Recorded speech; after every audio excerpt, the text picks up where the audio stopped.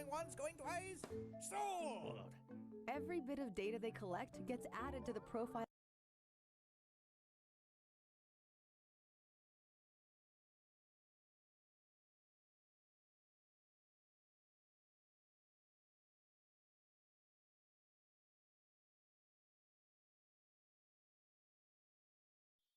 Skulls and things we can.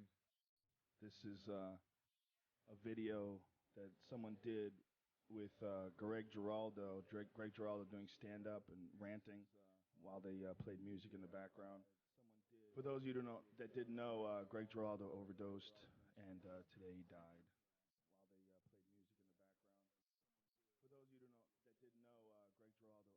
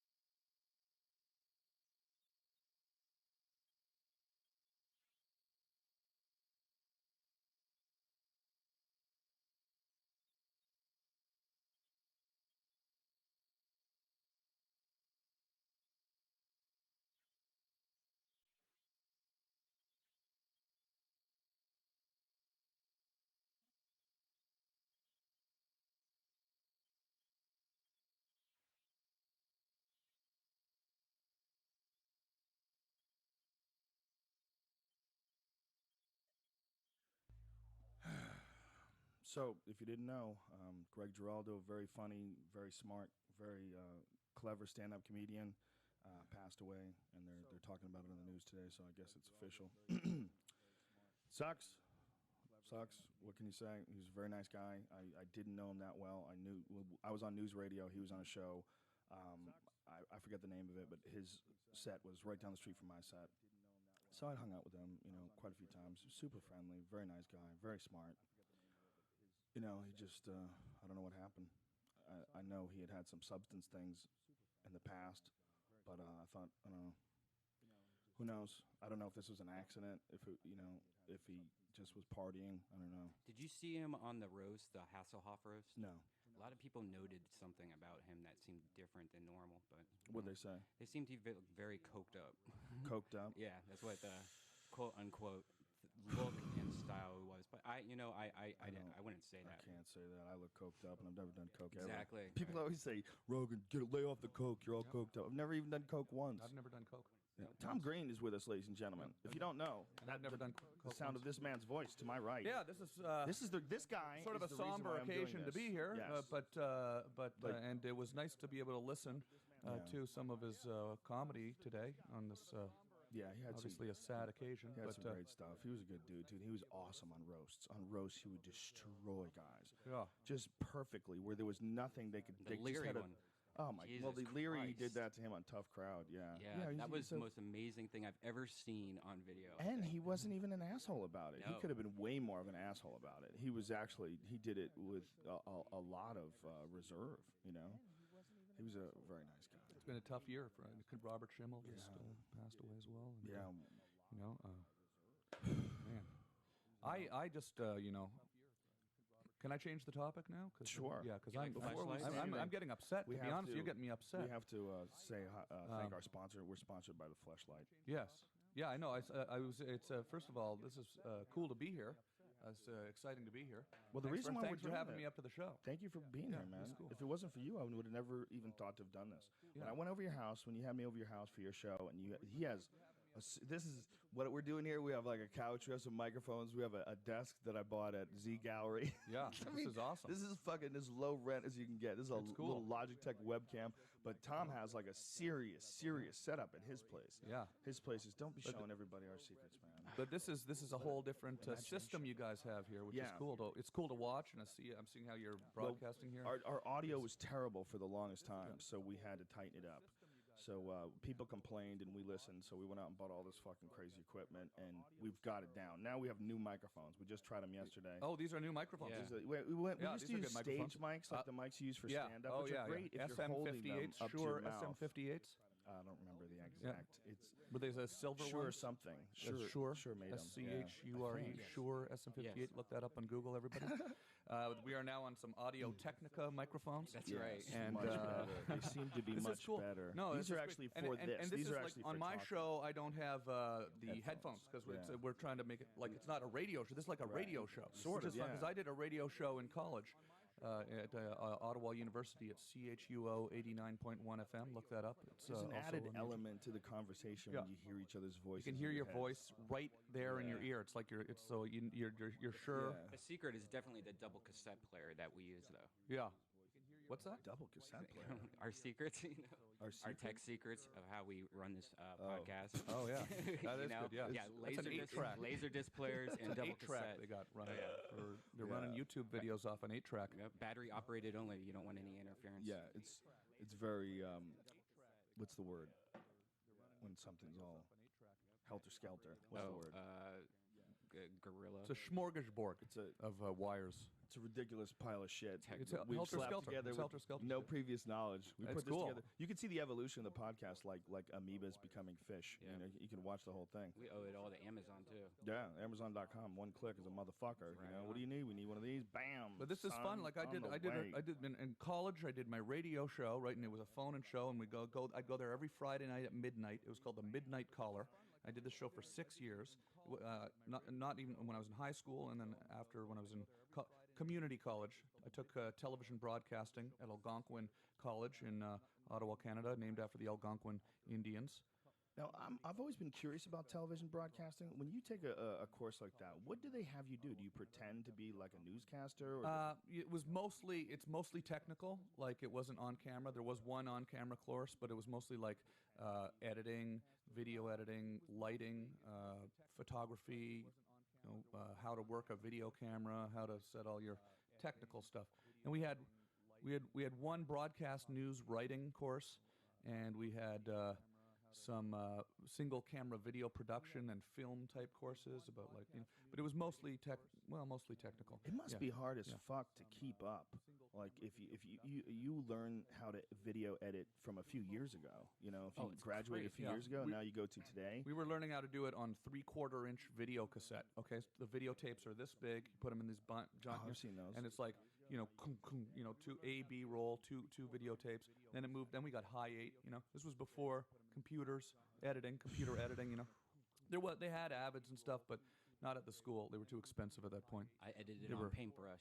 Yeah. Oh yeah. I started off with Paintbrush. Did you really? Yeah, movies on Paintbrush. It's unbelievable what you can do now, right? Just That's what's so iMovie on exciting your about fucking this. iPhone. That's the most incredible thing. You can produce something, attach music to it, edit it, all on your phone, on your fucking phone, In man. HD. It's amazing. It's like we are in strange times. Yeah, I'm getting the new iPhone within the next couple days, just because my friend just got it, and I'm jealous. Yeah, it's an envious thing. That's the motherfucker of devices. He picks it up. He's shooting high def video.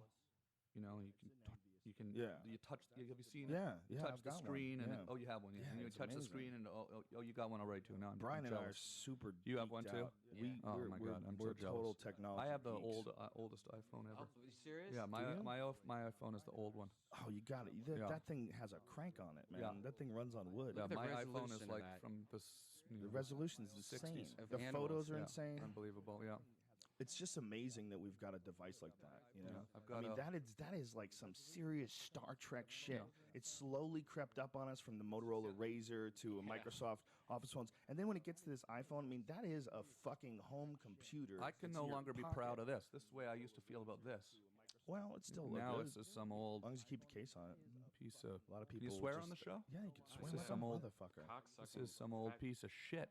Is what this is. That's the sad thing look about at the- technology, look and at that's the, probably only a few months old, right? Yeah. This is 2 years old. This They have thing is soundboards. Have you played these soundboards?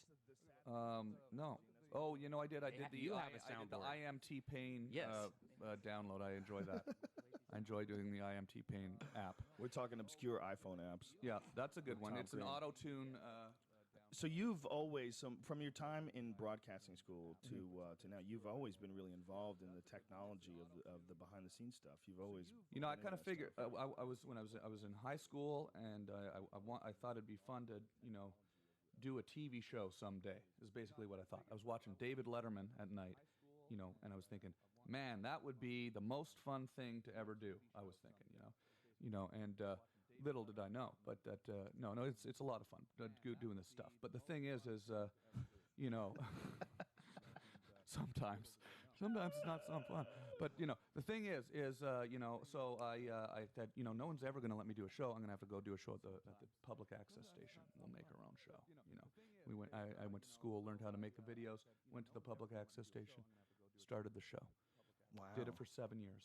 Well, you And we kind of became just very made- popular because of your public access show. Yeah. That's what got you started off. You're That's also a basic- rap star too, though. That's basically what got picked up by MTV was the public access show, and it had a Canadian rap group. Yeah, that was before the public access show. Yeah. That was when I was a kid.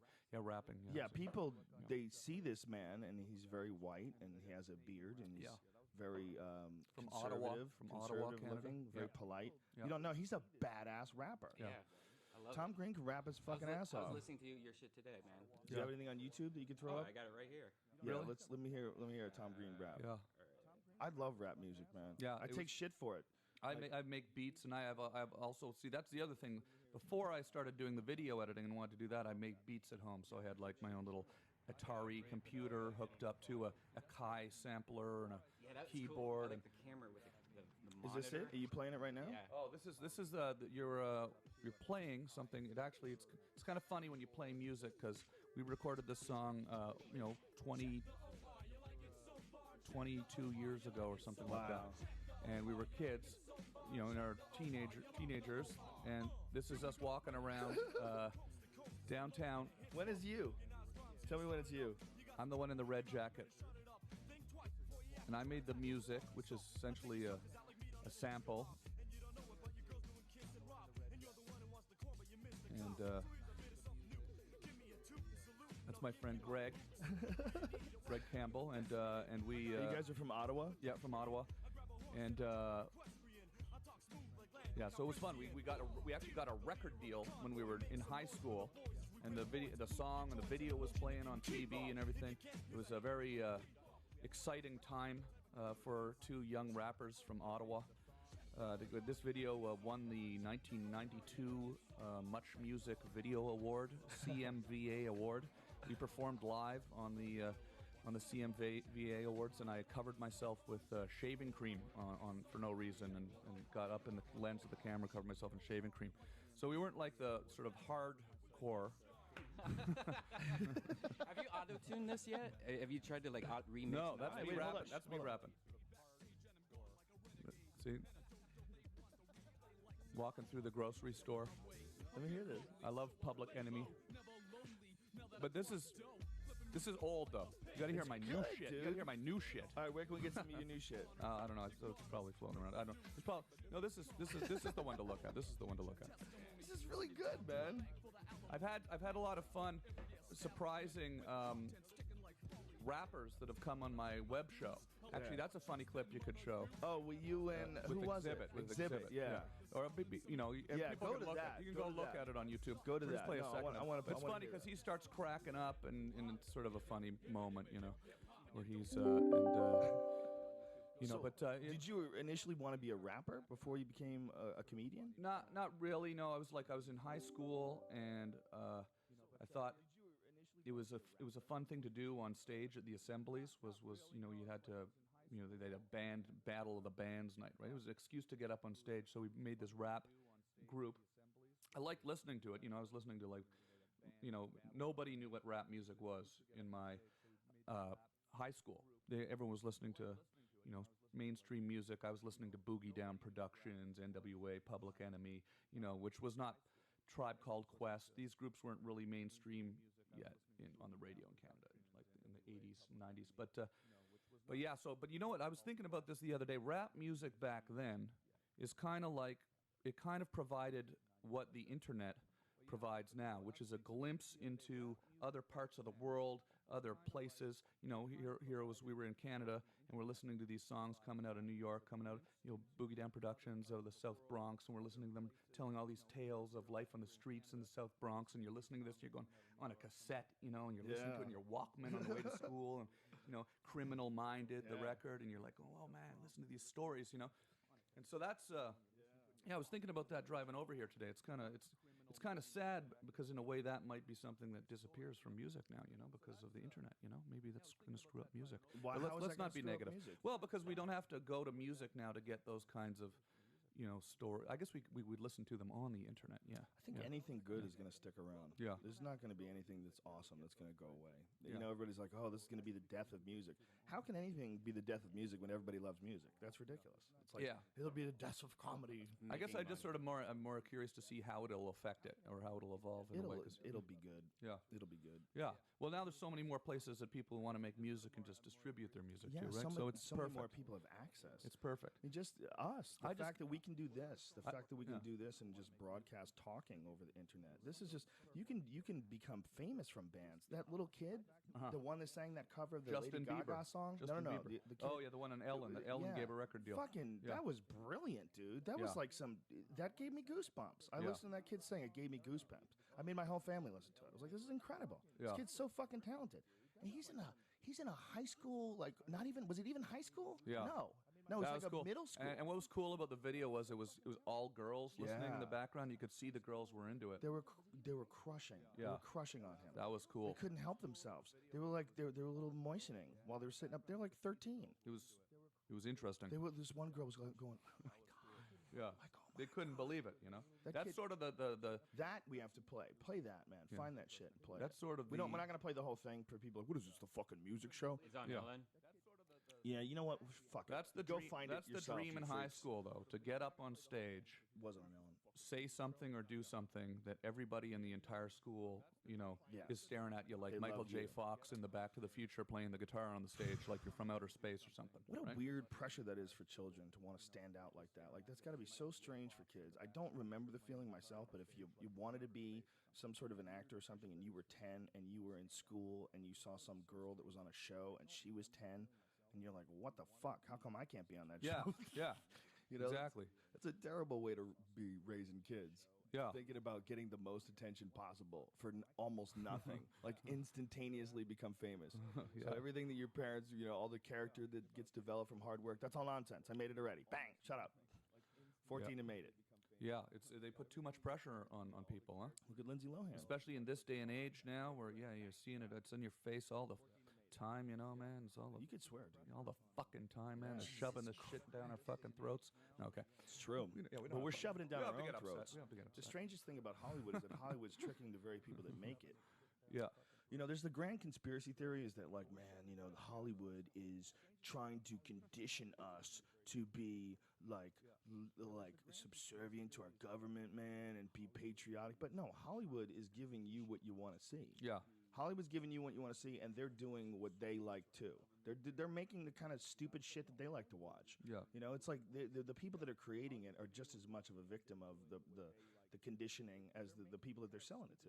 People Yep. don't realize that. They think it's some grand scheme. No, supply and demand. Yeah. People want to see sex tapes and then see the people go do shows and watch their lives and sort of see everything and know everything, right? Do you watch Jersey Shore? I've seen it. I've only seen it once, but I enjoyed it a lot. I found it very. I laughed a lot watching the show, and I can watched it see for why the people first watch. time. And those guys are like pretty funny too, right? Is that that's? I guess. I've I only mean, seen it once. They're so. hamming it up to the camera. They're having a good time. Yeah, you're watching people. You're being voyeuristic, right, into a completely different world. But Right? Yeah. I'm so stuck, People jaded like with that. the hills, though, and everything like that. I don't buy the Jersey Shore. Like, I almost think everything's fake now on Well, MTV. apparently it's all set up, but I don't Right. care. It's I don't care. encouraging bad behavior. They're It's, still, even and- if it's fake, it's like these people, like, wow. You watch it, it's like watching a National Geographic special on some fucking tribe that they found in the jungle. Yeah. Like, they don't even seem like humans. Yeah. It's pretty funny, man. And And, it- all and- they're trying to do is get their dick sucked. Yeah. It's really kind of funny because it's real. It's real. I mean, that really is what that guy's doing. He's just trying to fucking hit it every night. Different girls all over the place. He's showing his abs, and he's going to clubs, and girls are going. I mean, it's working. Yeah. It's working. He's pulling it off, and it's working. I think the thing that's fascinating. bizarre about all the reality TV, though, is not to overanalyze it. I guess maybe I'd be overanalyzing it at that point. But we were talking about my broadcasting course. They taught us about documentation and making documentary. We had a documentary filmmaking course. And they talk about when you put a camera on something, right, it changes what you're filming, right? So you can never really make a true documentary of anything because as soon as you put the camera on it, it's going to change what's going on. Like in this case, you put the camera on all these kids in the Jersey Shore, right? And they're like, okay, we got to go crazy for the camera, so they go getting in fights. They're doing all this That's stuff. like that. true, So but- so then it's gonna, and then people are gonna watch that, and it's gonna get worse and worse, and then people are gonna have to get more fights. People are gonna start, we're gonna have snuff film, television. Well, I don't think we'll You don't think we're ever gonna get to that point? People don't want to see that kind of No? negative stuff. They want to What about be executions? fascinated What by about closed executions? doors. Blood orgy. Total Recall. Faces of death. They want the couple to make out and then close the door. That's what they want it to stop. Yeah, It's all fascinating to me, man, because it's so easy to change behavior by just putting a camera on it. If that's really the case, if all you have to do is add a camera, add the fact that other people are going to get to see it, and it changes everything. Yeah. No, they're still doing this, even if they're Yeah. faking it and acting it out. I don't care. Yeah. They're still doing all this stuff on the show, and to me, look, it's like some sort of a National Geographic special. It really yeah, is. yeah. I want to watch it more. Yeah, I can't help Yeah. myself. I have Can't to help watch it myself. more. So it really is. So yeah, they think they just get used to the camera, and that's just the way they would be living life. I grew up with people like that. They're chimps. Yeah, They're chimps, and they're everywhere. There's a bunch of chimps out there with gold chains on. Yeah. And they're just out there running around, not giving a fuck about how the world so works. that's exactly what it's like in the Jersey Yeah, Shore. I knew dudes from back when I was in high school that did not give a fuck how the world works. Yeah. All they wanted to do, they worked. They were electricians. They would work, and then when they get off work, they'd want to get fucked up and go get laid. And they didn't know anything. They didn't know what was going on. They had no idea. Didn't give a fuck. Didn't pay attention. What am I gonna do? Am I follow fucking politics? I'm gonna go out and get my dick sucked. Come on. What am I gonna do here? What am I gonna do? Am I follow politics? Yeah. That shit ain't real, yo. That shit ain't real. I grew up with dudes like that, so when I see like them putting cameras on people like that, I go, oh no. Yeah. They gave these savages a fucking camera. They gave them airtime. Actually, now I'm a little bit mad at myself that I haven't watched it more. I think I've been withdrawing a little bit from television. Me too. Last couple of years. Purposely not watching anything other than CNN actually is pretty well all I'm I all watch. forensic I don't shit. even watch I watched American Idol because everybody watched it. I don't watch that. I don't watch that I don't watch anymore. I used to like anything. watching the people suck in the beginning, but then Yeah. then I'm like, what's wrong with you, you sick fuck? You want to watch people fail? Yeah. I was like, how's that fun? You know, Yeah. every now and then you see one that's brilliant. Well, guess what? I'll find that one on YouTube. Okay, you know, tell me some amazing thing like that. Susan Day, what was her name? The one who could really sing. Yeah, Susan Boyle. Susan Yeah, Boyle. Susan Boyle. Yeah, I mean that was fascinating. I mean that was really Yeah. incredible. I mean she had an amazing voice. But Uh-huh. how many hours do I have to sit through of bullshit before I get to that? you Yeah, know? and it was the perfect moment, and it was just sort of the perfect thing that happened there. Yeah, but you know, Yeah, to me, the thing is, I don't like I used to like the beginning when they were, fucking up too at the beginning, and they making fools of themselves at the beginning. But now it seems like the people coming in are coming in on purpose to be bad. to fuck up. So you know, I don't know, I can't watch that anymore. Yeah. And then the music all sucks on the radio now because it all comes out of that same thing, right? All the music Doesn't all now, suck, man? it's all coming out of that same funnel. It's like, oh, we gotta do a really good Jefferson Airplane impression, you know? You think so?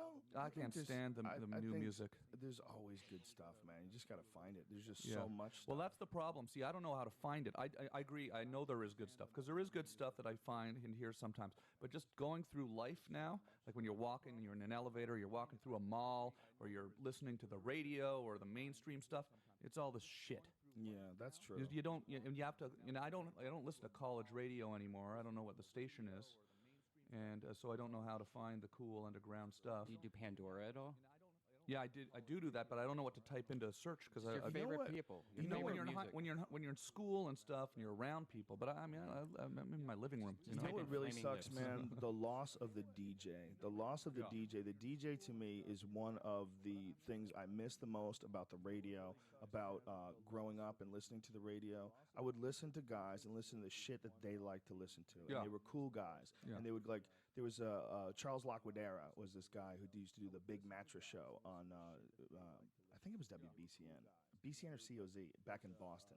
And it was like this morning show where he would go on, and it was a comedy show, and they would fuck around, but he would play songs too, and he played the shit that he wanted to hear. Yeah, and It you're was like, before- that guy's yeah. funny. I Yeah. like that guy's point of view. And That's the music he likes. Yeah.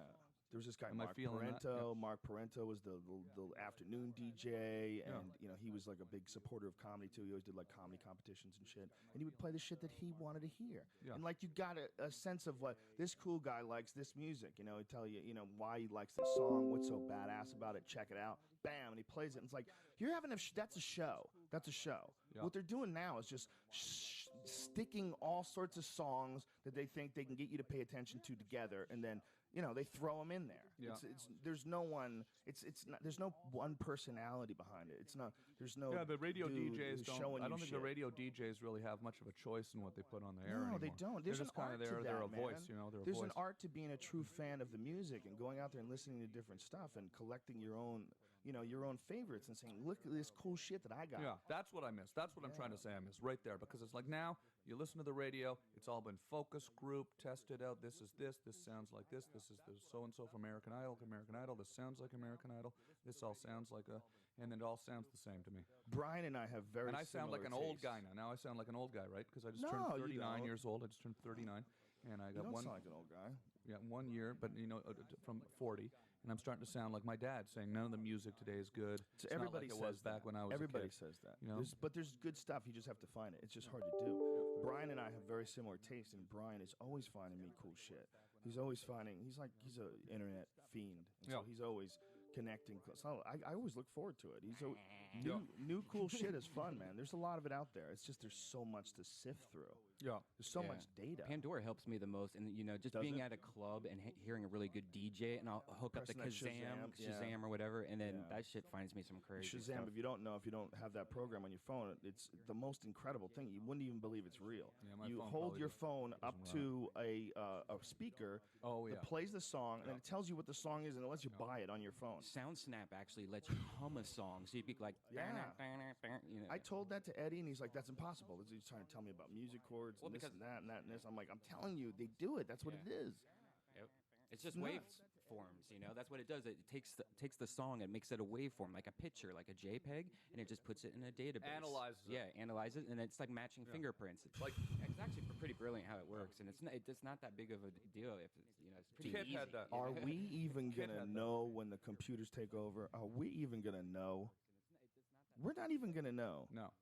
They're Hal. just gonna take over so quick. Dave, Started with the TI-81, I think. what are you doing, Dave? It's real. Hal, man. Hal.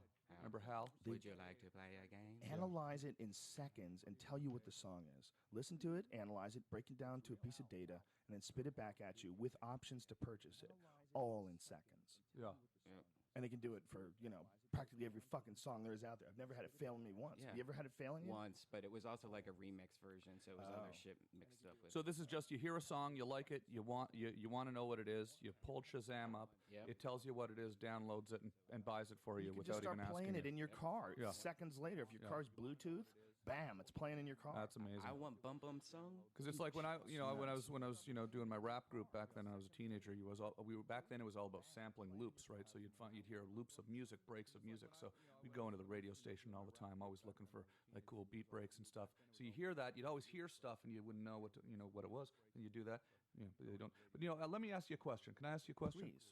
Okay, because I've noticed you have a lot of Buddhas around the house, right? Yeah. Is that okay if I say Sure, that? Yeah, sure.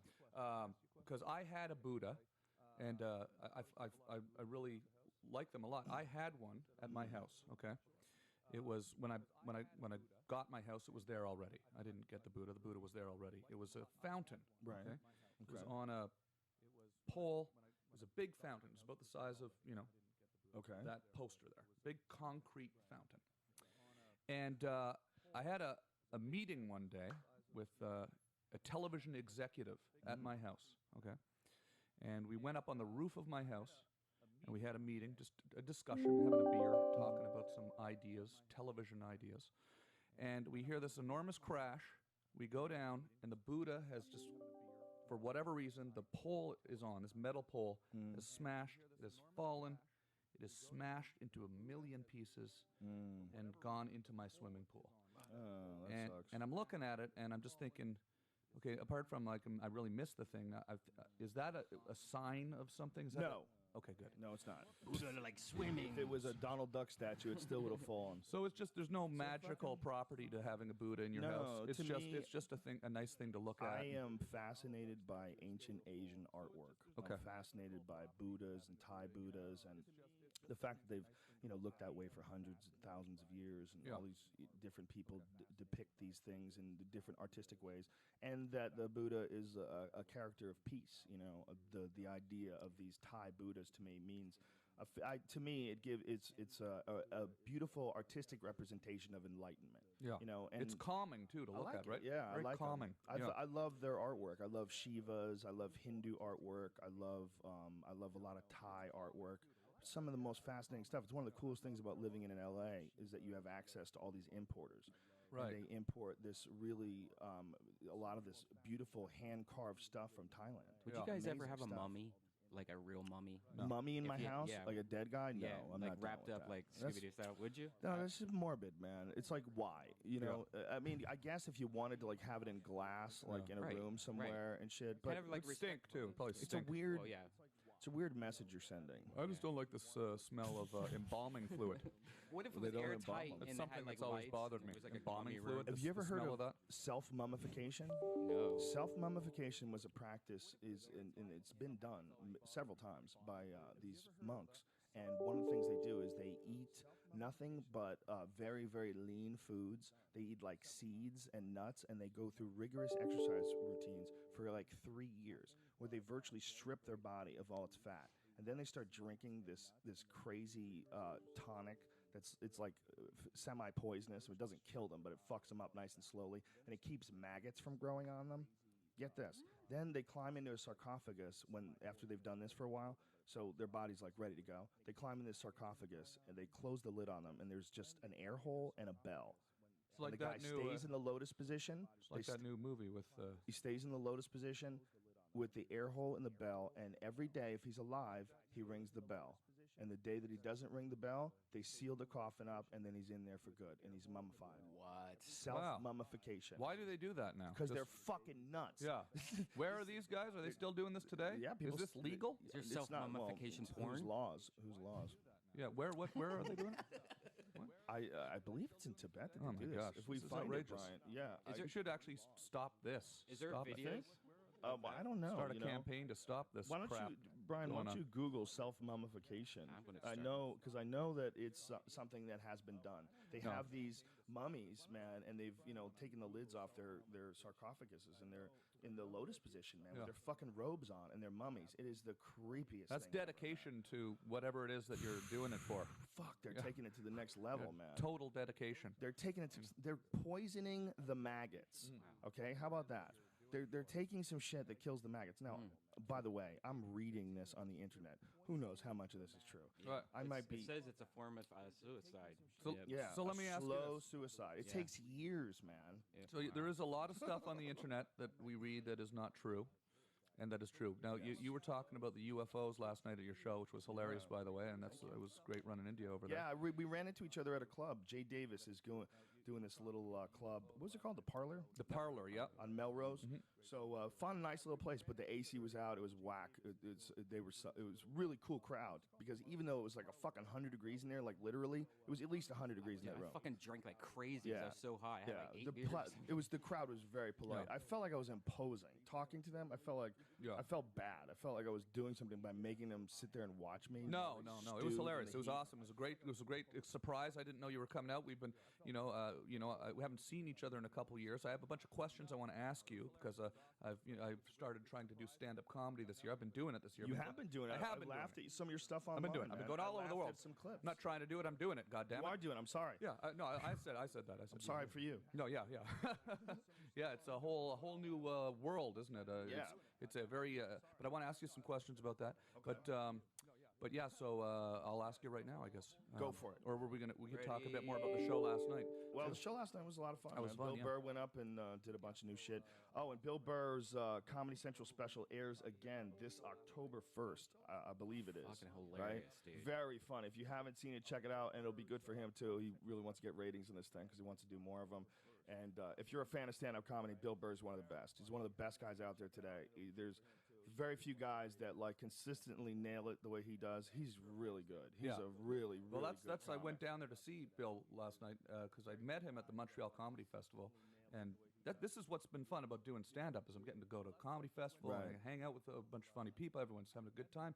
I saw Doug Stanhope up at the Montreal Comedy Festival. He had this awesome party in a car wash. It was good times. Well, man, he good calls times. it just for spite. Yeah. And he does it opposing the actual. Right. He's not needs a part of cameraman. Right, that's right. He's He not needs- part of the he needs a festival. red band. And this was this whole sort of controversial thing that was going on up there, but it Yeah. was actually quite funny because he had this amazing party in this car wash right across the street. Was it really great? Yeah, it was really cool. What was it like? Because the bar closed, right? And then it's like, okay, well, the bar at the hotel closed, and then everyone said, well, Doug Stanhope's having a party in a car wash across the street. What? And you walk out across the street, and now it's 3 in the morning now, right? So those bars are closed. When you walk across, literally right across the street from the hotel, the main hotel for the festival, there's this like the smallest car wash. It's got the garage, hoses everywhere. Anyways, there's just buckets of beer, and we were there till like 7 in the morning or something like that. So it was, That's it was good times. Lots of people, a couple hundred people in there in this car wash drinking That's beer. awesome. So Yeah. he just put together a party. Yeah, it was really good. So, Awesome move. He's So so what fun. what happens if people drive drunk and stuff? I don't think Yeah. any of them drive. I think they're all taxis and stuff. Really? Yeah. That's a nice move. But the thing that's cool about it is so we go over there. I'm at the Montreal Comedy Festival, and I met Bill Burr, and he came and saw my show. And then last night I thought I'm going to go see Bill's show. You pop out on stage unexpectedly. Next thing you know, I'm up here at your house. We're drinking cups of coffee, delicious coffee, and doing some web-o-vision here. Right? It's pretty cool. It is cool. We've It's cool that we've we can talked do on that like Twitter that. a couple of Yeah. times. I've said, hey, Joe, check this out. I'm on the road. I sent you a couple of my trailers from my stand-up. Very that we've funny edited. stuff, man. You can see them on TomGreen.com. Go on TomGreen.com. Have a look at some of the trailers of the touring around doing this. But it's for the folks on iTunes, it's Tom Green Live. If you want to find him on Twitter, go at Tom Green Live because they can't see this where it says absolutely it on the at Tom Green Live is my Twitter. You're still releasing that movie. Yeah. Pranksters. Yeah, Prankstar. Yeah, Yeah. That's that we're working on that one still. Cool. I What can't is wait for Pranksters that, man. about? What I've is been, that? I've been Well, waiting. it's kind of a top secret. It's not finished. Okay. Not finished. Not finished. I'm sorry. Well, Well, it's not I top have secret, to tell you. but I can't really tell you what it's about because I'm not sure I even know yet because we're still kind of in the process of finishing it. Cool. Yeah. Cool. Yeah, I want you to do more movies, man. I really enjoyed Freddy Got Fingered. I Oh thought yeah, it was thanks. hilarious. Yeah. Thank you. You went out there with that, man. You took a crazy chance. Yeah. I think it shocked a lot of people. They didn't know what to do with it, you know, because it was so out there. But Yeah. dude, this it was one of the ultimate stoner movies. If you're a stoner, go get Freddy. If you people are like, a lot of people haven't really heard enough good reviews of it. It's really fucking I funny. dated a man. girl Well, that thank just you. quoted that all day. Dude, that scene with the baby when the giving birth, it's I don't want to say anymore. I don't want to ruin it. I don't Sort want of to ruin very it at all. similar in a way to your comedy bit. Yeah. No. Well, let me tell you genius. the thing. Thank you for saying that because the really thing is, funny. when you get thrust into this situation where all of a sudden I had an opportunity to make a movie, to write. I wrote it. Obviously, was trying to make the stupidest movie we could think of. Right? Let's make it the stupidest thing ever. And then, the studio. At the time, I had all this opportunity to make this. They said, okay, they had all these directors. I said, I want to direct it too. So then they let me direct it. So now I'm, swinging bloody babies around and, jacking off elephants and stuff and, getting inside deer carcasses and doing all this stuff, right? And then, you're working on this thing for like a year, right? You're working on this thing for a year nonstop. You're casting it. You're picking all the props. You're making sure, the guts that come out of that deer carcass look like rubber to me. And then the prop guy's like, well, we're going to put some blood on it and it's going to, I go, well, let's see what that looks like. And they do it and you look at it and you're like, no, it still looks like some rubber. We got to get some real guts. And they're like, well, we don't know how we're going to make real guts come out of the carcass when you cut it. And then they go off and these are like people that are professionals, and they go off and they come back the next day and they go, okay, we've rigged up this compressed air that we're going to put in the back of the taxidermy deer. You're going to run your knife down the slit. It's going to shoot out real pig guts that we've got at the butcher shop. And then I'm draped in pig guts and I'm doing all this stuff. You're doing all this stuff, right? And you're thinking, okay, this is crazy. This is going to look crazy. Then the movie comes out. Everybody basically, reams you like, you've never been reamed before in your life at this point. Local papers and people, and you feel completely kind of confused about it, right? Because you're thinking, shit, I thought it was pretty fucking funny. I don't know what's wrong with me, right? So then, but the fun thing about it is after that initial weekend and the whole sort of everybody talking about your movie being, crazy and, disgusting and all this stuff. I've been on tour this year doing stand-up, and it's been so much fun because there's a lot of nut jobs out there in the world that that love the movie, and it's part of my show now. And when I do my stand-up, I do a little guitar at my show in the middle, and I sing a couple like "Daddy, would you like some sausage?" I sing that with everybody sings it with me, and then people start shouting out some of their favorite bits. But I'm surprised I went all across Australia, Canada. Next month, I'm going to be in Toronto, Belleville. Hamilton and London, Ontario, and people come to the shows and are shouting out all these things from Freddy Got Fingered. That's awesome. It Man. feels a lot. I guess what I'm saying is, thanks for bringing it up. Well, this is what I feels think. This so is what I great think. to be out and actually getting all this positive feedback about the movie because I was made to feel like This I had is what- murdered somebody. No, or this something is what like I think, that, man. No I think way. you were a victim of a pre-internet review system. Yeah. It was a bunch of fogey old douchebags, and the way people looked at things was, you couldn't just. What year was Freddy Got Fingered? It was 2001. Yeah. Who the fuck was on the internet Yeah. back then? You know what I'm saying? It wasn't the same as 2010. And the thing is- 2010, you get your reviews from ain'titcool.news.com, Yeah. like that kind of shit. Like I always go to Fandango or something. I get my reviews online. I want to use all this of it. moment as a real opportunity for me to actually talk about this for a second. Okay. I directed this movie. Wrote this whole thing. Everybody freaks out on it. It's pre-internet, right? The other day I went and I looked at Netflix, okay, at the reviews of the movies, right? So I did this just Right. 2 days ago, and I looked at the reviews of Freddy Got Fingered. And the point of making that movie was to kind of like be polarizing, right? It was supposed to They're ridiculous. It was done in a way where I think that 50% of the people who watch it are definitely going to hate it more than anything they've ever seen in their entire life. Right. And that was the goal. To and the joke is course. obviously that the other 50% of the people are laughing at the 50% of the people that hate it, and that's the joke, right? So I went on Netflix and you're reading the reviews, and it's pretty much 50-50. People are giving it either a good review or the worst review you've ever read in your life, back and forth, and these people are just arguing with each other about it. And I'm looking at here we are 10 years later after I made this thing, I'm looking at these people having these passionate arguments completely on opposite ends of the spectrum. That's pretty funny. I like that. Go read the reviews on Netflix. I really, truly believe that if that movie came out today, it would be an internet phenomenon. People would be so into it. I think it was a fucking fun, crazy movie. Make it 3D. Well, I'm hoping to make another movie this year. Since you asked about the movies, I'm hoping to make another movie this year, which is going to be called Insane Prank Movie. Yeah. And it's going to be just a bunch of crazy pranks, street stuff. But it's going to be sort of a. Well, don't get beat up, man. I've been hearing you're telling me you're getting in fights. What's going on? Oh yes, that's right. Yeah, I've been in 2 fights. You're a grown man. I will carry around a bow and arrow. I will not get in. I was defending myself both times. What happened?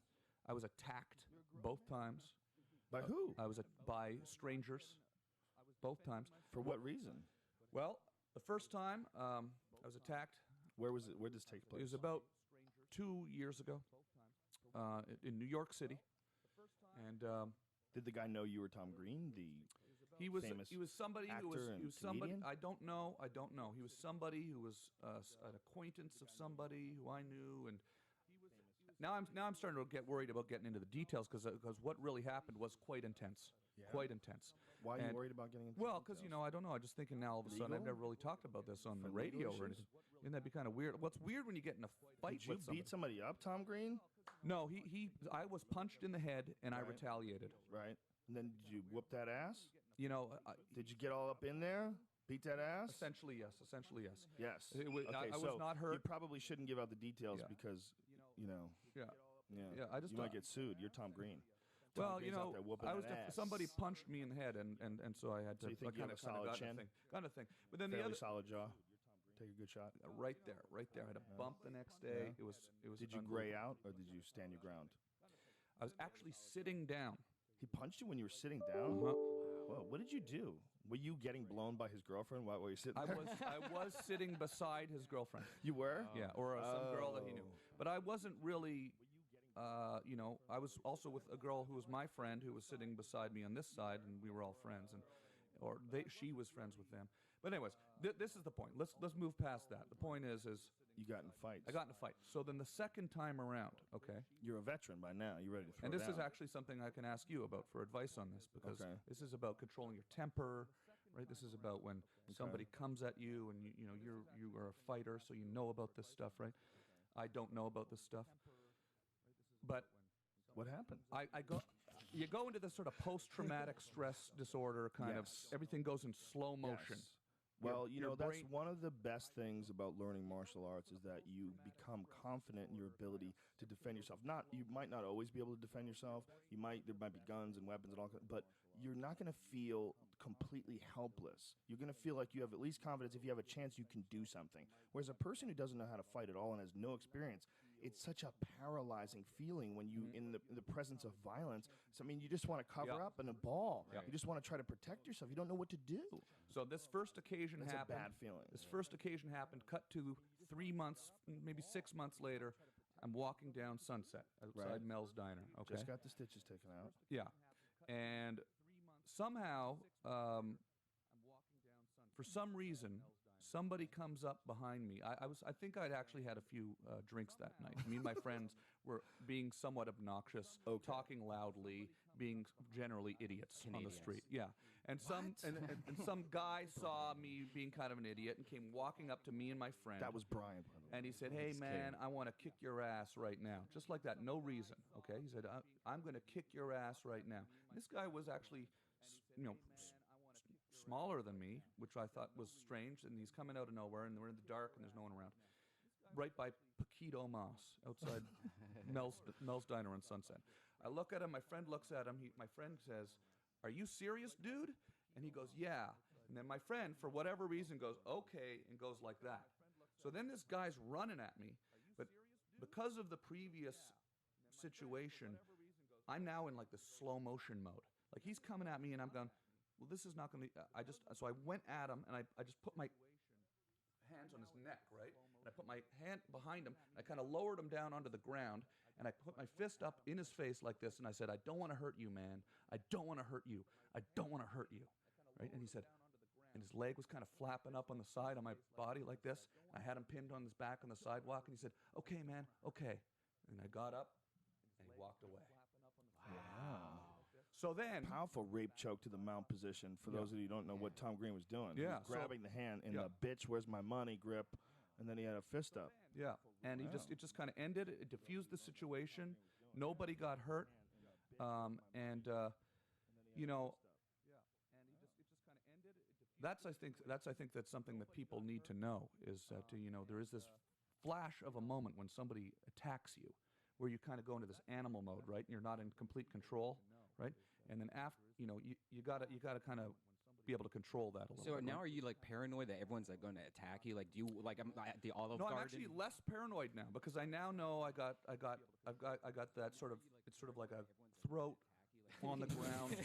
But you're always thinking about it, right? Well, the other thing is that only worked because he was coming at me fast and he was sort of smaller than me. I don't think that would have worked if he was bigger than me. I don't think that would have worked if he knew anything. Yeah. If he knew anything, that wouldn't have worked. Did you fight a lot? He was probably really, really drunk, and it was just, to me, it was exciting though because I haven't been in any sort of physical altercation since I was a kid. You don't want that kind of excitement. If you want that kind of excitement, go to a jiu-jitsu class. Learn jiu-jitsu. You get to spar. You get to go full blast with each other and trying to kill each other with your bare hands. It's awesome. You get all that shit out, and you don't have to get in fights on or streets. wear a It was scary. taser on your belt. Yeah, look, conflict is fun. I was attacked. There's a certain amount of excitement, primal excitement that comes from conflict, but it's very dangerous, man. Oh my gosh! Especially when you're adding alcohol, you guys are walking on the street making a fuckload of noise. No, this is the thing. I've become so paranoid about it since then that I've actually kind of essentially really laid off the sauce a bit. Right. Because I realized that, you know, although I didn't really I got attacked, right? Right. But it was due to my own sort of loud, obnoxious behavior. And that's what I'm saying. Like, you learn from that, right? Yeah, you do,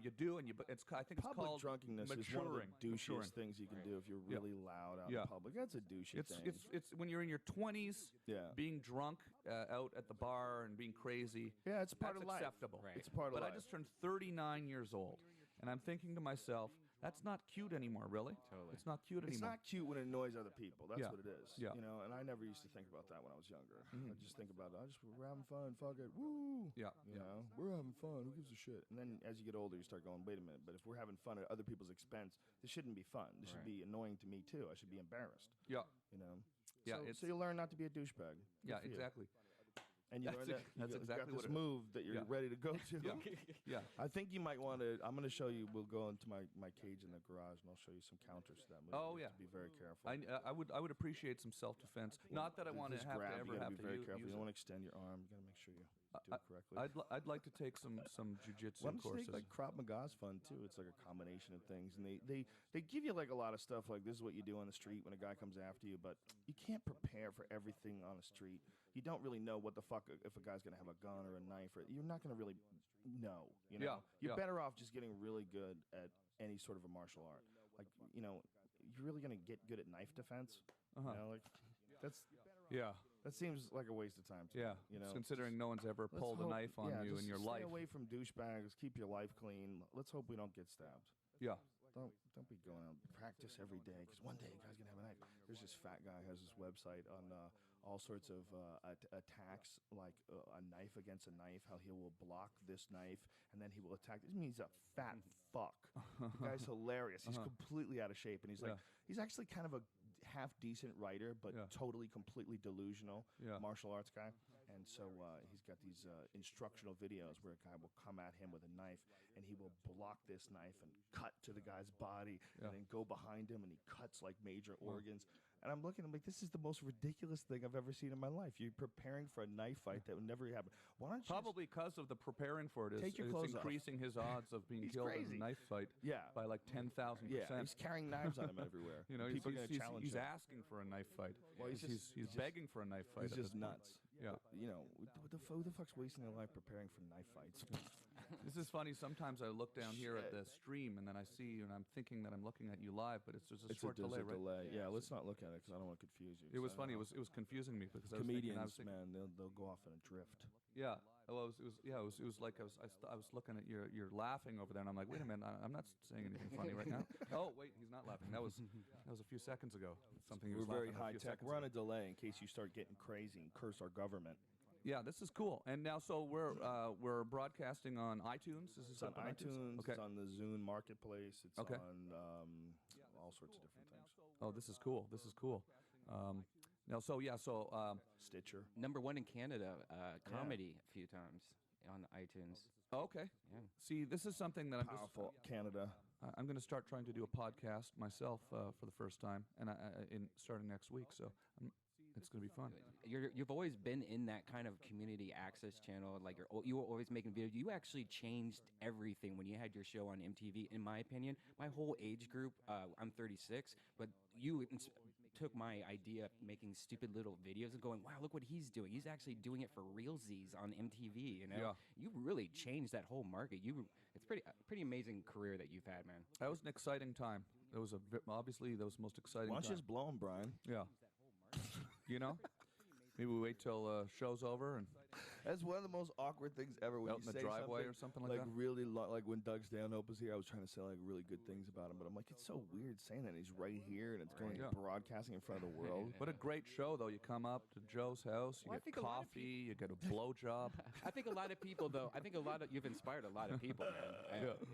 You were one Yeah, of my well, you inspirations. inspired me to do this, man. To Yeah. do this online. When I came over to your house, I'm like, wow. I Oh mean, yeah, we no, I talked remember in how depth excited about you it. were about it, and you talked to there was a document or I was at Entertainment Tonight Canada or somebody was at the something house, like that. and you said you were very excited about it. And I thought, well, this is cool. This is actually maybe this is not a waste of time doing the show in my living room. Joe Well, seems to like it. We knew that eventually it was going to get to the point where the internet and the television combined. It hasn't totally happened yet, but Convergence. it's pretty close. Convergence. It's a dribble. You know, I can get I have a DVD player that lets you go to different sources Like and get Netflix, movies, Netflix, Blockbusters, and yeah. and even YouTube. Yeah. It allows you to go to YouTube as well. And you can Ustream. get Ustream. I don't know about Ustream. No, Oh, I thought you said no, Ustream. no, I think I was wrong. I think it was YouTube. Yeah. But it's close. You know, you can get the internet is bringing content to your television. It's just doing it through outside parties now. It's not quite as accessible as I would think. Yeah, it would be. I worry that it's going to get all controlled, so Mhm. that you end up everyone gets some box. They're watching the internet on their TV, but it's not the real internet. You know, it's just the Yeah. stuff that the shows that get bought by Time Warner Cable, and they decide to put on the internet. Which then all of a sudden you don't have Right. the internet. You have this Right. sort of Yeah, just it's a other way of filter. distributing Yeah, television trick. that's on demand, It's a but weird it's not interface, free. though. Right. Net neutrality. Right. You know, we need to make sure that, and I don't know a whole lot about it, but I was talking about this the other day with my friend, and he said net neutrality is some big issue right now. They're talking about. Well, since you're in Hollywood, Yeah. since we don't know a lot about it, Yeah. let's argue about it. Yeah, Since neither one of absolutely. us know the points. Yeah. 'Cause So that's I what just you do think here. that we got to fucking stop this, man. That's how we rock it here in Hollywood. Just argue about shit we don't even know about. Yeah. Well, that's. I was on stage, I- and some I fucking love doing guy, Yeah. in the audience just decided he was going to heckle, and this is what he heckled. He goes, "Even Stephen Hawking said that the universe proves there must be a God." Like he was arguing with me, angry at me, and this is what he was saying. And then Stephen Hawking came But out that's not what last Stephen week. Hawking said. Stephen Hawking came out 2 weeks ago and said that there is no God. Exactly. So I'm like, dude, you didn't even read it. You Yeah. didn't even read it, and you're arguing it. You're yelling it out publicly. Yeah. and But Stephen that's L.A. That's my point. That That's Los Angeles. was If you this don't at know the- anything about anything, just argue it. Argue Yeah. it. Yeah. Not only did he argue it, he yelled it out. And I don't even know what I was talking about. I forgot because it was so ridiculous what he said. But he yelled it out like from the side of the stage. Like it was like an important point for him. Did you have a conversation with him about it? Very little. I talked to him a little bit from the stage. I tried to be nice and just segued into the rest of the show, but he just like wanted to. It was a weird thing. It was like he was a guy that just wanted to argue like it was a game, like he wanted to play catch with me. Have you noticed a lot more heckling, Joe, lately? No, not lately. It comes and goes. There's cool crowds and not so cool crowds, and it's always the crowds are always cool. There's just always a few douchebags, a tiny few amount of douchebags, but that's all you need. You know, if you have 300 people in a comedy club, all you need is 3 douchebags, and you got an issue. You have to deal with 1 douchebag, and you got an issue. So it's do you like that or it's No, I would way rather have just a fun show. Yeah. Like in Indianapolis. Stressful when they start yelling and I did stuff. 2 shows in Indianapolis last Friday. Never been to Indianapolis for comedy before. It was fucking great, man. The crowds were super cool, dude. Everybody's super friendly and fun. It's a nice, like, easygoing place. Yeah. And it's a decent sized city. It's 1,400,000 people. So it's not a small town. Yeah. And just really fucking cool, friendly people. You know, I like that, man. I don't want to deal with some fucking douchebags who need attention. And that's annoying, man. It's like, I want to tell you, man, I want to pull them aside and, you know, take them away from everybody and go, dude, just get your shit together, man. You see what you're doing? You're all out of control. You're so needy for attention that you're willing to disrupt everything around you. I've started to notice them before they even say anything. Yeah, you can't often help sit them. right at the front, right? Of course. You like to sit right there where everyone can see them. And there's sort of these, you can tell that these sort of, you know, alpha personality types who just want, you know, everybody to look at them. I mean, come on, what's their problem? Right. No, but I mean, you know, You know what's the weirdest thing? When people talk back to you. it's like, you know, if you want to, why don't you just go do comedy, you know, and go do your own show, you know? No, they don't want to do that. They want to criticize. It's like critics. These critics that hated your fucking movie. Go make a better movie. Well, they're not going to make a better movie. They have nothing to contribute. They're contributing. They're doing their best to be verbose in their bitchiness. I mean, that's what their contribution is. Be cunty about things. Always look for the negative. Love everything foreign. You know?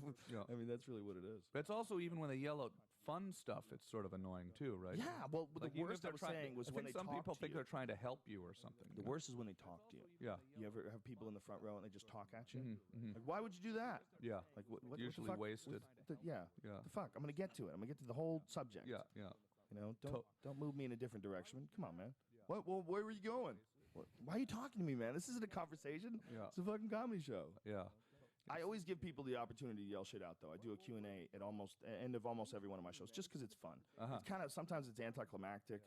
It's dangerous because sometimes it drags on, and I do the Q&A for like a fucking hour or something, and I don't know how to end because it's so open-ended. But I think people like fucking around and being able to talk to me. So I let them know, like, well, there'll be a time where we can yell shit out, but it's not, let me get my material out, do all this, and then we'll fuck around. Yeah, that's a good idea. Yeah, it's fun. Because it's The best is when there's lines and microphones. That's how I did it when I recorded my DVD. That's the best way to do it.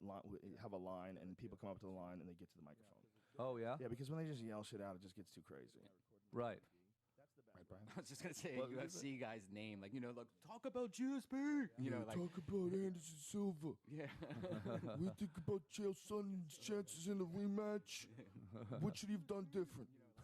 Now, because you have stuff out on and I've had it on TV, or you do people yell you to do bits that you've done Sometimes before? I can't remember a lot of them, though. The problem is when I stop doing a bit, man, I don't remember how to do it. Like somebody yelled out, do the talking dog bit the other day, the drug commercial bit, and I was like, fuck, how does that go? Like, I haven't done it in a long time, so I had to try to perform it from memory. You know, I always try to come up with new shit. When you have new shit, you got to abandon the old shit. You can't keep remembering it. Every now and then one will pop up from like the old days. Like I'll remember one. Like, wow, I remember how this one goes. But in order to keep writing new material, you know, right now I had, the first one was I'm Gonna Be Dead Someday, and then there was the Showtime special that I did. Then there was Belly of the Beast, and the Showtime special in 2005, and then Shiny Happy Jihad, and then Talking Monkeys in Space. That's a lot of different material. I can't remember all that shit. Yeah. You ever just pop in the DVD and watch your show? No, I don't like that. That'd be good. Maybe get it back in your head It's that way. uncomfortable for me to watch the stuff that I've just done recently. It's really uncomfortable for me to watch something like from like a few years ago. Do it while you fucking a fleshlight might help. Wow, what are you saying? How dare you? Yeah, well, and it's like when you were playing that song earlier, I was sort of sitting here kind of sort of curling up inside my shoes, you know, because it's like you're just looking at something from 20 years ago and you're going, oh, geez, I wouldn't really do it exactly that way. Yeah, now. I know what the you way mean. I'm rapping, trying to sound like Chuck D. You know, it's like, well, that's kind of cheesy, you know. But it's capturing. Somebody said this to me once that, you know, you just have to think of all these performances as capturing a moment in time, you know. And just, but I don't, you know, that's all well and good, and I appreciate that, but I don't want to. It's still me. I don't really want to watch me from 15 years ago do comedy. It's not fun. I don't like me from 5 years ago doing it. You know. Yeah. It's hard watching yourself, man.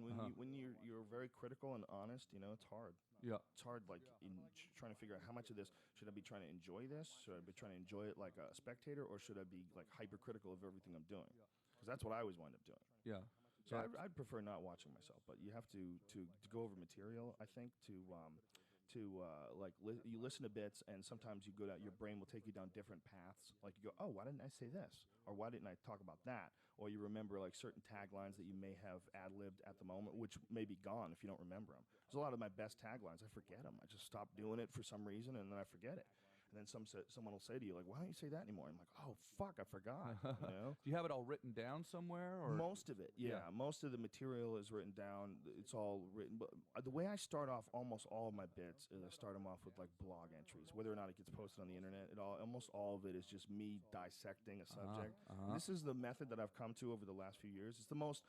To me, it's the best method because it allows me to really examine all the different ways I think about a subject without worrying about people's attention spans. Right. So I just write, and it can be page after page after page, just ramblings on what I think about anything.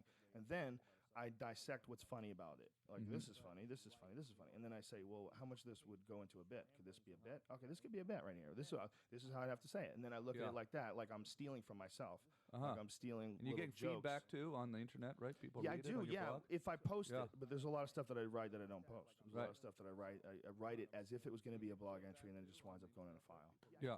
Because I don't like where I was going with it, or I wasn't finished with it, but I do like this part, and that part will become a bit. Do you think of your ideas when you sit down to write, or is it when you're out and about with friends hanging out and then you Both. It's everything. I think you get different kinds of creativity just from driving in your car with the music off. If you have your stereo off and you just drive in your car and don't talk to anybody, just doing that, doing like average everyday things. A percentage of your brain, you're going to focus on what you're doing, you're going to focus on activity, but you're going to get bored. Your brain is going to get bored with just driving. So your brain is going to start thinking about things. So a percentage of your brain will start coming up with ideas, and you'll start pondering things and questioning relationships, and you start breaking down your life while you're driving with no stereo on. When you got the music on, you listen to that, and then you're off in no thinking land. Yep. That's one of the most dangerous things about the media, is the fact that it's so pervasive and it's so easy to get to, and it's so easy to just sit there and watch and just get sucked into it and never think at all. I know. I've been addicted to the 24-hour news cycle this last few years, and it just drives me nuts. How much news a day do you watch? Well, it's just on in the background, so it's like I'm at the computer, but it's on in the background. Do you sleep to news? No. Do you sleep till the TV at all? No, I don't. Fuck I don't. all that, dude. No, that That's sounds a sickness. Is You're it? not getting real sleep. That sounds a You're little falling bit asleep much. Oh, with no, TV I always on. do the 40-minute snooze. Everybody where I I just know sit there that and lay, does that. watch TV. You have a snooze button on your TV? Yeah. That's cool. Or a timer, I mean. Really? Yeah. That's cool. You do a 40-minute snooze. 40-minute turn the TV timer. on, and What do you then- watch? Late night television? Cartoons. Oh, yeah. Put it on some, Cartoon Network. So you're not sleeping while the TV's on. The TV shuts itself off. Yeah. Oh, well, that's sort of different. I mean, I have watched TV before I go to bed. Right. But I thought you were just sleeping with the television on. You don't give a fuck. Old Tom and Jerry's are Just relaxing, getting man. like no REM sleep. Yeah. He's like barely dreaming. Listening to books on tape. Yeah. You got to you have to constantly trick your mind that you're 4 years Yeah, I old. woke right? up this morning and I... The weirdest flight once, because I bought this CD on the laws of attraction. There's this crazy woman who claims to be channeling some Is it The Secret or what the book? No. Do We Know It was or another those? one. Yeah, It was The Laws of Attraction. Right, okay. I forget her name, but anyway, she talks in this strange way, like when she's channeling this like super deity. Oh, yeah. You know what She's I'm a talking about? blonde lady, right? You know what? It's on iTunes. I'll tell you She's sort of a exactly who it is. princess somebody or something. I've seen that somewhere because, someone showed me that once. I like that. That's Seth speaks. yeah. I read The Secret, and Abraham, I that's found what it. it I is. found it something that I enjoyed. So there's this woman, Found and it she helpful. channels this super deity called Abraham. Uh-huh. I fell asleep once. I listen to everything. I have a very open mind, and even if I think it sounds crazy, you're channeling something. Okay, maybe you are crazy, but maybe in your actual true belief, you may have it that you're communicating with this deity. Right. Maybe you can bypass some of the pitfalls and roadblocks in the human consciousness, and maybe you can see things that other people can't truly see. So Yeah. maybe you are crazy, maybe you are full of shit, but maybe you still have some good points. I'm willing to let that be a possibility. So I listen to nutty people, do all kinds of different conversations and all kinds of different lectures. And so I was listening to this, and I fell asleep listening to it. So I was on the plane for like a 5-hour flight, and it's like hours and hours of lectures of this woman talking through this man, channeling, telling you love, life is love, like all this nutty fucking new age type shit. She's channeling from this deity in this strange voice she's inflecting. It's very Sorry, I landed. I was just thinking like I'm in a fucking Harry Potter movie. Or Yeah. something. Dude, it might have fucking programmed something in your brain Coulda, that's going to they come coulda got across. me. You're going to be in Coulda an got me. isolation tank, and next thing you know, you're going to be Like what was that movie with It's Denzel like Washington? Eternal The Sunshine of remake? the Spotless Mind or something. You've Yeah. reprogrammed yourself. What was Yeah, that? totally. What was that movie? Something Man. The Denzel Washington movie. Running Man? No, fuck. Yeah, I know the one you mean. Damn it. Man on a Shit. man on the. Fuck cunt. He's the security guard, right? Or he's the security for the girl, and she gets kidnapped. And He's been bodyguard? programmed. He was programmed when he was. What is that fucking movie? Terminator. No, that was a different. You're not even trying to help anymore, man. How dare you? Whatever. Howard the Duck? I'm not gonna get it, man. It was a movie where they brainwashed him when he was younger, and then they activated him. Oh yeah. Yes. AI. No. No. Fuck you, man. You asshole. I'm thinking of the other one where they try to get the guy to. AI's the little kid, you dickhead. You fucking dickhead. Yeah, that's not Denzel Washington either. That's Macaulay Culkin. Same color. I hate not being able to remember shit. Yeah, It's so annoying. yeah. Is there a memory supplement? Has anybody ever taken a memory supplement? I mean, is Ginkgo. what's good? Is that real? Because I heard it was bullshit. I heard ginkgo was bullshit. Just do resveratrol. If you haven't started yet, I just do. I seriously- take Oh, that you do? stuff, Oh, yeah. yeah, cool. What milligrams, you know? I don't remember. Gotta get like I'll tell 500. you. Go up to We'll talk 500. about this off air. Yeah, do you feel that you find you forget things as you get older? I don't. No, you forget things because you have too much information. I mean, I don't feel like a I can't diminished remember anything sense that of- I don't recall at this point. But Yeah. you know, What I do, I do notice that there is some sort of a scientific theory about the amount of people that we can store in our brain, and I absolutely believe that. They say it's 150. They Yeah. say that people have room for 150 faces and names they recognize. Yeah. I have recognized someone that I didn't know was still in my database. Well, you have to re-assimilate the memories. Yeah. And you go, okay. Happened last night. Happened last night. That's a weird thing, man. It's like your brain's going, oh, we're going to dust this off? Hold on, we have it. It's way back here. It's way back here. And then the dude's giving me information. Do you remember, man? We used to play pool together in White Plains. I'm like, oh, shit. And then I'm going way back here. Okay, go. I got the file. Yeah. Oh. yeah. Like so, because you find, this year traveling. weird. I've been traveling around this year, meeting thousands of hundreds of people every weekend in different cities, right? So you're meeting all these different people. Do you find then you start, having that happen more, where you don't when you come back to Yes. LA? I mean, especially if you if you meet someone who's interesting and you wind up talking to this dude and you talk to him on the internet. Well, that's an internet. You got an internet memory now. This guy is a part of your internet Yeah. group. If you emailing you on my message board, people sign up for my message board, and sometimes there's some cool people have some interesting things. And okay, now that guy's a name in my things of names of people that I can store in my mind. I mean, it's like 150. That's what they say. Yeah. I really do find As- it really is. It does seem like a data issue. It seems like a data processing issue. It's like we're not supposed to have access to this many fucking people. Like our hardware is not set up for this. Right. Yeah. It's like we're trying to run Quake 4 on a 1982 fucking PC. That's what it is. We're gonna have to get little, 32 gigabyte chips that we can sort of plug in Yeah. behind our ear or Yeah. something like that. You imagine when Just they just for update- names and phone numbers. If they can figure out how to update the database of your mind. Yeah. It might happen. Just download stuff into your little. Well, that'll be out there soon. I'm sure. It's got to be. If you can think it, they're gonna get there. As long as they keep tampering, and they always will. I mean, that's what people do. We keep trying to figure out what's the coolest, best shit, and they're gonna learn. They're gonna learn from it. As long as we don't blow ourselves off the face of the earth, we got some nutty shit coming. Some nutty shit. Yeah. It's They're developing skin that can feel. That's artificial. really. Yes. Artificial skin that you can feel with. They have artificial limbs. What do you mean? They're What do you gonna mean? be able to Like you attach attach them. it to your finger, and then They're you can gonna make be your able to finger like attach 40 them. feet You're gonna long, have- and you can you're touch gonna- stuff across. Eventually, ultimately, they want you to be able to be sensitive. Like you can pick up a piece of paper with it, or you could hold a thick mug. Oh, You're really? gonna be able to touch and feel things. So what do you You're mean? gonna You get grab electrical it and then you can impulses. feel? You're gonna get electrical impulses from this artificial hand. So they've and it's found, gonna like, go the into your nerve conversion? endings, and they're gonna figure out how to make it so your brain thinks this is a hand. So they've figured out the conversion of They're this working to on like. it. I mean, I don't know how Or is far it along it convenient? is or how close it is, but I know that this is an ultimate goal. They're trying to figure out a way. What would be to some make uses for that technology? How about fake Feeling, humans? yes. How about Yeah. they're gonna make fake people, dude? Better I mean, fleshlights. That's the real thing. Better The fleshlights, real yeah. thing is artificial life. Yeah. That's the real thing, and that's really, really possible. It's really possible. we don't know what life really is. You know, technology might be life. It might be life in some sort of an embryonic form, and it has to break out of this like a caterpillar that becomes a butterfly. This might, with we're seeing with technology that people have created today in 2010, we might be seeing just just this eggshell that's about to break, and this new thing is going to hatch out of it. Yeah. I could use a robot around the house that had sensitive skin. Smooth mouth. Pretty lips. That would be so strange if you just had this really super hot robot that you could fuck whenever you wanted, and you didn't have to feed her. You could shut her off. You could do whatever you wanted. Yeah. But when you turned around, just like, oh, we fucking? What's up? Yeah, clearly this is That's possible. Clearly these scientists are putting their Who's going to their energy in the right place. tolerate their wife's bullshit when you can fuck this super hot robot porn star? But there'd probably be something annoying and gross, like you have to change your filter, you know? Yeah, yeah. You're like, That would not be a fun. Vacuum your load out of her snatch. That wouldn't be a good job. What if she's absolutely artificial? Even her, her hormones, her everything. What if, it literally is like an artificial person? But it doesn't age. Yeah, she wouldn't cleans want her her own to filter. Yeah. Yeah. She cleans her own pussy. She doesn't fuck you. She cleans her own filter. So.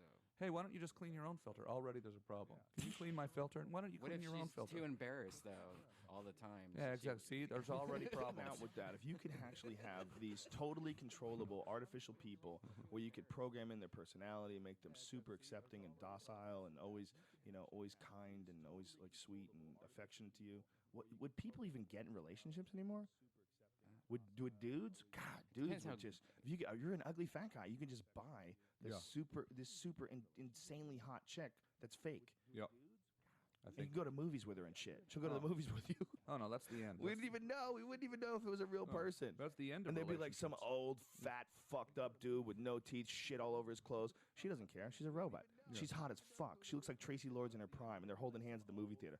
People are getting pissed. Get a fucking real woman. Except the way Get you a would real know. woman. The way you would know is because when it first happens, there'd only be 5 models. There'd be the blonde. There'd be the brunette. It'll be everywhere. Yeah. So you'd see the same guys model walking over around and them. over again. You like smart cars going around or whatever. They'll do anything. They'll suck your dick in a taxi cab. They don't give a fuck. Yeah. They're Video game robots. from the Yeah. People are going to go off. It's going to be crazy. They would probably have like dead eyes. You know, when you look in somebody's eyes, you Yeah. can tell. Maybe the they're puppy dog eyes. Maybe they'll crush my you. God. Maybe you fall in love with that robot and you're trying to figure out a way to breed with her. Dead puppies. Maybe Dead that's the puppies. apocalypse. We do figure out a way to breed with Can the you robots. tell me a little bit about this fleshlight since we're on the topic of having sex with It's a thing that you robots fuck. and things like Put your It finger. is. Let me Really, touch it is. Let me touch it. Oh, Yeah, and this show is me your the other no part. one- no one has fucked this one. This is your a clean one. sponsor. Thank Show me the goodness. other part. This Jeff. is your the sponsor for your show. Yes, that's the Where's sponsor. this manufactured? I believe Austin, Texas. That's where the company's located. Do you, Hung out with them a unscrew the couple weeks top ago. or Yeah, something? go ahead. Don't be scared. Get in there. Don't be scared. Want to turn it for me? Okay. I don't really feel like touching it. It's just like yeah. feel No, it. You should feel it. You should feel it. No one has Really? had sex with this. Yes, this is just a sample that they sent us. Just touch it. Trust Okay. it. Okay. All right. Yeah. Pretty good, right? Put the finger in the I'm hole. not gonna put my finger. No, feel Leg it. Just feel it. Like it feels It's the really butthole. good. You should No, lick it. I can imagine. I can imagine. I have a very strong imagination. That's interesting. Better than that cow. Now, Yeah. let me ask you this. I don't have to ask you whether or not you masturbate, because of course you do. But would you be willing to buy a masturbation tool that would make masturbation better? Probably not, right?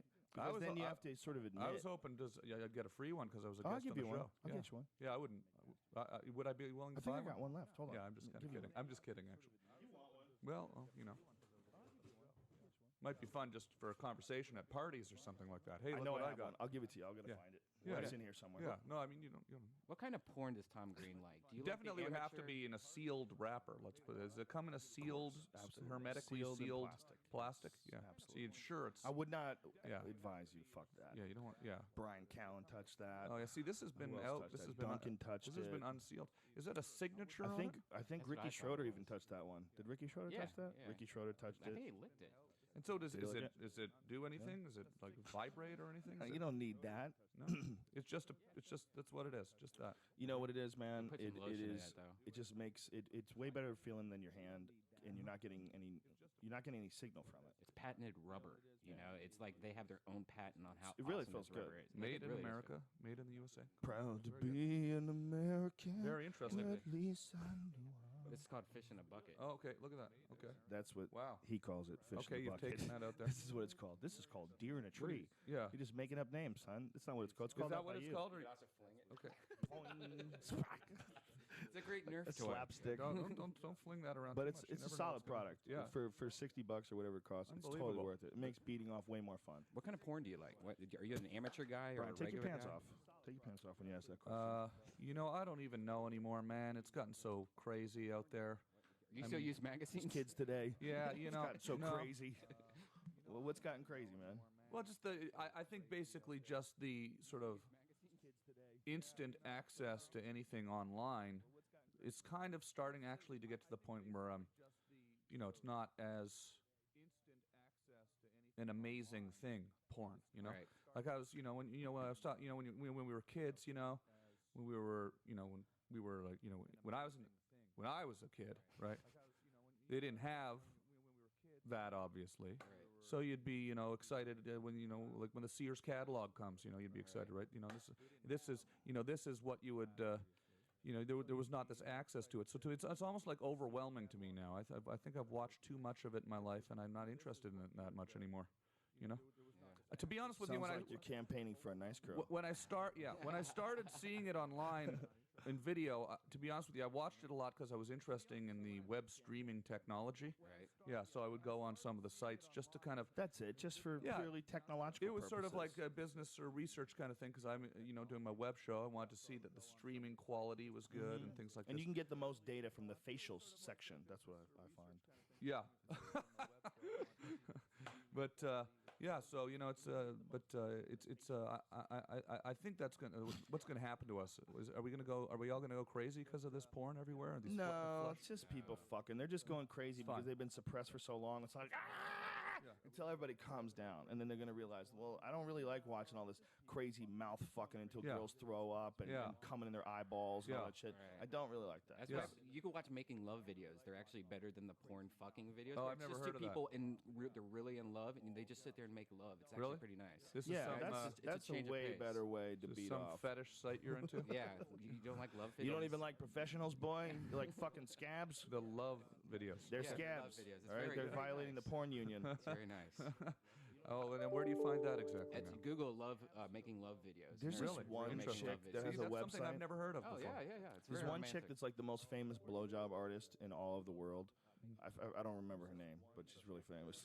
But she, it's iDeepthroat.com. Heather, that's her name, right? Heather something. And she's got like, I don't know, 100 fucking videos, and they're all of her blowing her husband. Blowing this dude everywhere, and she has the most ridiculous lack of gag reflexes. She's got none. So, I mean, he's got a big dick. She's like, like down to the balls, licking his balls every time. That does nothing for me. I And don't they have videos all over the place on the internet. Like he's turned his wife sucking his dick into like a website. Yeah, that's an interesting way to go. You know?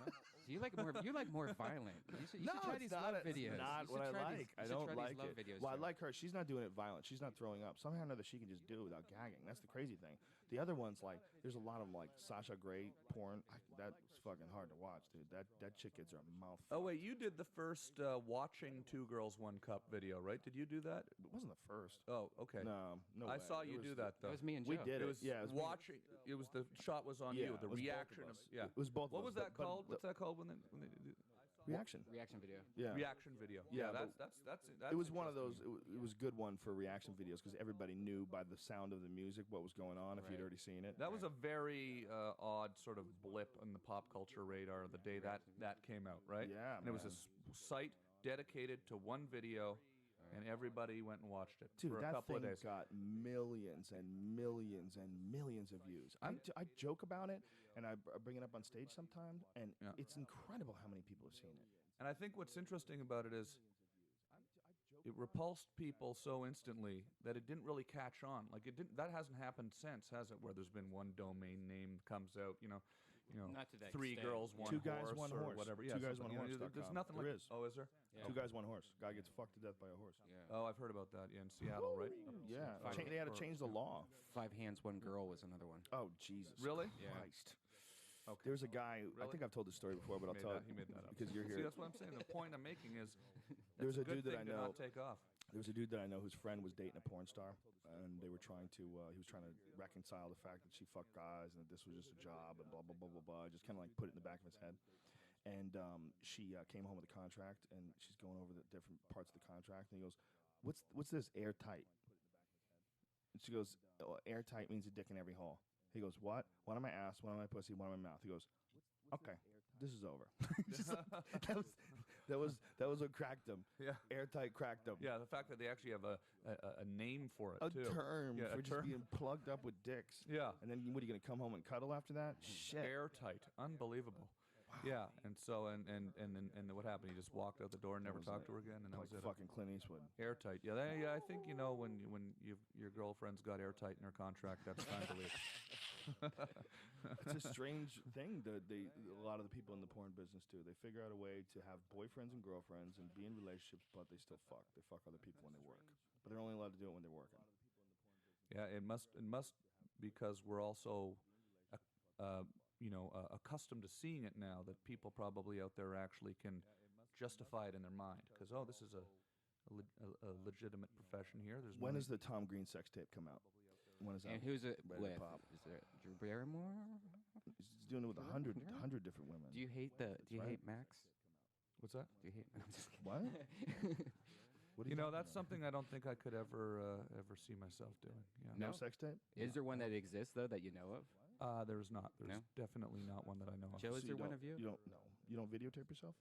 You know, not regularly, but I think it's from paranoia of.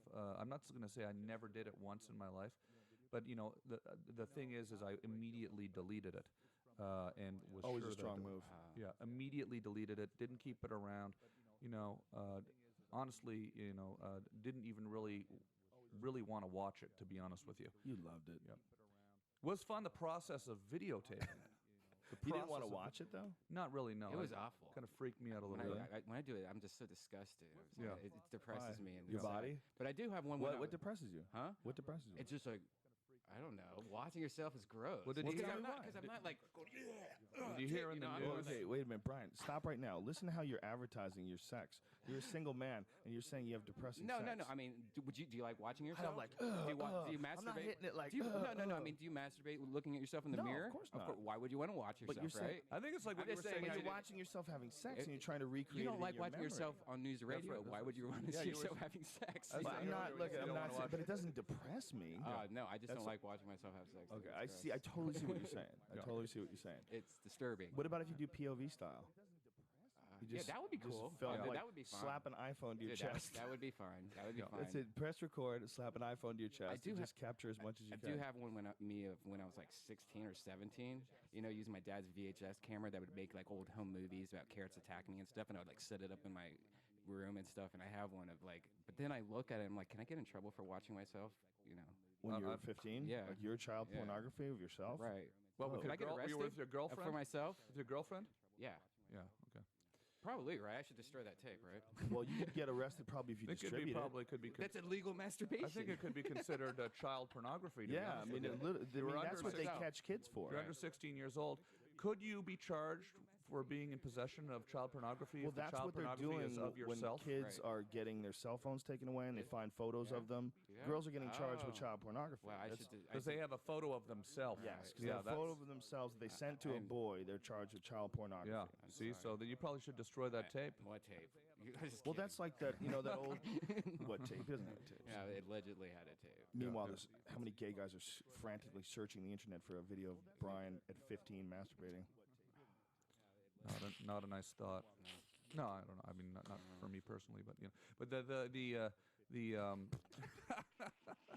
Strangest Not- podcast yeah, ever. yeah.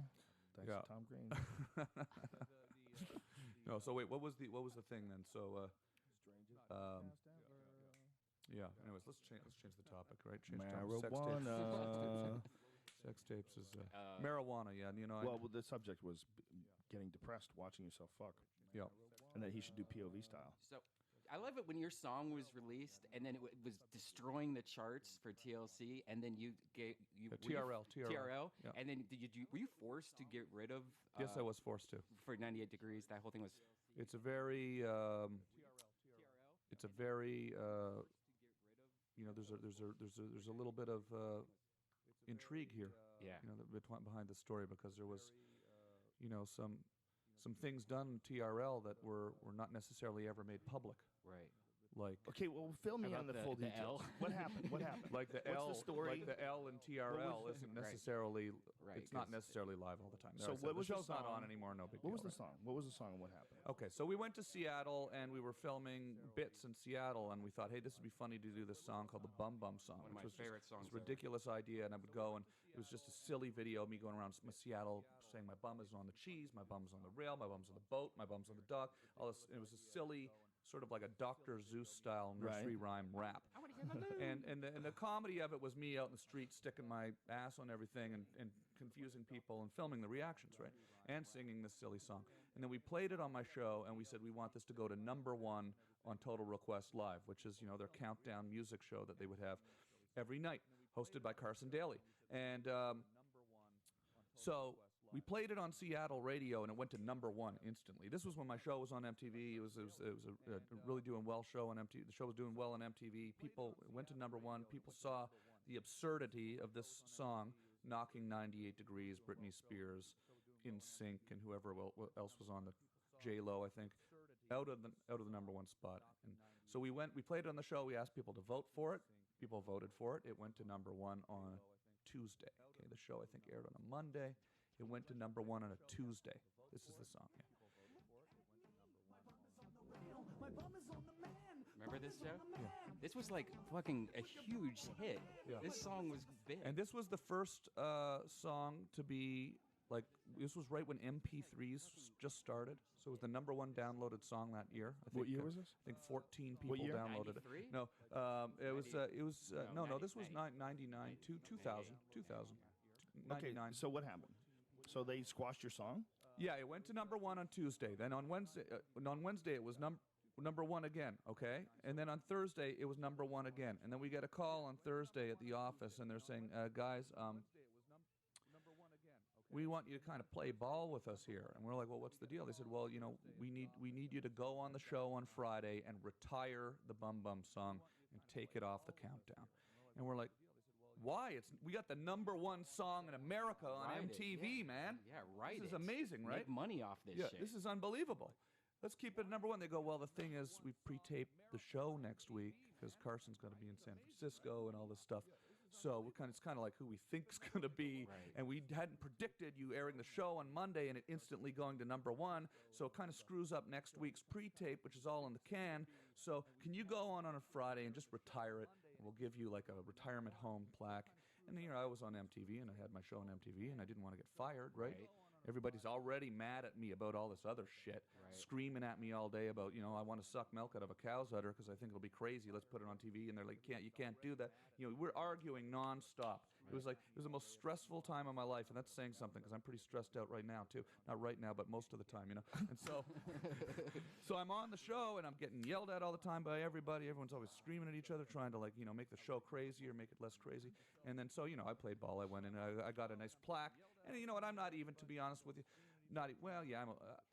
I think of it now. I think we could have rode that thing a little further. I could have put out a record. I probably could have, had some fun with that. But yeah, that's what happened. That's what happened. That's interesting, man. That's you got 98 fucked.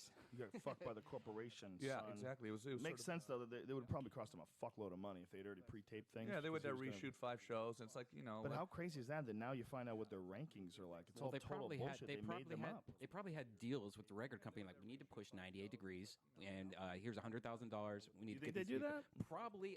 There's well, so that's much- illegal. I mean, that's the payola. Hills I is- doubt they did that. I don't think doubt you they can do did that. that. I never heard Brian, anything you're just like making that. shit up. No, God no, damn it. I'm just throwing shit on the table. No, I'm they not never saying did. I have. They never proof. did anything like that. I think it was just basically it was a very strange week, and they sort of. So if it basically- wasn't for that week, that song could have stayed on the countdown and become Yeah. gigantic. basically that week was probably a Sarah, don't repeat play it, of Brian. the week before. Brian, Brian, But what are you doing, Brian?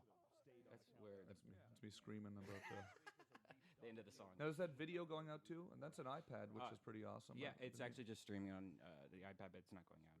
It's pretty cool. People can hear the audio. Yeah. But I've told that story before. I don't think anyone at MPBA cares anymore about that. Well, it's on. Well, why would they care? It's out. They Yeah. fucked you. You're the one supposed to care. You could have got paid, son. It's out on You the could have been internet. driving that fucking song right now Yeah, in the Yeah. form of a red Ferrari. yeah, that's You true. know what I'm saying? Yeah. You could be rolling with a big fat diamond encrusted watch, Man, letting bitches know. And they'd be like, Tom Green, how'd you get so rich? bum Like, bum I wrote song. a bum song. Bum is on the Dude, Bitches cheese. try to pull it off the air. In two Eminem songs, Yep. you know? Bitches try to pull it off the air, and I was like, Two? nah, keep Two, I that think. song on. The Bum Bum song and Oh, you know, those both the same song. No, it was the Oh, same was song. it? Yeah, yeah. You know, when Eminem rapped about it. Eminem took the line from the Bum Bum song. He says, "Why can't I go on TV and let loose when it's cool for Tom Green to hump a dead moose? My bum is on your lips. My bum is on your lips. And if you get lucky, I'll give it a little kiss." That's Eminem doing That's my Bum so Bum song. Yeah, awesome. Yeah. It's cool. And the thing that's funny about that, which is really cool, is that, like, you know, that song is like, I hear that all over the world now, and it says your name in it, right? So you're Right. walking through. That's when the song you're walking through, like, you know, an airport in Amsterdam or something, and it's like, you know, you hear him rapping about, you know, it's pretty cool. Have you met- Who would have thought that Eminem would have? I mean, I guess it was pretty awesome when he came out, but I mean, just to be around for Have you 10 ever years met like him? that. Have you ever- I have not met him, no. Oh. But he let us use that song, and Freddie got fingered through. You know, we had to license it, but Oh, that's he doesn't license music out that much. Oh. He gives a sweet deal. We got to put it in the credit roll of Freddie got fingered, so that was pretty cool. Thank you, That is awesome. thank you, That's Marshall. very cool. Marshall Mathers, yeah. No, that's pretty cool, yeah.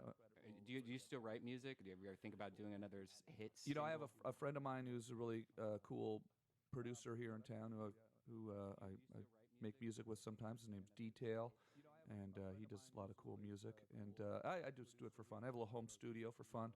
You know, got the Pro Tools and the Mac computer, and That's cool. yeah. So you got your fingers in all aspects of show business. You're always doing something. It's more like a hobby, you know. It's more just a fun thing, but it's a fun thing. You know, the songs I make are so ridiculous that they're never. I don't think there ever would be sort of any mainstream. So I think the stand-up thing is an interesting subject because you didn't do stand-up for a long time. You did stand-up when you were like 15, 16? Yeah. And then you stopped for like, God, what, 20 years? Uh-huh. I would do it sort of occasionally, but never sort of as I had an act that I was working on. What that I was- launched it? What made you decide to want to get back into it? You know, about A boat? a book. boot? Yeah, A boat? yeah, I do that still. That's Yeah. the one. That's the one word that I get nailed on. When you get about sincere. You go sincere. You go deep. Do you, Yeah. drink, do you Go still back drink to your Canadian roots. beer? A boat? you know, I do when I can. Do when I can. I just sort of drink. has something to I do drink. with I that. drink when I can. I do when So I can. what happened? So, well, about 2 years ago, Rob Schneider came on my show as a guest on the web show, and his brother John also came up, and I started hanging out with those guys. And it was maybe about a year and a half ago. John said, you know, Rob's doing stand-up now too. He's been touring all year, and he said, Rob's going to start doing stand-up. You should start doing stand-up. And I thought, you know, this would be a pretty cool way. First of all, it's something that I've been thinking about since I was a kid, and I was very intimidated by it. I was afraid of it. I was in the back of my head. I was kind of thinking, you know, I don't know. It's just, you know, I was so used to doing the show, and I remember how hard it was when I was a teenager. You know, when you're 15 years old, standing up in front of a bunch of college kids. You know, it was a tough thing. It was a very stressful thing. So I've done it over the years, hosting shows and things like this in front of the audience, but not having the act. Rob was doing it. He was going around jumping up at clubs around town, at the Ice House in Pasadena, and at the Belly Room at the Comedy Store, and we were just kind of going around trying out stuff, and it sort of instantly was something that I immediately was kind of like Attracted thought. to. I thought, geez, why did I not start doing this sooner? This Right. is just such a great thing. You know, part of it also is I've been living in LA for 10 years. I got this web studio in my house. You know, I'm kind of thinking, you know, I got to get out of the house sometime here in LA. I need something social to do that's not Right. going and sitting in some loud nightclub drinking with people. Hey, this is something to really kind of wrap my hands around. I also was missing getting up in front of an audience. You know, the radio, you know, the web show is in my living room, so you don't have the audience. So it's been an amazing time, and you know, basically did it for about 6 months in LA, just jumping up and writing lots of stuff. And have taken off. I got to go to Australia for the first time. But you're doing like an hour on stage. Yeah, I mean, that is very few people have ever gone from I don't do stand up to I'm headlining on the road, performing on stage for an Yeah. hour. That's Yeah. That's pretty incredible. But when you used Yeah, to I do do stand actually up, do about an hour and 15. when you used to do stand up, how long did you used to do? Like you used to do it a long time ago. Well, he was Were you- 15. No, when Yeah, I was it 15, I was Yeah, just but doing. how long I was ago? like doing. At its peak, about Right. 15 minutes as a Really? middle. 15 minutes? Middling. But So I tell me usually how- it was 5 to 7 minutes opening act and That's good. amateur night at first. You So know. tell for me about how a year. you concocted this tour. I mean, how long had you been doing stand up before you said, "All right, I'm going to take this to the road now"? Well, basically, what happened was I was jumping up all around town, and then Norm Macdonald asked me to open up for him one night and do some shows with him one night, just to kind of get keep practicing, and then essentially I and Sarah Sharegi from Gersh who came to all my shows and said, you know what, I'm going to book you on a tour. And I said, well, that's pretty cool. And she now Okay, how many months is this into your stand up? so I've been 9 months on the road, and she's been No, booking all these When, shows. between the time you got back on stage and the time you started Oh. touring, how long was that? This was probably about 6 months or something like That's that. crazy. Yeah. And So you just but I was jumped I was in, I was and then writing every 6 day months very later- much with the intention of I want to go on the road and do Still this. This is very something I wanna do. impressive. It's very impressive that you were able to put together over an hour of material in 6 months. That's amazing, man. That is amazing. You know, I thought Mike Young was doing the same jokes again last night. yeah. You're developing new shit out of nowhere. My friend Mike Young did some shit that he did 9 years ago last night. You know, I approached it from a really kind of the way I approached doing my television show or my web show, very like, and I would be writing all the time and trying to build up this Very act, diligent. jumping up, doing Just stuff, very seeing what worked. disciplined. I organized it all out in paper. Now, and how everything. is that what you're doing? Yeah, I on just cue cards. for the first few months of doing the hour set, I had a set list that I actually took on stage with me, and I'd set it on the stool, know set my what to water talk on it. about it. I'd do my bits, and then if I got lost, I'd look down. That's a good move. You yeah. know, Doug Benson brings notes on stage and goes, "Look, if you don't want me to be stumbling around wondering what the fuck I'm talking about, this is good." But Don't get- eventually, don't get after upset. after a while, though, I was kind of like, I started feeling like it was kind of a bit of a crutch because I'm trying to be really physical. Well, you don't have to use it. You know. But the thing about a note, I don't use notes, but the thing about notes, the good thing is that they're, if you need them, they're there. It's like, why not have it there? Yeah. Like there's sometimes you're like, I want to hear like Joey Diaz will say, "What the fuck was I talking about? What the fuck was I talking about?" Right. Oh, that's it. And you tell him, and then he's got the story, and then he'll just run and ramble onto the story. Sometimes you just need a little note. Yeah, I think I might start putting new stuff that I've never done before on notes and pulling that out at some point or setting it there. There's something about 'Cause I writing can remember things all the down on stuff I've paper. done. Once I've done it 3 or 4 times, I can remember it, but usually I can't remember it. There's something about writing things down on paper that's really good for your memory too. It's Yeah. like actually the act of creating a note makes it solidify in your mind. Uh-huh. And when you use your memory, you can like recall like what you wrote. Like you can see it Set in the list, order. just have a set list of just your basic. Yeah, that's bits. cool. The iPhone thing set list is cool. That's Yeah. definitely better than nothing. But I think writing something actually down on paper seems to have the most effect. It seems to be it sticks better. Yeah. So when you wrote out your act, did you write out a beginning, a middle, and an end? Did you put it all together verbatim, or do you ad lib when you're on stage? Like, Yeah, initially I sort of I ad lib a lot on stage, but I have this sort of pretty solid like I know where I'm going to start. I know what I'm going to do when I start. I know what I'm going to do when I'm finished. I actually pretty much know the order I'm going to go in through the bits that I've tried and tested, and then but then often I'll kind of go off into the audience between bits for a second and talk to some people for a second, and but what's happened is it sort of evolved over the year, like last 9 months of doing it is every week I'll kind of go, maybe this is a little too depressing of a subject matter to talk off the top. Right. So then I'll move it sort of later in the act, and then it's kind of it's been fun. It's been really fun and challenging, doing it, and I'm sort of shuffling things around all the time, and so it's been cool. And I write bits down on my phone, on the notepad in my phone if I think of something weird, and then I'll go home and I'll type it up on the computer. And so do you type it up as a joke, or do you type up bullet points? Like, what do you do?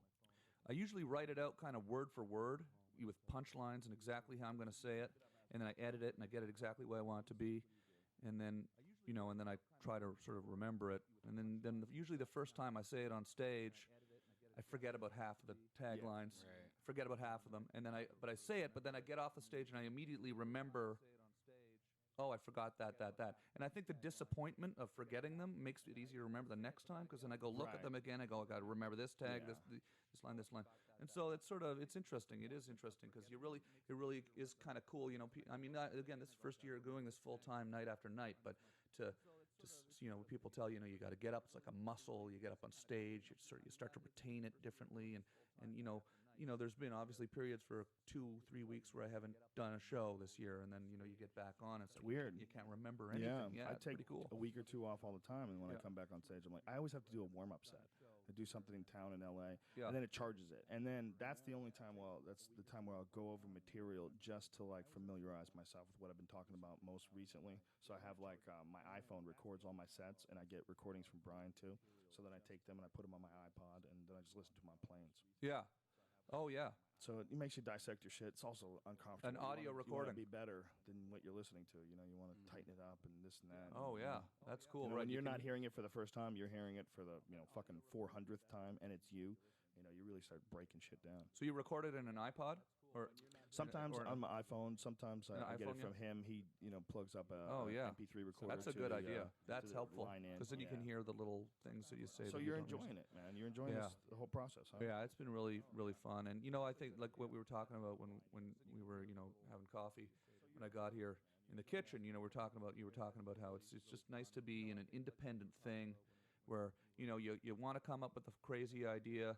A funny thought, and you go up and you can try it, and there's no, somebody coming in telling you not to say this or do that. Yeah, that's the most frustrating thing for anybody controversial like you is got to be a bunch of executives that have their ideas about what they think is going to be funny, and they're imposing it. And you're like, look, it may not be funny for you. It might not be funny for 3 people in this room, but 4 people in this room might think it's the funniest shit they've ever seen. Yeah. And you're going for those 4 people, and these people can never see that. All they can see is, but you're losing 3. Yeah. If you just took this back, this person would still like it. You'd still get the original people, and we'd have 2 more people that like it. Yeah. That's how they think. They think in these nutty numbers, and they're not thinking creatively. And then you end up spending most of your time dealing with that. Ugh. And at the end of it all, you're never really sure, what it would have been if you'd just sort of gone wild on your own. But that's beautiful that's the thing great about the and the stage. freedom, and just being on the road has been really fun. It's been been really fun. It's been a good way. I also thought it'd be a cool way to go out and film stuff for my website, because I've always said, hey, it'd be cool to take my web show, and go to different cities and do it live and see the people that watch the web show. People call in on TomGreen.com. They call in on Skype. I recognize every show I go to. It's so bizarre. Every show I go to, I recognize 10 people in the audience. I'm, hey, John, how you doing? I've never been to the city before. And it's like, hey, we got to set up Skype, dude.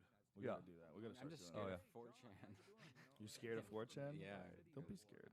Oh yeah, that's fun. That's fun. That's just it just gives you somebody to fuck with on the. You should never admit that you're scared of them. Huh? You should never admit it. No, fucked up. I'm not scared. Yeah, of you're them. already fucked up. Yeah. You're already fucked up. I want to join them. There we go. Now we're talking.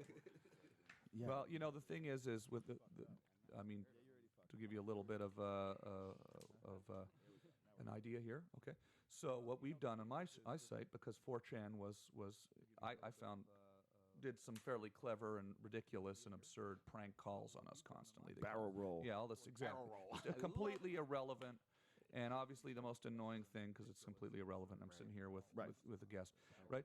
So, but that was on the phone. But on Skype, it's a much more difficult for them to do that because we've created a system, which I'll tell you about off air. Actually, I'll tell you about off air. Tell off air. Yeah, so you I don't. Motherfuckers, you ain't getting Tom Got to Green. stay one step ahead of the 4chan guys. But I'll tell you, I'll system for Skype that you can actually use that will help in that area. Yeah.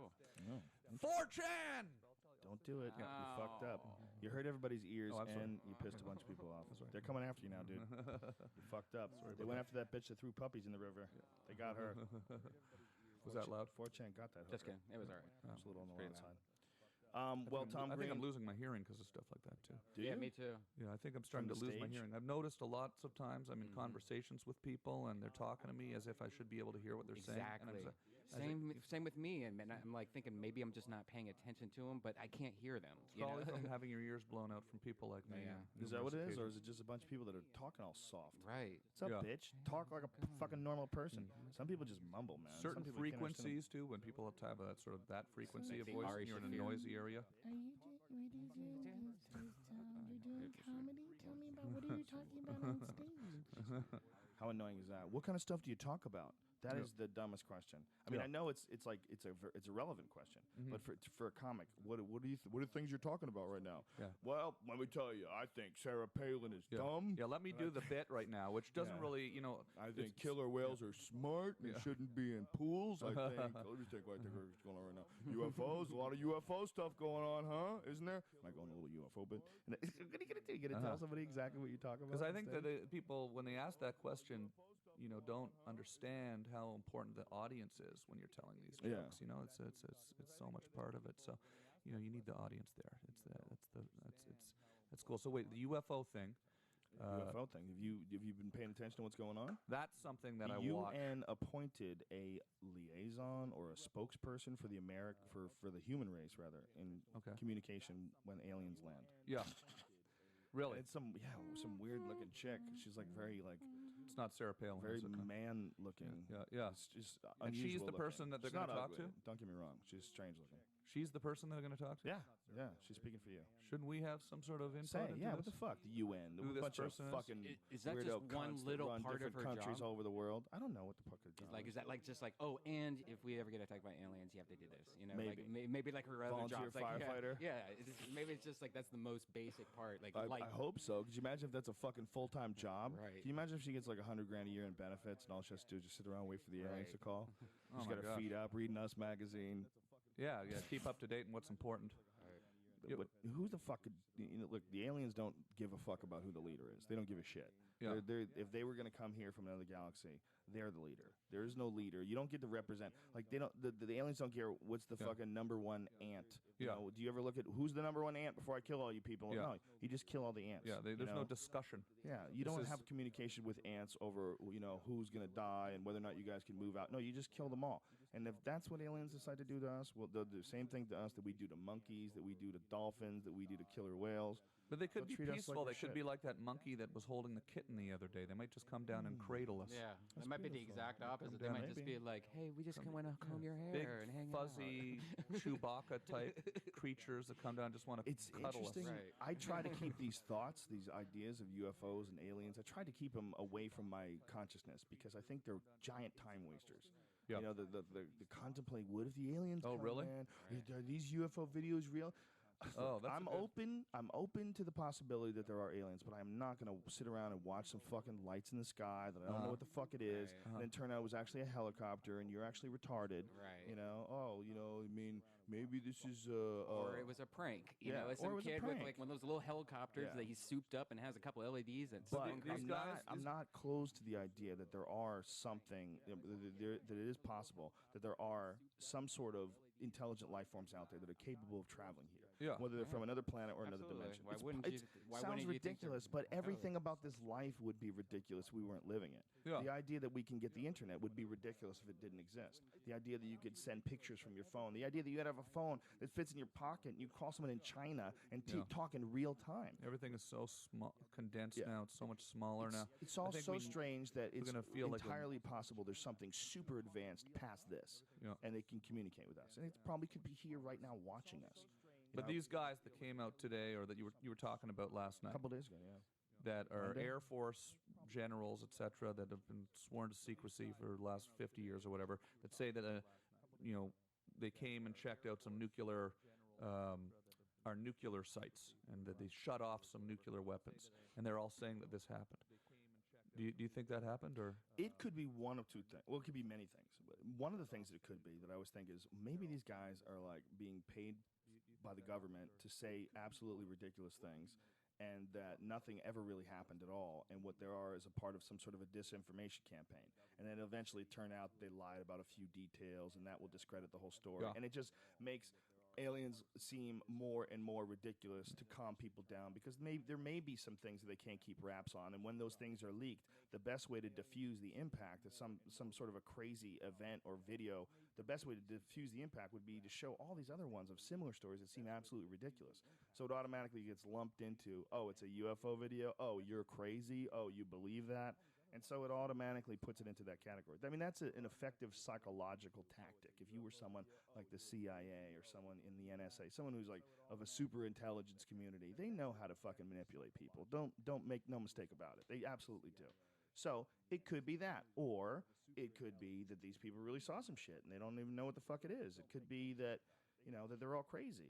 There's a bunch of could be's. But until I see something, until some shit comes into my life, I'm just wasting my time. I don't want to sit around thinking, whether or not half this shit is real. And Rob Lazar, did he really work at Area 51? Yeah, that guy. I saw that guy. I got addicted to watching that stuff for a good year. I was addicted to watching all this stuff and talk this disclosure. They're gonna tell us soon. They're just prepping us for it. The Disclosure Project. Yeah. I really do hope that they tell us soon, because I think that would be pretty cool. Man. I think there's a lot of people scrambling, trying to figure out a bunch of different things that don't make sense. And I think it's very possible that there are some alien life forms, but I do not think that our government has shit under control enough to keep all that shit under wraps and to somehow or another be communicating with these things. I think if the government knows anything about UFOs, they know barely more than the average person knows. And they have some evidence, and they keep that shit under wraps. They have cleared up some evidence, perhaps, maybe, if it's true. Maybe. You hear all the Area 51 stories and the Roswell stories, and the crashes have been recovered all over the country. There's been crashes recovered supposedly in Pennsylvania in the woods, and who knows how much of that shit's bullshit? Who knows how much of that stuff is just some sort of a prototype that the U.S. government was working on, it didn't work, and it crashed? Who the fuck knows? But I'm open, man. I'm open to the possibility. That's just the fact that we exist to ants. Okay, then that means the way the universe works, things become ever more complicated. They keep going in the same direction over and over again. If human beings came from amoebas and all of a sudden someday evolved to become human beings, whatever the fuck we were as single-celled organisms that we became us, there's going to be a similar leap of evolution from us to something else. So it literally will be, the aliens will be treating us the same way we treat a fucking ant colony. Look at these silly cunts. Look at these silly cunts with their pollution, their stupid buildings. See, I'm hoping what it is these ships that come, right? They come and they start talking to us, and then eventually they open up and they come out. They look exactly like us, right? They look exactly like us. And what it is we've spread. Maybe they got like ants. We're like ants, right? They got similar. But what's so great about us? So then we get in this thing, and you get to go to another planet instantly with their technology, and it's got more space, and there's no pollution, and they've sort of like that's what I'm kind of hoping for. That's what I'm kind of angling for. I'm hoping for that. You want utopia. That's beautiful. You know what you should do? You should write a book saying that it's true, and then start a cult. Yeah, and then drink a bunch of grape Kool-Aid and Peru. You don't have to go crazy Kool-Aid. Yeah. That was in Africa, wasn't it? It was Guyana. Yeah. Was it? Yeah, Kool-Aid, Guyana. Yeah. Guyana tragedy, Jim Jones. It's amazing, isn't it? That South people America, can right? be- It was South America, though. Guyana, South America? Is that what it is? French or Guyana is in South America. You is it? heard the audio don't know. recording, Yeah. right? Yeah, fucking God, crazy. it's So haunting. scary. So Yeah. scary. Yeah. If you don't know the story, Jim Jones was a cult leader, moved all of his people to Guyana, wherever that is. I thought it was Africa. Sounds African. And they all drank. And they all drank. He made them all poison themselves, and then they shot a bunch of people too. He didn't want to take the poison. Congressmen flew down there to see them, and the way they poisoned them was they put the cyanide in grape Kool-Aid, and that's why they say don't drink the Kool-Aid. That's where that saying comes from. Yeah, and that's the So saying it's that pretty major. It resulted in a saying. a cultural a cultural tag. Don't I drink wonder the if Kool-Aid. Kool-Aid's pissed about that too. Yeah, they Well, must be. Why would they when they're so delicious? Yeah. Why would they worry? Why would Yeah. Kool-Aid give a fuck? Yeah. Because they're connected to a mass murder. I know for a long time. I wonder how we should research, find out what their sales were. Yeah. Right Like after if the they- Guyana Yeah. tragedy. If it if went their up or sales went down. That's probably why Hawaiian Punch was born. Oh yeah. Yeah, it probably came out after that. Yeah, you probably- think Kool-Aid might have just changed their name? Maybe you might be right, Tom Green. I think that's a good note to end it on. Absolutely. This has been awesome. That's a lot of fun. We've dude. been on for like a couple hours or Yeah, something, right? 2 hours. That's what we usually amazing. do. Well, it's cool because we get to go into depth about subjects. I find that like when we were doing an hour, we would just start talking about things, and then all of a sudden we'd run out of time. And like, why can't we just keep going? I love it. We said that when I was on your show. I was Yeah. like, this is so much fun. It's like I love seems it. like it'd be more fun if we got to keep going. Nice just to get into a rhythm. Yeah, like so that. we have and no I appreciate you having me set up. Joe. This is time. really cool. Please, Thank you very much. for doing it, man. I Yeah. appreciate you coming by. Yeah, I yeah. think it's so awesome that I can just run into Brian. And I'd love to have you come back and do the Webovision Definitely. soon at I just think it's awesome that tomgreen.com. And we can run into each other at a comedy club, and then all of a sudden, boom, we're hanging out doing a podcast. that show that you did is actually on tomgreen.com right now. You can go watch it. And follow me on Twitter Yes. at Tom Green Live. And Tom Green, if you haven't seen his show, he has a whole web. We were talking about the show where he and I did. He has a whole literally like a Tonight Show on the internet. Yeah. I mean, it's a brilliant thing, and I loved it, and it inspired me to do this. That was the first thought in my mind of putting something together on the internet. So Yep, you get my tour dates on there. Come see me in San Francisco this weekend. TomGreenLive.com or TomGreen? TomGreen.com and Tom Green Live. It'll link to it also, but on the Twitter. But I'm in Cobb's Comedy Club in San Francisco this weekend. I've never been there before. That's fucking awesome. Cool. Yeah, great club. And then Minneapolis the next week, and then Canada. Powerful Canada. He's coming home, bitches. All right, thank you very much, everybody. We will see you probably, it looks like next Wednesday, Monday or Wednesday, depending on who I can get for next week. But thanks for tuning in, and love you, bitches. Later.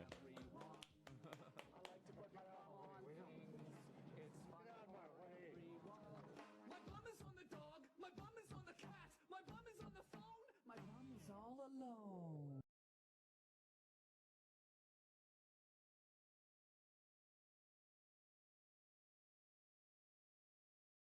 3, 2, 1, boom. You can tell a lot about a man whether or not he's one of those dudes that has one of them wallet phone cases. Rashad Evans, you're a wallet phone case guy. You pack it all into one package. You know what? I wasn't always a wallet phone case guy. It's kind of something that just, I kind of evolved into. I was one that was carrying around the man purse for a while, and after a while I kind of transitioned to just the wallet case. That's a lot of work though. Look how thick that sucker is. It's like a Costanza. Look at that thing. I know. And that here's thing's the thing. Giant. Every single time I clean it out, I tell myself I'm not going to put any more cards in there except for the ones I need. But it just attracts the cards. Yeah, that's a problem. I have one of those Ridge wallets. You know what those are? Yeah. Those are the shit because you can't really get much in there. I get like a credit card or two and my license. And that's it. See, that's what I need. I need to have that discipline where there's nothing else to carry but what I have to carry. And it's got a little money clip on it, so I'll shove a couple bills in there, and that's it. That's it. I go out like that. That's what I need. That's what you need. Front pocket. All this nonsense. That's so thick. It's thick. You might as well go back to the man purse. But you know what? You might as well get a backpack or a fanny pack. I'll send you one of these. I just sent 2 to Stipe Miocic. Those look all right, though. Pretty dope, right? Yeah, it is pretty dope. My own company makes. Well, we don't make them. We buy them from Roots. We put our stamp on it. Yeah, leather, right? You want one? I got one for you. Yeah, I do want one. Right? Yeah, you're a bold man. You can wear a fanny pack.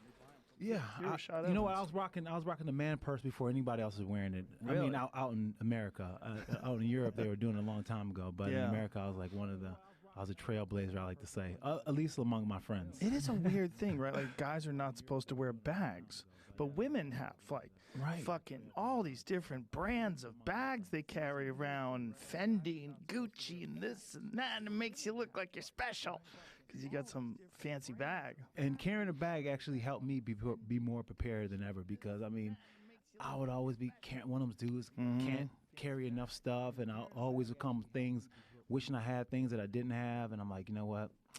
The bag worked. But why is it that we're afraid to carry a bag? Like, a guy can carry a backpack. Backpack's fine. I guess you got shit to do. You got a backpack. You're fucking serious. All right, it's got 2 straps. Right. But one strap, like, man, what's wrong with you? I think it's because you have to do the feminine hold at times with the one strap, and that can. But dudes do over the shoulder, so you don't have to do that. Then you're like, it's a satchel. Then it's manly. Then it's manly. Very strange, right? How a bag became manly or not manly based on the amount of straps. It's a thin line. Yeah, and then for women, it's like a status symbol. Like what kind of bag they're carrying around. Nobody gives a fuck what kind of backpack you have, right? Right. If a dude has a nice backpack, no one's like, bro, where'd you get that backpack? But I mean, you got a nice fanny pack. Sort of, not really. It doesn't get the respect it deserves. Fanny pack. It sticks out. The people are like, okay, he's got enough balls to carry a fanny pack. Yes, there's a little bit of that. You know, a little bit of I don't give a fuck. I seen the fanny pack carried where it's across the shoulder. That looks kind of cool. Weak people. You don't think it's got? No, they're scared to rock a real fanny pack. Like with the waist. They're cowards. They're cowards. They're fashion cowards. They don't want anybody calling them out on wearing a fanny pack. So no, it's a shoulder bag. It's not a shoulder bag, bitch. It's a fat man's fanny pack. You're wearing it over your shoulders. That's what it is. They're wearing it in a way you're not supposed to wear it. It's like if you wore a backpack around your waist. Like people would be like, "What the fuck are you doing?" It's not a backpack. It's around. It's wrapped around your waist. What are you? What are you doing? You think that carrying it here, you have everything you want, like right here. What about right here, man? You don't even have to lift your hands up. You go like that. They're right in there. Yeah. You know what? I guess I'm just trying to. I guess I'm trying to just wear like, say it how I think I would wear that one, but you're kind of convincing me, Joe, that maybe the front carry might be the. It's the way to go. The only issue is girls won't fuck you.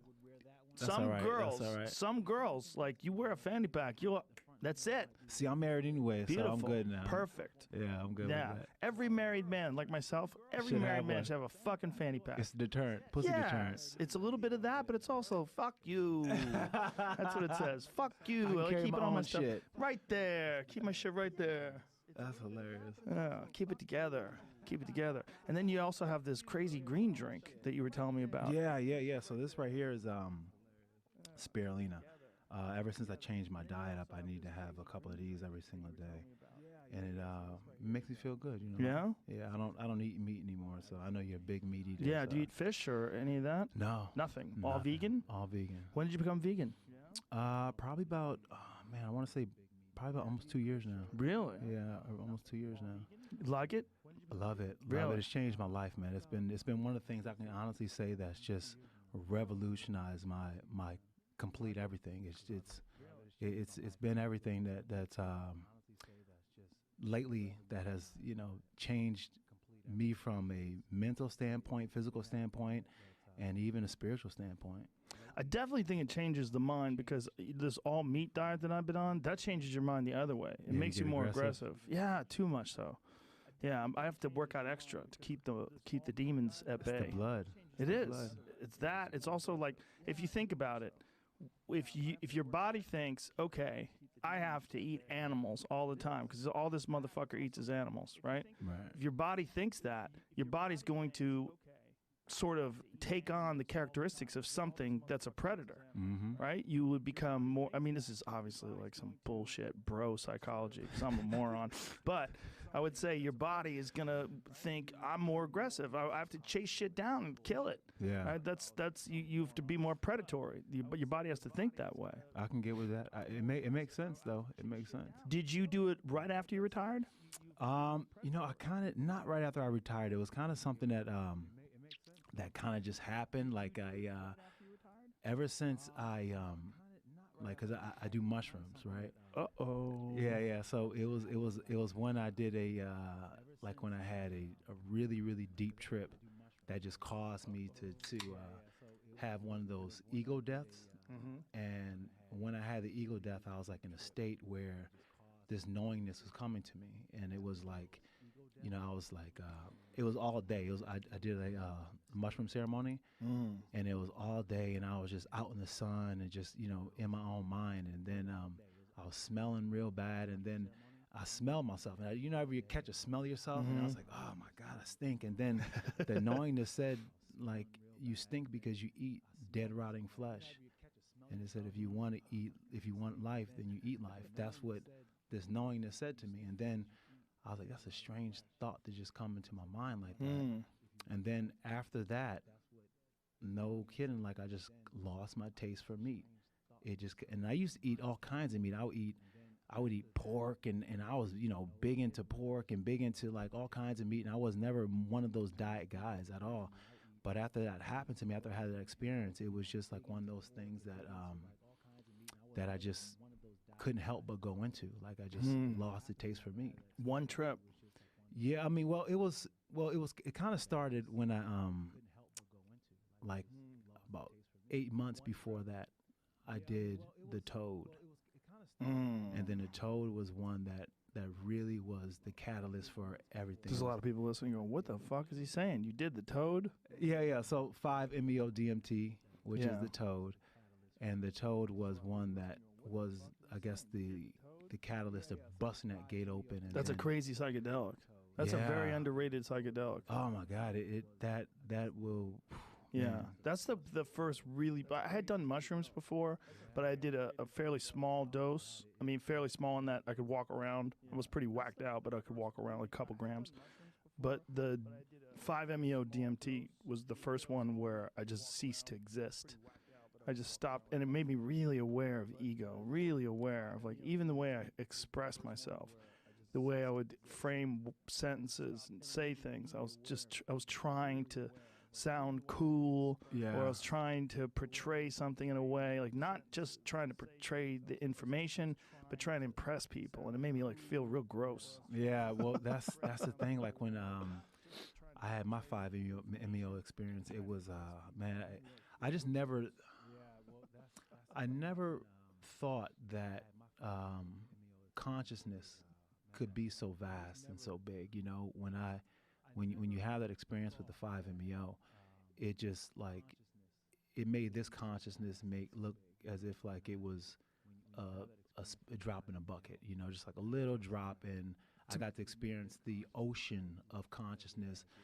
And that right there was the most humbling experience I ever had. You know, just to feel my ego, who I thought I was, what I thought I was, completely just annihilated, and to feel what I actually was. You know, it was crazy. Yeah, I feel like regular consciousness that most of us exist in most of the time is a veneer. It's a very thin veneer. Yeah. And through some things, you get a taste of what's under the surface through meditation and yoga and all these different methods that people use, holotropic breathing. You get a taste of what's underneath the surface. Kundalini yoga, apparently. I've never really done it, but some people say you could really trip out if you do it in a certain way for long periods of time. People have like very intense psychedelic experiences akin to DMT. Yeah, I had like a Kundalini kind of experience, like a no awakening, where it was like I just had, it felt like the top of my head just completely was gone, and it was like I was just open to all like the information. It was a crazy. It was like I had no head. Like it was just information was just pouring into, like no roof. No roof. Was this from Kundalini? No, it was it was from mushrooms, but it was but from a similar but type but I felt that that Kundalini experience where you see the light, and it was like this really intense light that happens in my head, and it was just boom, you see the universe, you know. Well, you know that thing about the center of your head. That's what there's a lot of speculation on what the Egyptians were trying to draw when they were drawing certain images, but there's certain temples that seem to mimic certain shapes in these temples that seem to mimic the pineal gland. Like even the eye, there's that famous Egyptian eye that has that sort of dip down, Yeah. you know, that weird sort of Egyptian shape. There's been a bunch of different scholars that have tried to figure out what exactly that meant, and one of the theories is that that's a cross section of the pineal gland, and they think that what they were emphasizing was that is the area where the brain produces all the psychedelic chemicals. And they speculated this for a long time, but Dr. Rick Strassman, he's the guy that wrote that book, DMT, The Spirit Molecule, and there was actually a documentary on it that I hosted. And he's done a bunch of work with this Cottonwood Research Foundation where they've shown now that it exists in live rats, and that it is actually produced by that gland, that DMT is actually produced in these animals by this one particular gland, that they associated with spiritual awakening with the third eye. So it actually is a real thing, that feeling that you get. And the thing about mushrooms that's really interesting is mushrooms actually mimic natural human neurochemistry. There's 5-MeO DMT, there's NN DMT, and then what mushrooms, what it's processed to, the way it your body processes it becomes something called 4-phosphoraloxy NN dimethyltryptamine. So it's all real close. I might have butchered that technical description, but it's real close to human neurochemistry. So your body absorbs it very easily. Your body takes it in. Your body knows what it is. Your body knows what to do with it. See, when I was I like mushrooms because the mushrooms. So the 5-MeO is so powerful that you can't really get a handle on what happened. Like I came back from being away for like 17 minutes. I'm just like, whoa, that was intense. You know, I felt as if like I was everything all at the same time, and it was, so many different things that was just happening. But you really can't unpack it because it's incomprehensible to an extent, for the larger extent, because you're dealing with concepts that the human mind can't even grasp because there's no vocabulary to speak about it. Right. So when I did the mushrooms were kind of like the rivers and the lakes that leads to the ocean, and it helps me understand how I am part of something so big and something so grand. So when I did when I had my mushroom experiences, they were all different in some respect. Like whenever I do go deep, because I like to go deep. I don't play around with like Microdosing? I mean, I do microdosing sometimes, but I like to get in there with like 5 grams, maybe 10. That's how you know big, what's up. Yeah, those big ones, the big doses where you get kind of scared. Ooh, once you ate it, and then you know you got like 40 minutes before it kicks in. You're like, oh boy, there's no turning back now. There's no turning back now. But that's the thing about it, when you face that fear of just going deep, and it's helped me out so much because, towards the end of my career, like I didn't finish the way I wanted to, and I felt like, after I came back from my injuries, I just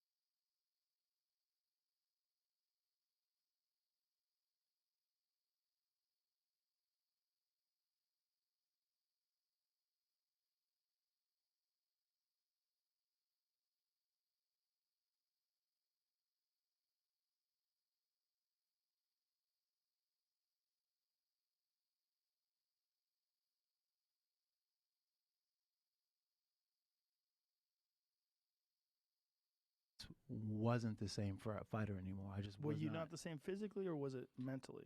It was physical, but it became mental because physically I just didn't feel the same. You know, I didn't feel like I ever regained the power back in my legs, and for the most part, my legs were everything. You know, What were the injuries? I had 2 ACL surgeries on my right knee, and that completely just it changed everything for me because, you know, being a smaller light heavyweight, all of my power was all in my legs. You know, and whatever I couldn't make up for in the size department up top, I was usually able to make up for with the power of my legs, you know. Is that related to the injury that you got when you were at Jackson's and Diego Sanchez crashed into you? No, that was a different injury. So that was a MCL, but it was on my left knee. So the right knee was the one who got. That always drove me crazy because I'm like, why the fuck is a guy training for a world title fight in a regular class where everybody knows people collide into people with regular classes all the time with millions of dollars on the line? Crazy. I know. I see that all the time though in top gyms. But that's where the training has gone. Like before we would train like maniacs. We would train crazy as hell and put ourselves in some crazy situations. And you try to put yourself in those situations because you like, you know, I did it before and I've done it so many times and nothing has happened. But when you start to move up and there's more on the line, then you always have to take every single precaution because you can't afford to take a step back. You know? And for me, once I had my knee injuries, though, I just mentally was not the same person. And when I competed, I wasn't the same person. And then it affected me because then I'm like, you know, I'm not the same person. Did you lose the ability to explode with your knees? Did you have meniscus damage as well? I had meniscus damage. I lost the ability to explode, and I lost. It would get tired. My leg would get tired, you know, and it didn't have the same bounce, the same rhythm, and it kind of felt heavy, and I couldn't really feel it in the front. You know, the front part of my knee, I couldn't really feel it. I had a little. Did you have a patella tendon graft? I had a patella tendon graft. So they cut the front open, and then they take the piece of the bone. They take a slice of the patella tendon, a piece of the bone on the bottom, and then they replace your ACL with that. Correct. Yeah, I did that too. It takes a long time to get that feeling back. Yeah. It took me more than a year before it felt right. And then even then, if I was on my knees, it would hurt like hell. See, and that's the thing. Like, I still, to this day, like, I still have dead spots where I can't feel in my knee. Right, it's numb in the front. Yeah, it's numb. And I think it had to do it a lot because I had 2 of the knee surgeries back to back. Like, when I was only healing up from my first one, then it ruptured again. So then I had to go back in and get it done. You know, the first time it was with the cadaver. And then the cadaver tissue didn't take, but I didn't know that until like almost a year later, and then it slipped out just training normally. Fuck. Yeah, so ACLs are brutal. Oh my gosh, it's the worst, man. It's the worst, and I admire guys who can come back and look phenomenal and do it, you know, still, because when you mess up your knee, you know, for me it just kind of mentally just it messed me up a bit.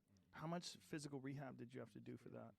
Man, I did a lot. I did years worth of it. Just, you know, the first time I didn't do it as well as I could have because I'm like, you know, I'll bounce back pretty easy. And I did. Like, I felt like I was bouncing back pretty easy. But when it went the second time, then it was harder because not only was I healing from the ACL, but then my knee was healing in general just from, you know, the previous surgery and then plus this surgery. And then I had something different because in the first surgery, it wasn't too invasive because I wasn't using my own tissue. But that cadaver one is nice. It's easy. It's easy if it works. If your body takes it. How long did it take before it blew out again? Man, I was almost a year. I was training for another fight, thinking I could get back in shape and fight again. And then when I was training for that fight, it blew out again.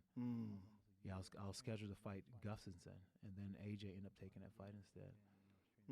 But it was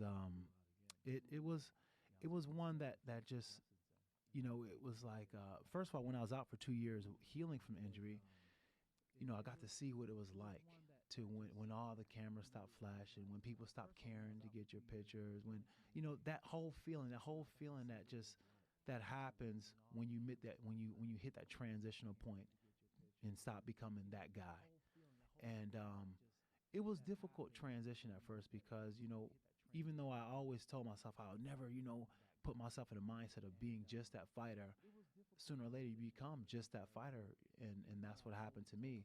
So when I had to meaning that you weren't the best. Well, not just the best. That you weren't an elite Right. Yeah. I just World wasn't. class. I wasn't elite world class fighter like I used to be. I wasn't Right. on that level anymore. You know, and that was something for me that was just like, God damn. You know. Well, your use of your legs was so pivotal. It was so huge for you. Like when in that Rampage fight, I remember that opening sequence when you just darted after him and blasted him with the right hand. It was so fast. Like he didn't even know what the fuck was happening. As soon as the bell rang, you were on him and you cracked him quick. And I was like, that is some serious explosion. And that was even in that fight, I couldn't even wrestle. So his name is Dr. Alan J. Hynek. Weren't you with a thing called Project Blue Book? Well, I thought they shut it all down. He says, yeah, they got you thinking right, don't they? We went inside this craft. There was a soldier standing right here. And there, all of a sudden, I see like a flash and look over and he's not there no more. I didn't know his name or nothing. Have you ever physically been to a planet other than Earth? Yes. From my perspective, Mr. Kramer does believe that he is telling the truth. A frisbee came in, plowed into these palm trees. It's a disc. Area 51 is doing the Advanced Aircraft Program. All the military branches have covert military space program operations. They shut down Project Blue Book, but you're now here searching underwater UFOs. At Fort Gordon, Georgia, I slipped one of the pieces of debris in my boot. We would engage in ground combat with groups of indigenous reptoids.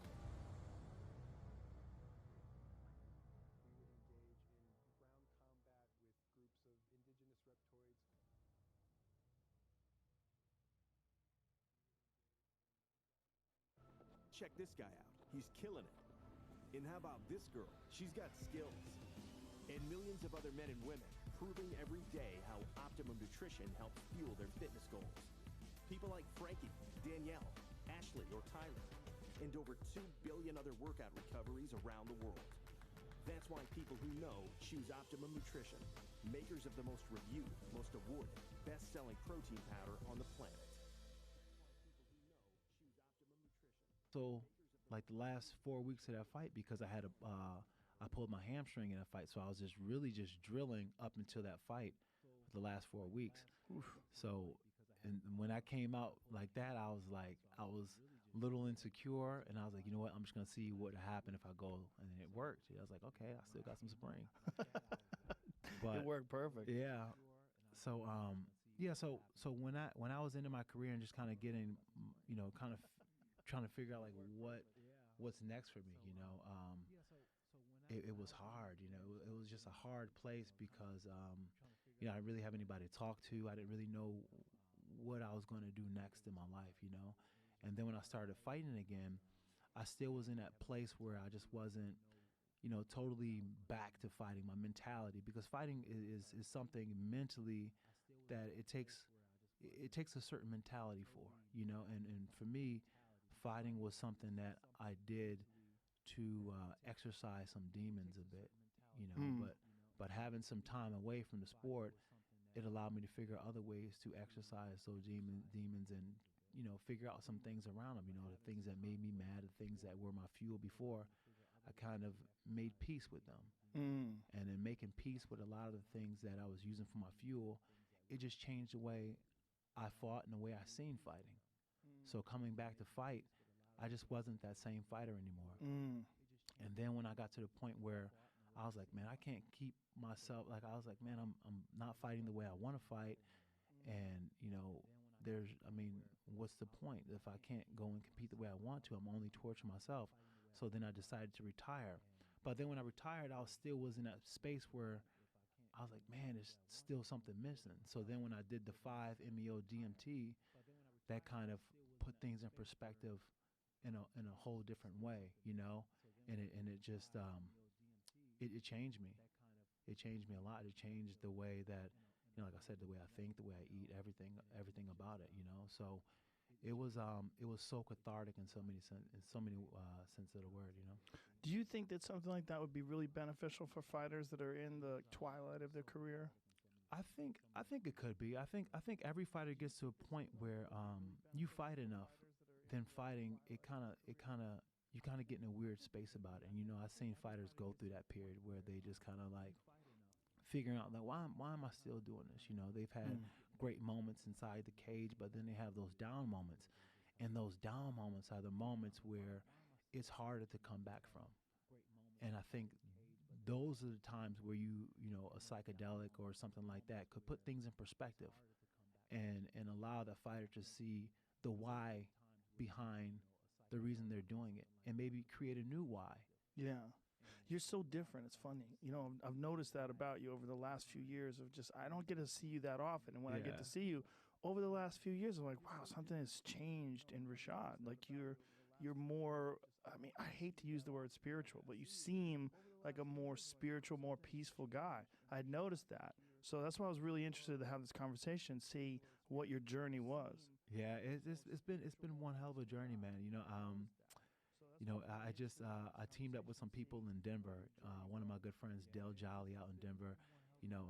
He's the one who told me about the medicine, the toad medicine. And after that, we just kind of continue to always link up, and we do a bunch of ceremonies together. We do ayahuasca, and just make sure we always have that connection. But it was through working with him, I became part of this group, Unlimited Sciences. And Unlimited Sciences, what we're doing is we've been able to we want to make psilocybin usage, because Del Jolly was one of the guys who's on the committee who got it approved for Denver. Decriminalizing, he was one of the guys who made that possible. Do you know how it works? So are you allowed to possess a certain amount of psilocybin in Denver? Is that how it works? I'm not really too sure exactly how it all works with that, but I think that they're still working out the details about how it's going to be, what you can possess on the legal side. But with Unlimited Sciences, we've been able to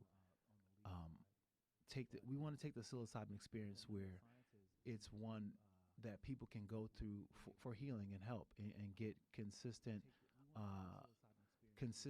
information, consistent data on the full spectrum on how you can use it in the ways it's used. So we've teamed up, and this has never been done before. We teamed up with Johns Hopkins University, and we're going to be part of their study, and we're going to do like the first real world study where we go out and take information from people. People from 18 and up who can speak English can sign up for our study. And what you do is you go and you fill out a questionnaire, and everything is HIPAA protected, so no one has to worry about getting in trouble for what their usage of psilocybin. But John Hopkins is taking all this information, and we're collecting it for them. And what we want to do is we want to be able to give this back to them so that they can see on which way they want to direct their clinical research.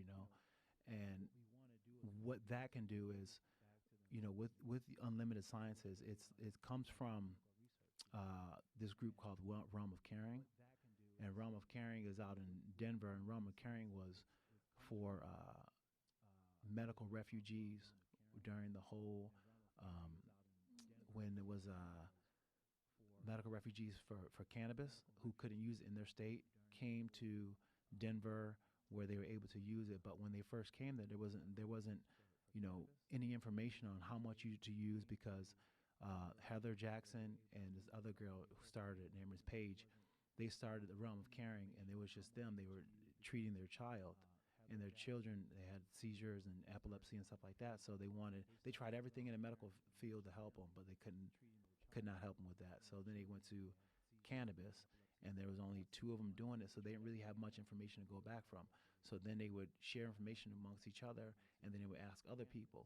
And then through networking, they created this huge community of people with data. And then they started to come with more and more data.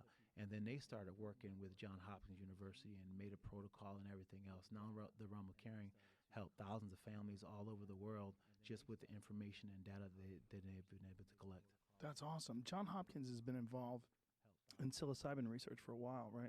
They had some thing that they did on near-death patients, people that are close to death, and alleviating the fear of passing. Yeah, and that's one thing that they're very interested in diving into, that the mind aspect and everything. And I think that the real world study would be good because what it does is it allows, it allows them to put their money and their resources into where people are actually using it and the things that are interesting to the people.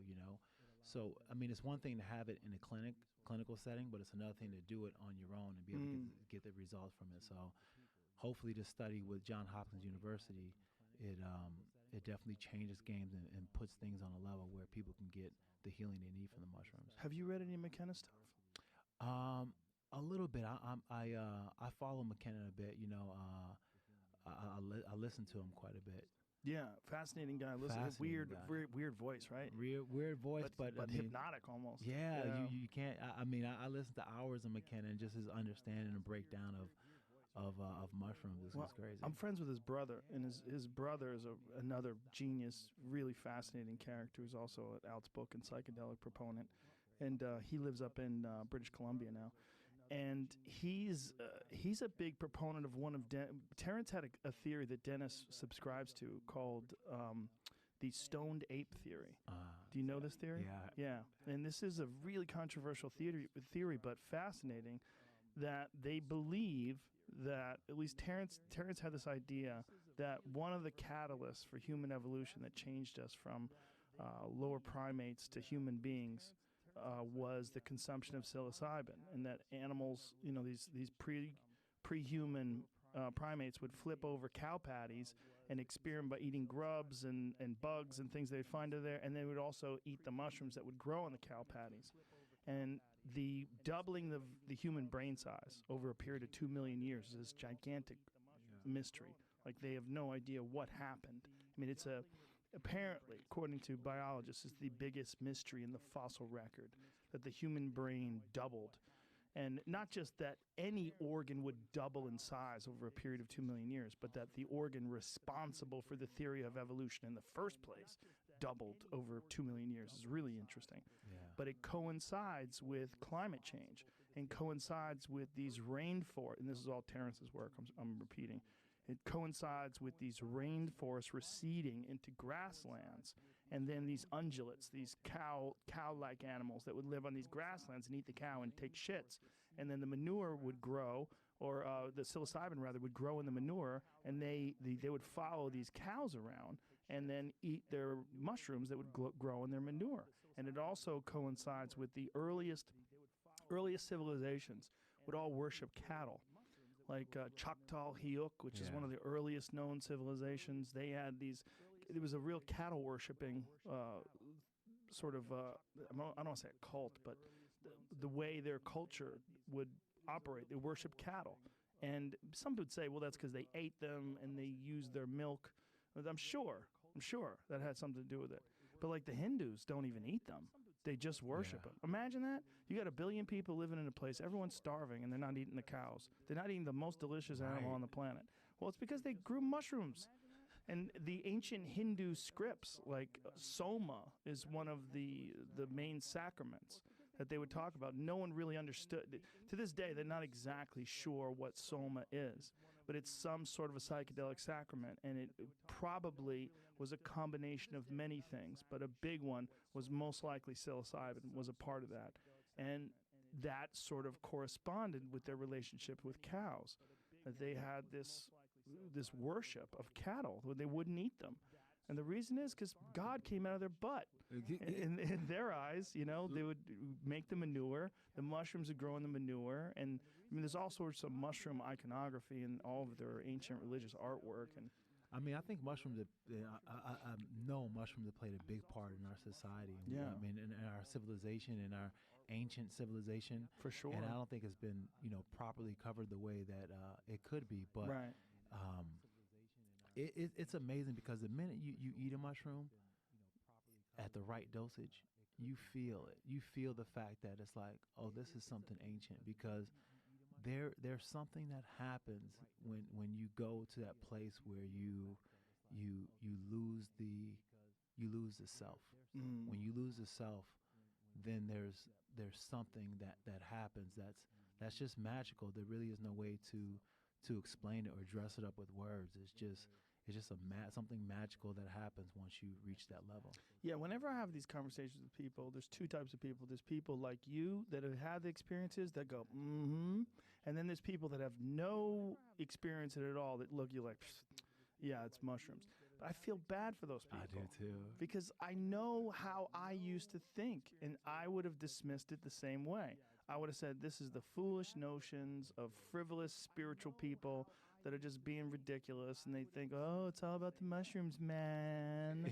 Yeah. But it is. It is. If you do it, you'll realize, like, oh, well, if you do any real potent breakthrough psychedelic, any real breakthrough psychedelic experience is going to make you humble. It's going to make you realize, like, oh, there's more to this than everyday consciousness. Yeah. There's more to this experience, this existence. There's something way bigger, and you only can tap into it through a variety of different methods, whether it's, name your psychedelic or name your trance-like state that people can go into. There's a lot of different ways to tap into it, but once you do, you realize, like, this is not, this little thin thing that we're touching right now, this is not everything. Right, and that's the thing about it. It really just cuts through the whole materialism of everything. Yeah. And it really shows that materialism is just a product of consciousness, and sometimes we tend to think that, our consciousness is a product of the materialism, but, at the end of the day, consciousness is everything. And when I did my Toad experience, I almost felt as if, like, I'm not really here, and I'm really somewhere else, just projecting my consciousness to here. And it seemed as if, like, when I smoked the Toad, the venom severed that connection, and the connection wasn't able to come here on Earth, and I was just really where I really am. That's what it felt like. And then when I came back to my body, I remember feeling like I didn't want to come back. And I actually it was saying, like, please don't go when I came back. Wow. I felt like I dissolved and I became a part of everything. I felt like I always tend to think of life as like my own view of experience. It's right here, right? My life is right here. Right now it's in this room. Later on it'll be at the Comedy Store. There's places I go. My life is where those places are. But when I had my first 5-MeO DMT experience, it felt like, no. It's all together. You're in the middle of this infinite soup of life. And there's no one spot. Right. That spot is your imagination. Yeah. It's like the limitations of your biology that we have kept from the time that we were small little mammals to the time that we were lower primates to the time that we're human beings. The biological instincts to survive and to preserve our DNA and to carry that DNA on, all of those instincts are the reason why we're here, but also so limiting. Right. Because they keep your consciousness bottled up in the location that you're at. It keeps your feeling of life contained to wherever you're at that moment, and staying safe, and then keeping people paying attention to you and making sure you got the coolest shit and all the things that seem so silly when you trip. Yeah, absolutely. When I fall away, and the feeling of falling away and not being who I think I am, it is almost the most freeing feeling, but at the same time, it's one of the scariest. Yeah, it's one of the scariest at the same time, but it's necessary, and it's necessary in order to reach a certain point of understanding. When you reach a certain point of understanding of going inside, then you don't need a guru. You don't need anyone to drop insight or knowledge, because all the knowledge and insight, it's there if you go deep enough and you know how to go deep enough, and you understand the fact that, there's just this knowingness, and it's hard to explain. Like, it sounds crazy to say, but there's just this knowingness out there, and you can tap into it. Yeah, there's something out there for sure. What's interesting to me is some people have a way better grasp of the English language, and they're way better at describing things. They're way better at sort of putting trips into perspective, because everyone sucks at it. Even the best people suck at it. I'm terrible at it. I've described it the same way you described it. There's not really words for it. You do your best, but it's so poor like your just the ability that words have to convey the experience. There's no words that are correct. They don't even get in the neighborhood. They wrap around it. They try. And even in a state, I remember being in a state where I was on one of my deepest trips, and I'm in the trip, and my friend looks over at me, and then I wave him over because I want to tell him the secret that I found about consciousness and about existence, but I couldn't tell him because the knowingness is telling me if I tell him, then I'm not going to be able to come back and live. I had to go. I had to leave this earth. That's what it was telling me. So I remember just sitting there, just like, man, I want to be able to tell him and be able to convey to him in words what I'm feeling. The only thing that came out of my mouth was, just go sit over there. It'll come to you. Because that's what happened to me. Like I was I was in his yard, and I just went and walked. And as I was walking, this knowingness told me, like I was walking barefoot in this grass, and I kept getting my feet poked. And the knowingness told me, it was like, it told me the path to walk. And it said, the reason why I'm stepping on these getting pricked is because I'm stepping on live grass, stepping on the dead spots where there's no. And it just came to me just that clear, and I just started doing it, and I wasn't getting pricked by any grass no more. Then it told me to sit down, and then I sat down, and then I just had like the most profound just realizations just hit me. Like it was coming out of the sun. It sounds crazy to say. I was outside, and I went and I was looking at the sun, and it was like the sun transitioned to something else. It became very deep, and it had layers of. It was very, very trippy. But during that experience, I remember looking around and seeing everyone that I was with, and laughing to myself, saying like, they would not believe this, but I'm actually every single one of them. And that was like a thought that I remember thinking and feeling like I'm feeling myself right now, and it bugged me out. I know it's deep. It's so deep, man. Do you still train? All the time. Yeah, I train all the time. You train all the time? Yeah. Do you feel different, like even when you're hitting things? Yeah, but not in a way like I feel like, oh man, I feel bad. I don't feel like that. I just feel like ever since I was able to kind of come back after this whole transition happened, I feel like I have a better idea on competing now. Like as far as like my mindset for competing is better than it was before, just because I don't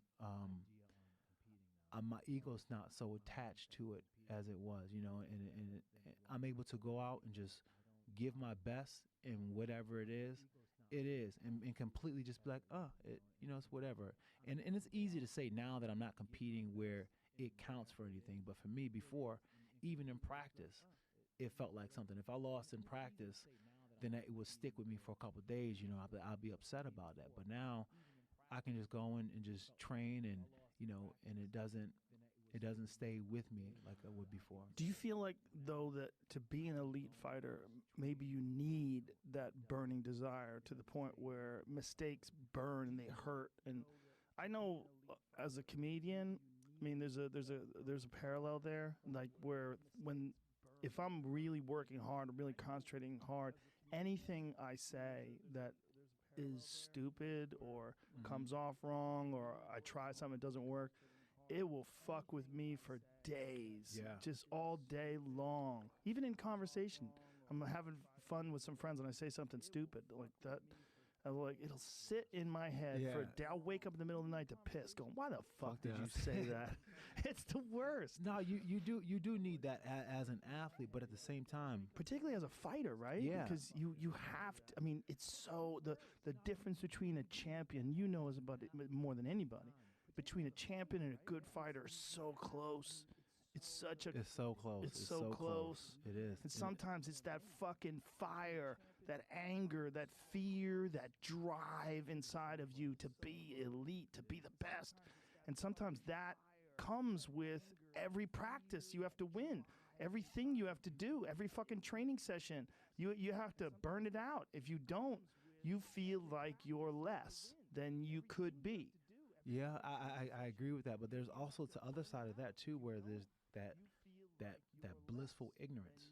And that blissful ignorance is where you just go out and do something and you do it 100% great all the time just because you enjoy it, and there's not the pressure of, oh, I have to do it a certain kind of way. Like for instance,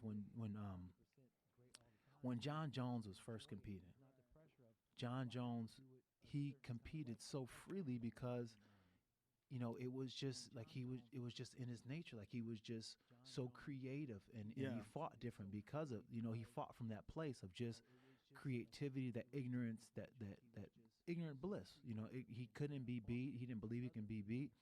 And, you know, he would fight that way, and he would do some genius stuff in there just because of that, you know. But then when you have those experiences where you know, you've been caught in a fight, or you made some mistakes in there, then you do know better. But then those thoughts, it actually slows you down a bit too, because you're not fully reacting. You're thinking a hair, where before it was just kind of like a reaction. Yeah, I talk about his opening fight, the opening sequence of his fight with Shogun. I mean, he's 23 years old. He's fighting for the world title, and he opens up with a flying knee. Right. Who the fuck does that? That was that dumb and young. You know what I'm saying? That's the best way to say it. But at the same time, that blissful ignorance, that was his blueprint for so long, you know, and he's turned it into a whole fighting style, just that, you know, letting it off, hang out, letting it fly. And that's what worried me. That's why I thought in this fight with Dominic Reyes, it was going to be a closer fight, because of the fact that Dominic Reyes now had that, what John used to have, being that blissful ignorance. He didn't really know how much, you know, how better John was, or didn't even care. He was just kind of like, oh, I can win. You know what I'm saying? He was so confident in himself, almost in an ignorant, blissful way, but it worked out for him, you know? Well, what's interesting about that fight is, first of all, it's a great argument for 5-round championship fights, because for the first 3 rounds, Dominic Reyes was winning. Yeah. The question is whether he won the 3rd round. That's the one I believe that's up for grabs. Most people that I've talked to think John won the last 2 clearly. Most people that I talked to that are experts, most people, few disagree, believe that Dominic Reyes won the first 3. And the 3rd round is the one that seems to be, you could go, well, Dominic scored more, but it was close enough where you could see someone giving it to John, particularly since John was pressing the action. John was pushing forward.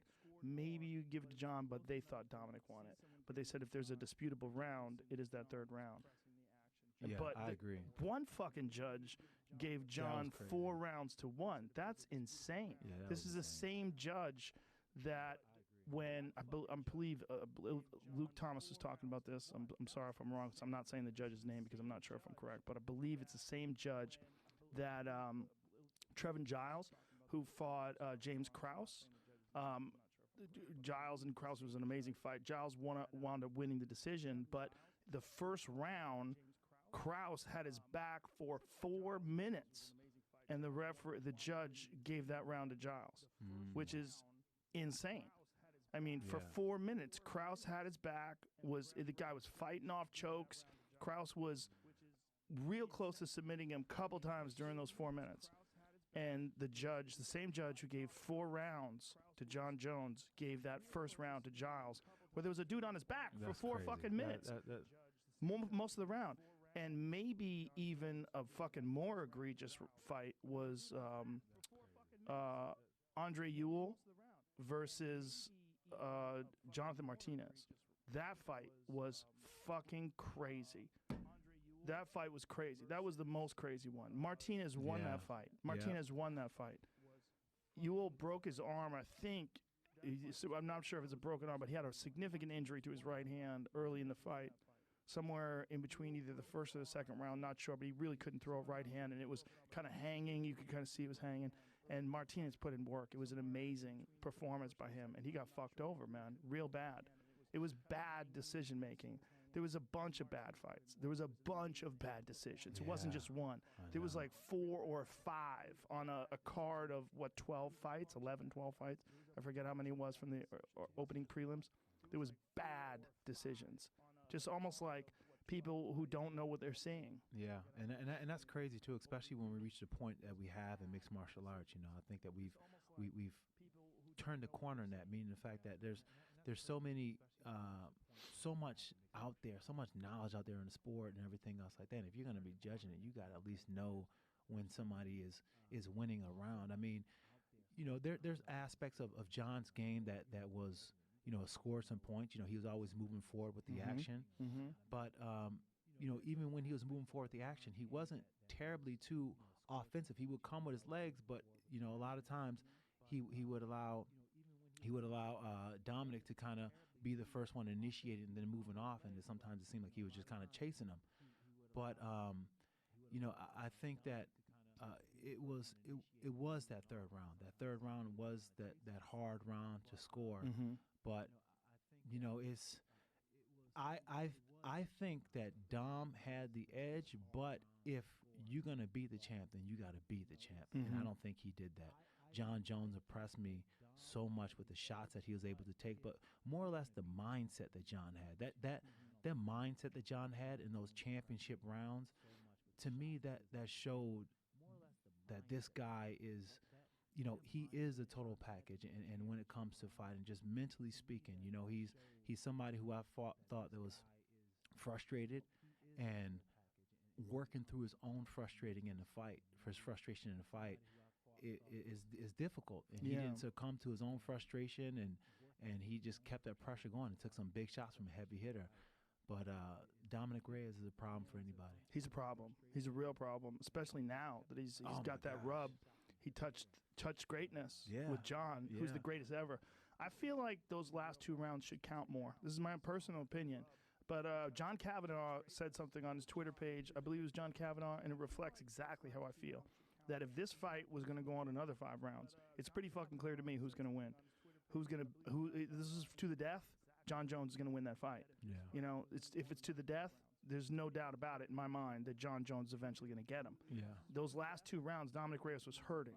You could see him looking and taking big, deep breaths and trying to move, and his arms were labored, and John just kept pressing, kept kicking him, kept punching him, kept trying for the takedown. And that should mean more. It should mean more towards the end of the fight. At the end of the fight, if you win a decision, but you just got your ass kicked for the last 4 minutes, that seems crazy to me that you won the fight. Yeah. Because, I mean, I know this is a dumb way to think about it, but if we were in a schoolyard, right? We were in high school, and some dude and another dude fought. The dude who's getting the shit beat out of him at the end of the fight is the guy who lost. Right? When the teachers come and they pull you off that guy, that's who won. That's who won a fight. That's who won. And I know that you can't score a professional sport the way you look, but it is the rarest of rare professional sports because it's the sport of fighting. Right. And in fighting, when you're getting your ass kicked, you're supposed to lose. If you're getting your ass kicked, you lost. Yeah. And if you're kicking the guy's ass, you win. Sounds crazy, but at the end of that fight, John Jones was kicking Dominic Reyes' ass. He was chasing him down. Dominic was taking some big deep breaths. He was firing back. I mean, he fired back very well in the 4th round, but John absorbed. John has a fucking hell of a chin too. Oh my god. Hell of a chin. Oh my gosh. A hell of a chin. I mean, you can't. He's something special because of everything. It's not he's something special because of his physical attributes. He's very tall and long. He's very strong. It's not just his skill. He's got great wrestling. He's got great striking. It is his mind too. Yeah. It's all those things. It's his ability to press forward. Its ability to break people. His ability to stay on top of you. Have that champion's mindset, and to know that he's fought the majority of his career as a world champion, which is fucking crazy. I know. I mean, almost a decade as the greatest in the world, chasing everybody that he's fought, every single fighter that he's fought. You look at them, they're all guys like you, guys like Machida, world champions, Rampage, world champions, over and over and over again. You go through the list of them. Just all these killers. There's just killer after killer. Gustafsson, you know, I mean, you just keep going through his entire career. DC twice. Stopped him in the 2nd fight. He's a fucking assassin. And the most impressive thing about it for me is the fact that, you know, on a physical scale, he's phenomenal. But just mentally speaking, to be able to go through everything that he's gone through, you know, the ups and downs, and what that does to your mind. Yes. You know, what that does to your mind, and just being able to put that to a side or be able to use it in order to go out and still perform as if like he hasn't missed a beat. Yeah. That is hard because it gets to the point, you know, you get with anything in life, you get tired of the monotony of it. You get jaded by it. Yeah. And he hasn't been jaded by it, and he still goes out there and performs like that. That's Well, impressive. I think he needed someone like Dominic to get that fear going too. I think he knew Dominic Reyes physically is a talented guy. Yeah. He's a great athlete. He has tremendous footwork. His ability to change angles and then fire back is insane. I know. It's so good. You saw it in the OSP fight where he knocked him out with like a couple seconds to Yeah. go. You see it in a lot. His Jared Cannonier fight, he could step back and fire uppercut, step back and fire that straight left. His ability to change direction is amazing, and I think a lot of that could be attributed to his football, baseball, like footwork, movement, his ability to explode, all that stuff that he did in other sports, I think directly translates to his Yeah. ability to move really well inside the octagon. And then on top of it, he's gigantic. He's the same size as John, which is very unusual for John to face someone that's his height. And he's really fucking strong too. That was the intangible that I think that John didn't expect. He didn't expect for him to be as strong as he was. When he's able to because- get back up every yeah, time, like when he shit. like get up like he wasn't even on him. Like, Yep. dang, His legs are fucking huge. You look at Reyes' legs. Oh, huge. Yeah, I mean, huge. he's got tremendous power. I mean, both with his punches, but also with his ability to move, man. He was throwing great kicks. He was chopping at John's legs. I mean, out of any fight in John's future, I want to see a rematch. I really want to see what Dominic Reyes looks like now with this rub, understanding how close he was. And then the amount of conditioning that he's going to have to put himself through to be able to do that again 5 rounds. And it's not like either guy got fucked up in that fight where they're going to be severely damaged. It's not like one of those crazy wars where, like Adesanya, Kelvin Gastelum, at the end of that fight, I was like, oh my God. You know, I hope Kelvin takes some time off Right. after that one. That was chaos, just wildness. It wasn't like that. It was a grueling, difficult, hard fight, but it wasn't a fight where there was so much damage that both John and Dominic needed to take a long time off. I feel like you could make that fight in 8 months, Absolutely. and that would be the fight to make. That's Yeah. that's a crazy rematch. And the thing about it was surprisingly to see like their faces weren't beat up at No. all, and I'm like, these dudes were landing some shots on each Yes, other, and their yes. faces not even. Yes. Like I thought for sure John's lip would be all swollen like it was when he fought Gustafsson. Yeah. But he took those shots well, man. It's amazing. It's amazing. But I think that this is exactly what John needed in that light heavyweight weight class because, you know, it was getting kind of stagnant, and I think it needed some time to mature.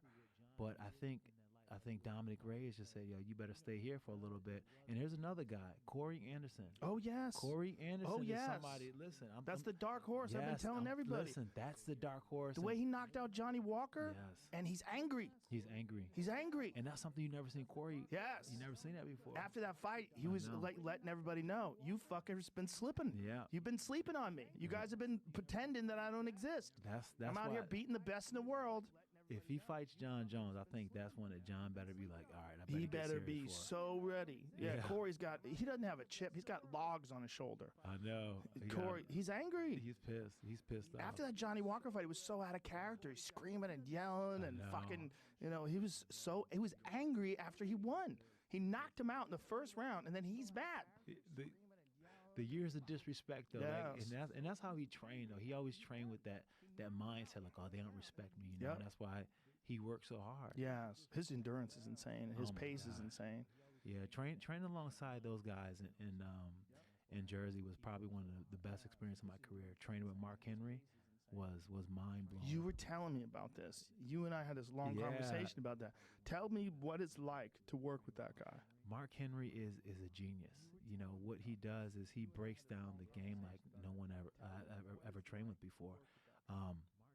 So for every combination that we throw, every punch is all accounted for with a code, and that code is specific to you and to what's important in your life and the way you value. So he sits and he talks to you about your family and whatnot, and then he'll make these codes up, and these codes would just be like for a combination of be.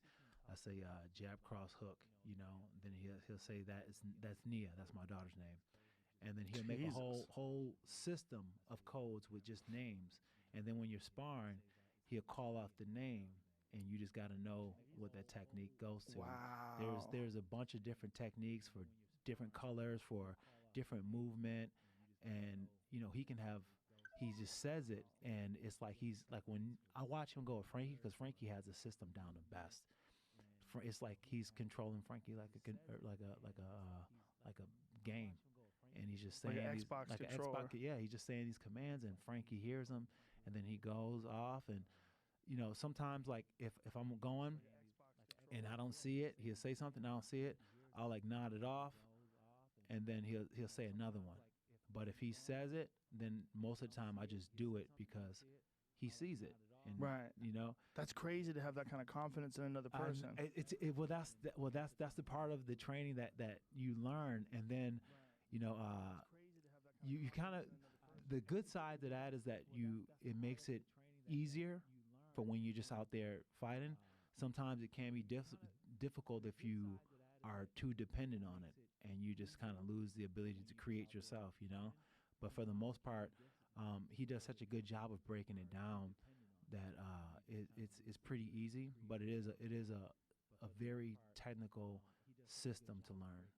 And anybody who gets a chance to work with Mark Henry, I suggest you do it because. And here's another thing: Mark Henry is one of those guys. Like I stayed at his house when I first went to stay with him, and he doesn't sleep. Like he'll stay up to like 2-3 o'clock in the morning watching film, and then he'll go to sleep for a couple hours, and he'll wake up at like 7 in the morning to go do his first pizza shop, because he owns a pizza shop, and he has this crazy work schedule, but he loves fighting. It's so weird that a guy runs a successful pizza business and he's also one of the best trainers in the world. Yes, it's so strange. And he makes a killing with his pizza shop. He kills it. I heard his basement gym's amazing. Oh, it is amazing. His basement gym is where all the magic happens, man. He has all the codes written out, and he'll torture you in that basement. He'll torture you. He'll get your mindset like sharp as hell, but he'll torture you in that basement, Well, it's such a diverse group of fighters, right? Zabit comes down there, Marlon Moraes. He had so many interesting guys, Edson Barboza, so many interesting guys had gone through that gym. It's so crazy. Like when I first like I was standing there, I got to train with Zabit a little bit, and got to live with Zabit and the Dagestan fighters. Mm-hmm. So it was pretty cool experience, because you kind of get to know their culture and just kind of just get a different respect for it, and those guys are just hard workers. Those Dagestani guys, they're so hard. They work hard, they pray hard, they just are very, very focused individuals, and you watch them, you're like, oh, okay, even now I'm like, you know what, maybe I need to get a little bit more serious about my thing, But that's where the success comes from. That's it. Think about how many great fighters come out of that region. I mean, it's extraordinary. Yeah, and these guys are phenomenal. Like I watch them after training, and these guys do this like it's like a randori type of sparring afterwards, and they just do like jumping off the walls, all these kind of like these acrobatic crazy moves that you don't think could ever work, and you see them like, oh my God, where do you get that from? They practice it all the time, and they just do all these kind of crazy moves at the end of training. And at the end of training, like like they're done with all the real work. Let's just fuck around and see if we get creative. Yeah, they get creative, and they just start just doing all kinds of stuff, and they throw real moves in there, but they drill everything. And Zabit is probably like one of the best guys I ever seen in training, just like martial arts wise. This guy, he jumps off the cage and do all kinds of acrobats and come down doing all kinds of ground acrobats, and he just makes it look so effortless and easy. It's crazy. He is really good. He's really good with his mixture of traditional martial arts techniques, because he has that kung fu background. Yeah. So he throws a lot of like round kicks and spinning kicks and all that kind of crazy shit. But then he'll hit you with like some judo shit, a lot of tosses and trips. Yeah. And he's got great submissions too. I mean, he's got great wrestling. He's got great boxing. I mean, he's a weird combination of a bunch of different styles. And he's tall too. Mm-hmm. The tall length is really is something that helps him out too. Because Frankie Edgar, whenever he goes on him, he's like, man, I feel like I can get him down, but then I look down and then his feet are still touching the ground. I swear I have him up, and his feet are still He's touch so it. tall for Yeah, he's 145. so tall for 145. I'll tell you what, though, he had a hard time in his last fight with Calvin Cater. That dude is fucking dangerous. Well, Cater's a dog, though. He's Cater- a dog. He's a dog. He's for the sure. dark horse at 45, in my opinion, because he was beating Zabit in that last round. Yeah, It was rough. Like, Zabit was trying to just get the fuck away from him, and he just stays on him. And I think he has the best boxing in that division. And he's also huge for 45. Yes, he You is. stand next to him, you're like, how the fuck are you weighing 145? Yeah. He looks like he's a 160. Yeah. He doesn't look anything like 145. I know. It seemed like in that fight, Cater kind of realized towards the end, like, wait a minute, I can beat this dude, you know? Yeah. And that happens sometimes when you go against a guy who has like a bunch of different tricks. You find yourself putting yourself in his trick bag just by being aware of all the things that he can do. You find yourself like, oh, he's gonna set that up. Oh, he's gonna set that up. And by you being too watchful of what he's doing, you're shutting your own game down. And it seemed like Cater just threw caution to the wind that third round. Was like, you know what? I'm going to just go out and just make it happen. And then when he did that, he found his opportunities. I think also the first two rounds were really fast-paced, and I think in the third round, Cater was the one who was in better condition. Yeah. He was the one who was pressing the pace in the third round, and he was also landing body shots, like some nasty body shots that were adding up. He's a fascinating guy, Calvin Cater. I'm really interested to see him. He's fighting Jeremy Stevens next, which should be fucking chaos. Because Jeremy Stevens is another savage. Oh, man, he's a savage. I love watching He only him fight. fights one way, and that's, kill or be killed. See, I feel like guys like that don't even need to win. They just need to go out there and just fight. Because, like his fighting is so good. You just want to see him go out there and just fight, man. Yeah. Well, he's had so many oh shit moments in his career. Like Dennis Bermudez, he hits him with that flying knee up against the cage. He Josh Emmett, the KO of Josh Emmett, he fucks people up, man. He does, and man. he's got ridiculous power too. And with Calvin's boxing and Jeremy's savagery, the two of them together, and Jeremy has ridiculous power. The two of them together, that's going to be amazing. And then they have Zabit. Zabit is now going to fight Ortega. Brian Ortega's comeback fight is going to be Zabit, and that's a tough fight to come back to. Ortega's been out, injured a bunch, hasn't fought since he lost to Max. He's had a bunch of real problematic injuries that he can't get over. And then finally he's healthy now. He's going through training. And, tall order, though, to jump right back in the deep end of the pool with a guy like Zabit. But you know what, though? Like, sometimes it is a tall order, but sometimes, when you just came from a big fight, that's the kind of fight it's easier to get up for. Like if he just came from challenging for the title, right? It'd be hard for him to take too far of a step down in competition, because then it's going to be hard to get himself up for it. But if he's taking a step kind of like in an upward motion, then it's like, okay, I can get up for this fight, and then he can train for it, Yeah, because Zabit is, I don't know what the official ranking is. In my book, he's 2 or 3, right? He's right there. He's right at the top of the heap. In my book, I mean, there's Volkanovski, he's the champ. There's Max Holloway. They have to fight again. They have to. They're going to fight again. And then after that, it's basically Zabit and Cater. Yeah. That's how I look at it. And then a bunch of other guys. Now that Aldo's down to 235, which is real interesting, because Aldo is going to fight Triple C. He's going to fight Cejudo. That's interesting. Yes, that is interesting. for the title. That is interesting because very interesting. I thought Aldo looked the best that he's looked in a long time at 135. Yeah, he looked amazing. He looked like a bit like the Aldo minus the kicks. He didn't minus the kicks. I wonder why he doesn't throw so many kicks anymore. I don't know. Do you think he has injuries or something? I think he might have an injury. I think he don't want to take a chance of his hurting, knees. hurting something and then having to fight through it. Fighting compromised. But it's crazy because his kicks were just such a devastating weapon. I mean, he'll only need like 2 or 3 of them and just change the whole complexion of the fight. One, whack. Oh my gosh. Like when he fought Uriah. Yeah. Oh. But imagine that power of leg kick to the lower calf, like how they. Oh my gosh. Yeah, maybe it's a knee thing. Maybe he can't throw those kicks because his knees are fucked up. I don't know. I'd like to know, because that was one of his primary weapons. But still, even without that, I felt like he beat Moraes. I felt like that was a bad decision. But he's fighting Moraes, who's easily one of the best 35ers on earth. Moraes is so good, man. That left high switch kick that he has is a thing of beauty. Yeah. The way he whips it, it's like a whip. It's crazy. Like, it's effortless. It just goes to your head. Yeah, Marlon is pretty sick, man. He's beautiful. Is this Aldo throwing some kicks? Oh, okay. So 4 days ago. Oh, okay. It's practice, but looks normal. Looks normal. It looks normal. I don't see any problems, except the sound's all fucked up. But see, it's different though. It's different when you got to crack Of somebody's course. leg. You know. Yeah. Oh my gosh. I think that I think honestly when it comes to the state of mixed martial arts, I think that once a lot of these fighters start to because we were speaking about it earlier, like we were in the dark ages when it came to training and that transition of how to become more professional with your training, and I think nowadays fighters are starting to understand that more, with the Performance Institute is helping to educate these fighters a lot more on what proper training should be and what it truly could encompass, and now there's more professionalism added to martial arts, but there's still an aspect that needs to be covering, and that's on the equipment side, like the equipment that the company that I work with, Onyx. Have you heard of Onyx before? I have a pair of the gloves. Okay. Excellent. So the excellent. Very, very good. So we have a whole line, and the line that we have with Onyx, it's really the first MMA branded, like a MMA company that's made for all the way we move in MMA, everything that happens in MMA, because now the equipment that we use now, we borrow it from kickboxing or boxing.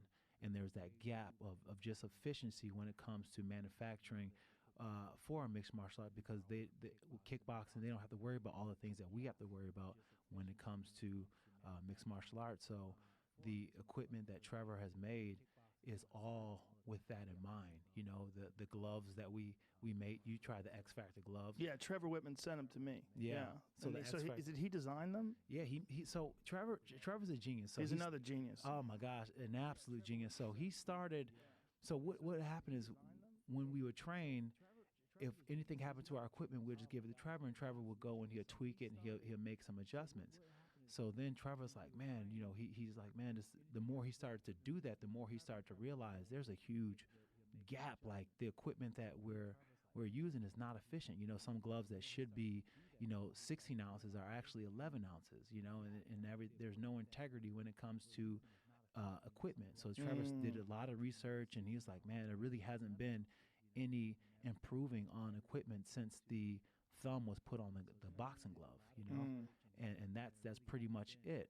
So Trevor went and he learned how to sew. He learned how to do everything, and he was in his basement just making this equipment. He's made the X Factor glove you have. Look at him there. there. There you Trevor go. Whitman Trevor sewing. Whitman. and he's good at, like, at first I didn't realize how in depth it was until I went to his basement and seen the little shop that he had, but it's pretty high tech. So we have the glove, the X Factor glove, but we have a knee brace, and we have a headgear What's up with too. the knee brace? Not the knee brace. It's the knee sleeve. It's like a knee. It's a shin guard, but it slides into a knee brace. You can slide. It's like a knee brace at the same time, as well as an ankle brace.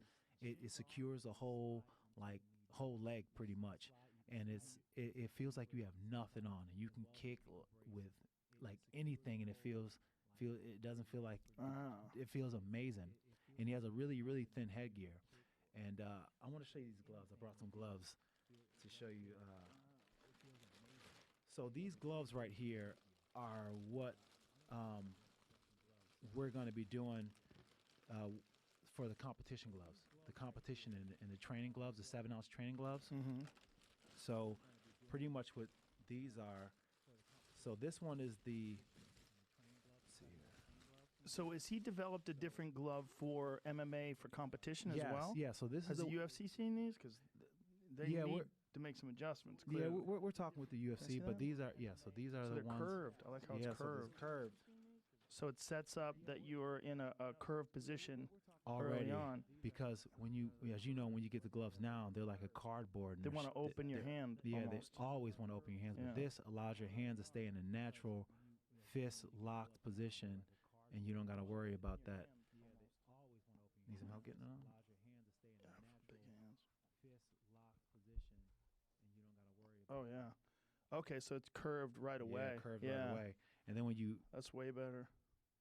Yeah, like the old Pride gloves. Yeah. Yeah. Good padding too. So it's... I like them a lot. These are definitely better than the ones UFC's using right now. I'll tell you that. Yeah. So it's, you know, if you see the X strapping system in there, that also goes in there. So then that way it makes it so that your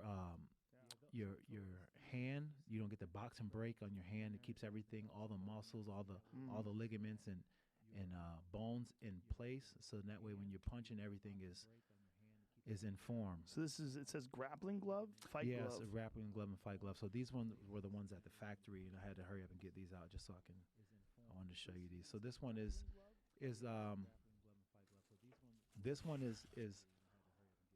going to be like the training one, but we're going to put a different head on the front of it. What's going to be different about it? It's going to be just the top is going to be different, a little bit more, so you can punch with, like, you can hit it with the side. Hit it with the side. It'll be a little bit like.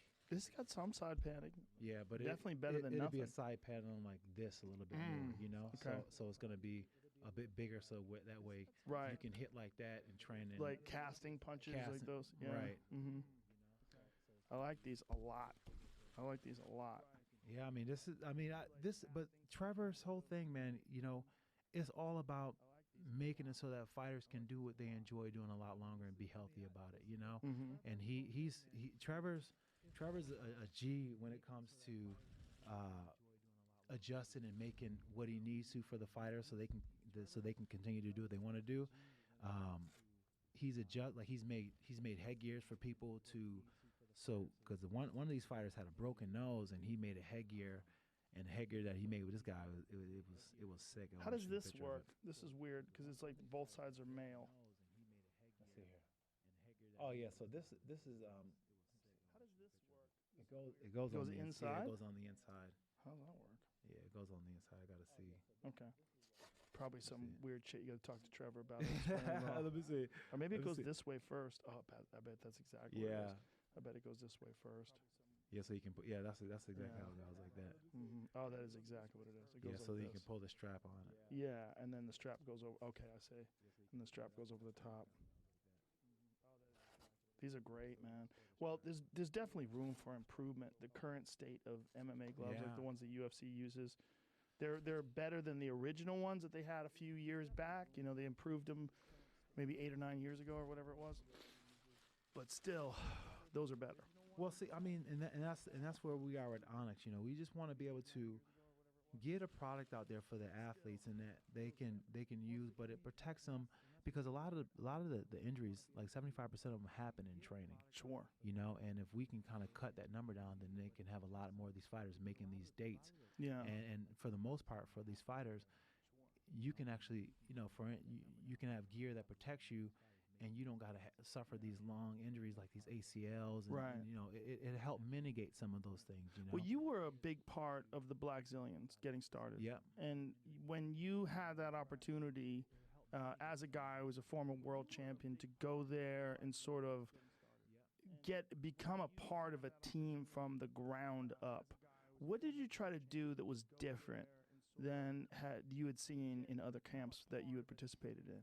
I wanted to make it just like a, you know, the biggest thing back then, it was that you always had to go to so many different places in order to just get that one thing. So I really wanted to just make it so that our guys didn't have a need to go anywhere else for anything else. And that was the whole idea behind the whole Black Zillions. You know, we brought in all kinds of people from every different aspect, from, you know, training to nutrition, almost every aspect of it. And that's what we wanted to provide our athletes with, just like the total game, so they really didn't have to do anything or worry about anything except for showing up to train. And it worked for a while. But it's a hard thing to maintain, because that's a very, very expensive thing, you know. Yes. Well, Glenn, the guy who put up the cash, I mean, I had heard some outlandish figures that he had was in the hole for that place by the time everything was up and running.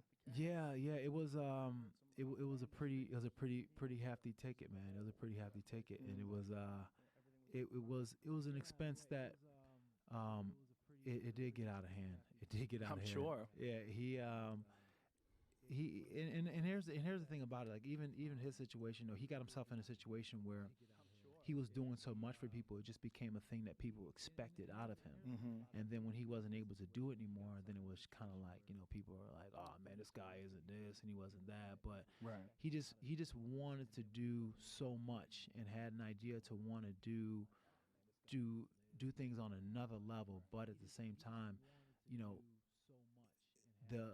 the finances of doing it was a massive undertaking. I'm sure. I mean, all credit to Dan Lambert, because Dan Lambert has been doing this from the beginning. Yeah. That fucking guy. I mean, he is the reason why these super camps got started. Yeah, Dan Lambert put his own money, and then the new ATT he built himself from the ground up, built the whole fucking building. And, I haven't seen it in person. I have friends that have gone to visit it, but I've seen it in videos, and it's holy shit. Yeah, it's phenomenal. I went inside of it. Dan's the man. Yeah, Dan, he really is. Dan is a good guy, man. After the whole thing with the Black Zillions, him and I got to have a chance to spend some time together and just talk, Right. There was so much weird animosity. It was weird. And then the UFC put that show together. Yeah, it's like I inherited beef with people that I didn't even know. I didn't even say hello to them. You know what I'm saying? That's so crazy. And I just inherited this beef, and I was like, it's silly. And especially since the fact that ATT is like literally right down the street from my house. It would be closer to go there than anywhere else. But it was weird for a while. But actually talking to Dan and actually getting to know him, and it was it was a good thing because I got to get a lot of respect for him and just for what he's done with American Top Team and the ATT in general. No, he's a brilliant guy. I love that guy as a person. I'm a big fan of his. I just love that a person like that, like Dan Lambert, can literally change the course of MMA by setting an example. Yeah. And by having a gym that sets an example that's such an insanely high level. So big, so many world-class fighters there, so much strength and conditioning, everything under one roof, dorms, everything. Well, see, I think that was the thing that kind of that kind of pushed things in that position for Glenn, because he had to keep up. He had to keep up, or he was trying to outdo. Yes. He was trying to do Dan Lambert. I always wanted to do something that Dan wasn't doing. Good luck with that. Yeah, and that it's a good way to go broke. That's man. a good way to spend a lot of money. I'll tell you that. Yeah. There's a lot of super camps out there now. It's interesting to see these places. You have TriStar in Montreal. You have Duke Rufus in Milwaukee. You have Jackson Winklejohn in Albuquerque. You got AKA. It's when you first started, there was not that many places. No, there really wasn't. And to even get what we wanted out of it, there's 3 gyms that we can go through. We'll go to either Jackson's in Albuquerque, we'll go to TriStar in Montreal, or we'll go to Denver, and we'll work with Trevor Whitman in Denver. So we had the 3 camps that we bounced around from, and that's where we'll go to get the most work. And it worked for a while. It worked for a while for the most part, but just all that traveling, it just became hard to do. But that has to wear on you when you're in the middle of a camp and you're staying in hotels. And it does. Like when I was in camp, I really wouldn't travel too much. But so what we would do is that if Nate Marquardt was in camp and he wanted to stay at home most of the time, so we'll stagger it where he'll have a tough guy in camp every single time. So I'll be a couple weeks when George wasn't there or when Keith wasn't there, and then sometimes we'll all come together. But for the most part, we'll just all rotate into these gyms depending on who was fighting, who needed the work. He's a guy that I feel is underappreciated. Nate Marquardt, when he was at the very top of his game, was a fucking assassin. Nate Marquardt was... Woo! That knockout of Tyron Woodley in Strikeforce to this day is one of the nastiest in-tight elbow combination knockouts I think I've ever, like a video game knockout. Yeah. See, Nate Marquardt was one of those guys, I'm like, oh man, you'll get anxiety before training and practice because you knew it was going to be a hard go. Like, my training growing up in the sport was it was difficult, man. Training with GSP, Keith Jardine, Nate Marquardt, Joey Villasenor, Mike Van Arsdale, and even Ali Abdulaziz was even up in the mix too. But it was training with guys who it was a hard go all the time, and Nate was one of those guys that I'm just like, oh my gosh. This dude is not going to get tired.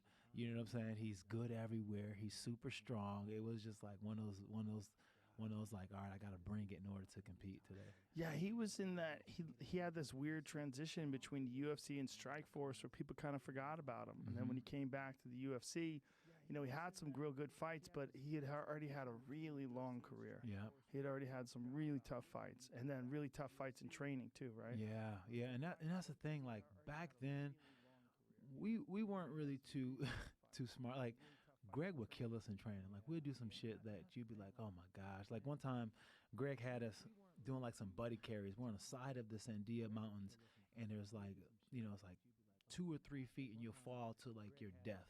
And then we had to do like these buddy carries, these wedding carries, where I'm holding Keith like this. Get the fuck out of here. Yeah, and like this, you'll fall to your death. And like if you make a mistake, you know, there wasn't much room for mistake. If I would have fell down, then we would have fell. But you take, and we had to rotate every 60 steps. Fuck that. And Greg was always on the like, you know, like mental, like, yo, you got to be ready to die. You got to be ready to face death. Let's get it. Seek death. Meanwhile, he's such a sweetie in the corner. I know, but in the corner, he's, hey, how you doing, Rashad? Oh my gosh, things are looking great. He'll take us. That's why he does it, because he knows what he did to you in training. I can't imagine that buddy carries or wedding carry like that, and you're literally, if you fall, you die. You both die. Yeah, and then there was like one little slip, and he's like, all right, let's change things up. Go on his back, and I'm like, what? Yeah. Fuck out of here, Greg. You go on his back, bitch. What are you doing? What are you talking about? Yeah, that's man. so crazy. It was crazy, man. But that was a good time. Just mental toughness training, huh? Yeah, that was a mental toughness training. Well, you guys, that Albuquerque team was always known for having crazy endurance. I mean, that had to come from, some of that grit had to come from those hill workouts you guys would do. We had a lot of grit because of those workouts that we did. We did one where we do the sand dunes. It was the worst, man. You would cry like you had to carry somebody up doing the sand dunes. And then if you didn't carry them all the way up, then you had to do it again until you completed it. Like you would literally see grown ass men crying, just like I can't do no more. That's a good way to get injured too, though. Unfortunately, yes. It's like there's this fine line between pushing really hard and fucking somebody up. Yes. You know.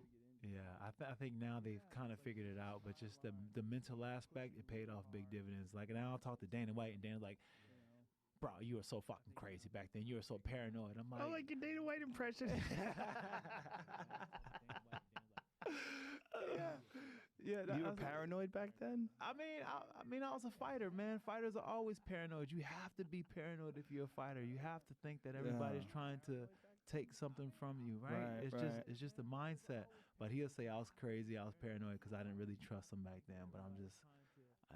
He's a promoter, right? And then on top of that, you know, you had Greg Jackson always telling you, like, you know, that they want to get you out of there, man. They want to get you out the UFC, man. Go ahead and just quit, Evans. Just quit right now, man. I know you want to give up. They want to get you out of here anyways, man. Like, no, I ain't gonna quit. And show them you're not gonna quit. I don't want to see it. Let's go. Jesus Christ. Yeah, it was a good time over there. When you first started fighting, how much striking training had you done before you decided to compete in MMA? Because you had this wrestling base. Did you have any striking training growing up? Did you do any boxing? I did some boxing. Yeah. And I did some karate too. I did Tang Sudo. Oh, okay. Yeah, I did Tang Sudo for like a few years from the time I was like 13 to like 16. That makes sense because you always had good kicks. Yeah. Yeah, like that Sean Salmon knockout. Yeah. Woo! But you know, I never utilized my kicks like I should have. And my mom will always be like every time, and Rashad, listen, she always would say something that Joe Rogan said. Rashad, Joe Rogan said you need to pass the guard, Rashad. And I'm like, Mom, I don't even know what the guard is. So I need to pass the guard. Like what? Oh my gosh, that's hilarious. When I fought Sean Salmon, she's the one who told me to Rashad, throw your kicks like Bruce Lee, Rashad. And then when I threw the kick and knocked him down, and the next day I talked to her on the phone. She said, Rashad, that was a good kick. And I was like, oh, okay. She said, but I don't like that dirty shit though. And I was like, Mom, what you talking about? Rashad, you knew he was knocked out. You didn't have to hit him again. Oh wow! And I'm like, Your mom I'm said like, that. Ma, I can't. You can't tell. You just got to keep going. Like the referee say, don't stop until I stop you. And I was just in the fight, and she said, but still, Rashad, shit.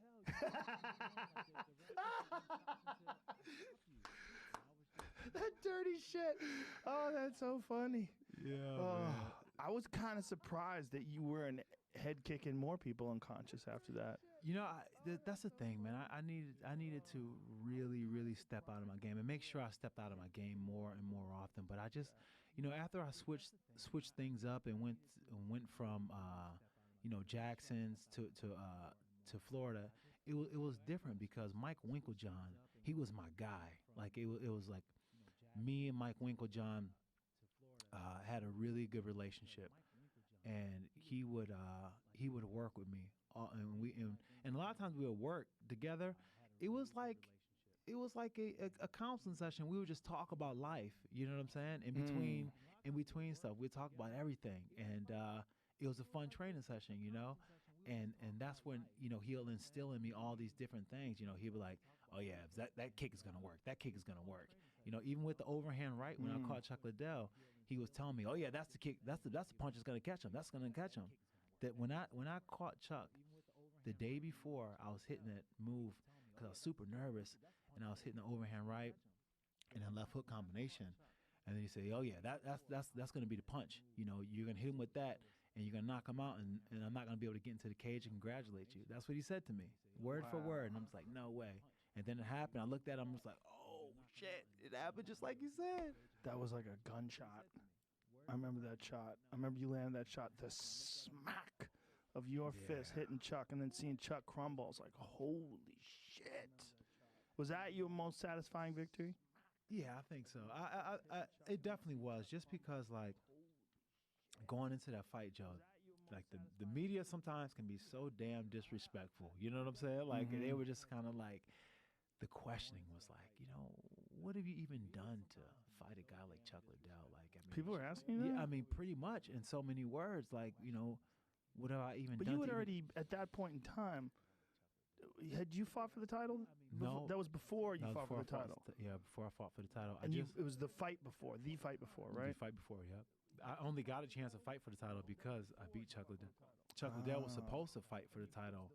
That I was a serve up to fight for the title. Oh, wow. Yeah.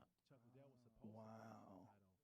Yeah, that was a serve up. Well, the media was a little sloppy back then. Yeah, so there's some really good guys out there now and gals that are covering MMA where they're real journalists. They really are like real sports journalists. But back then it was like anybody with a camera who liked fights. Well, there's also a lot of people that were trying to get attention just by being douchey. Yeah. There was a lot of douchey sports guy talk. Yeah. I fucking hate that stuff.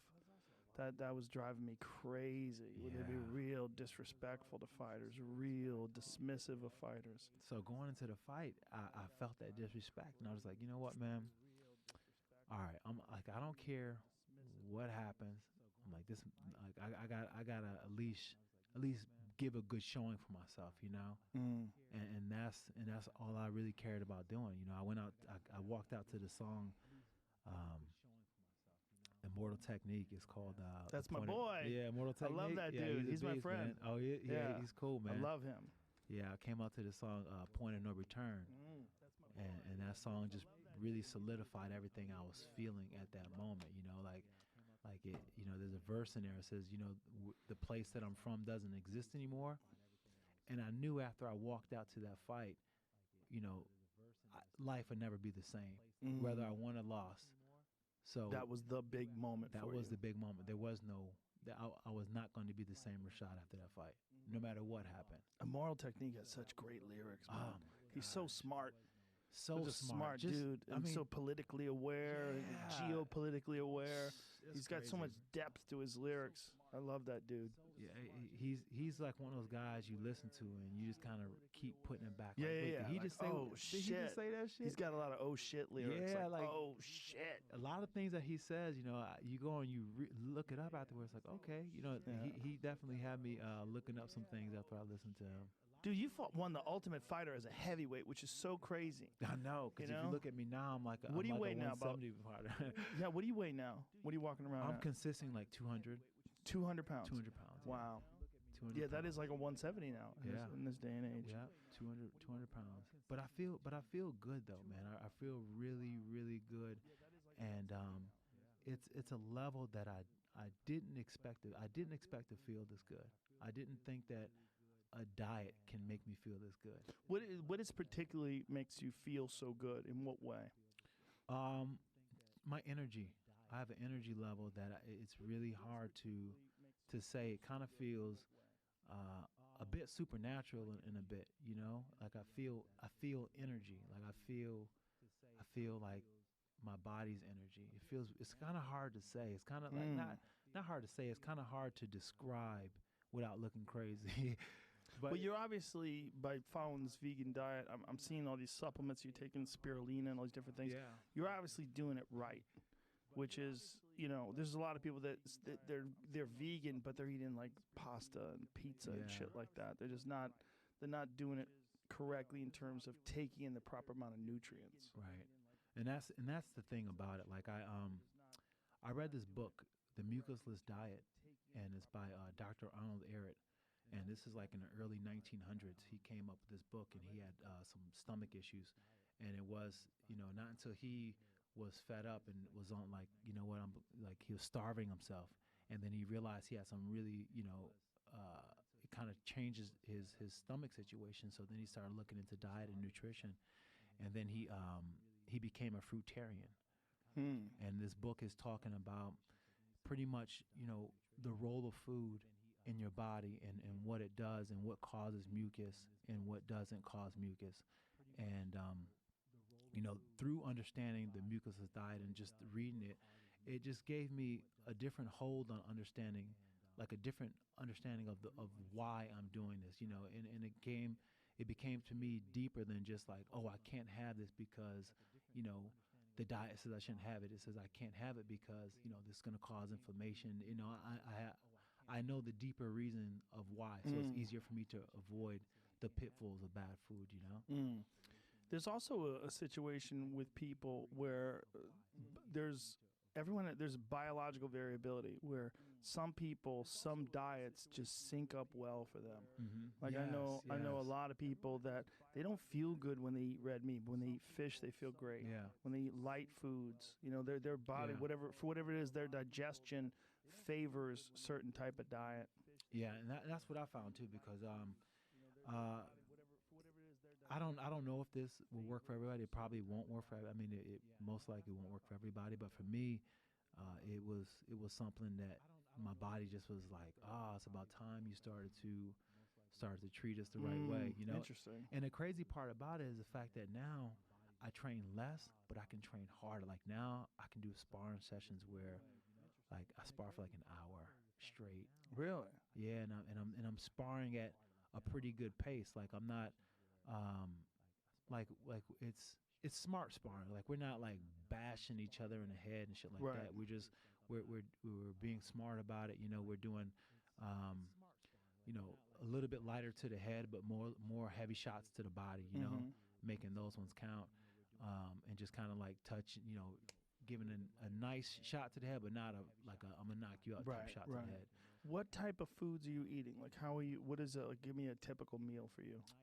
Typically speaking, it all depends on the time of the day, but I don't eat in the morning. I fast up until noon or until like 1 o'clock, and then my first meal. Are you on like a 16-hour, 14-hour like intermittent 16, fast? Like 16 intermittent fast, and then once I eat, I usually eat like I'll come home and I'll eat, you know, maybe like a hearty shake that I make of fruit, and then I'll put some you know, some mushrooms and stuff in it, and just like you know, the cordyceps, the the lion's mane, and from this brand Life Cycle. Sure. You Okay. heard of Life Cycle Yep. with a K? So that brand right there makes this really good tincture that you just drop it in there, and you don't got to worry about changing the flavor of too much of your shake. So I drop that in there with my shakes and stuff like that, and I usually take that. That'll be my first meal. Then the second one would be a little bit more hearty. It'd be something with vegetables and maybe some potatoes or something, so it's a little bit more hearty. And then I'll have another hearty meal, like a vegetable-based meal at nighttime. And then I'll usually be done for the day. Are you using any protein powders, pea protein, hemp protein, anything along those lines? No, I don't use any Just protein powder. vegetables, raw vegetables. Yeah, just raw vegetables. Raw vegetables and fruit. Interesting. Yeah, and I don't really feel like I have a need for it. Like I feel like my muscle mass is pretty good. Like I don't feel like I'm too skinny or like I'm not gaining any muscle. I feel like I can gain muscle, and it's just been working for me. And So basically, you just eat to feel good, like however it makes you feel good. Yeah, right. And you've got it down now. You know, Yeah. like what kind of foods.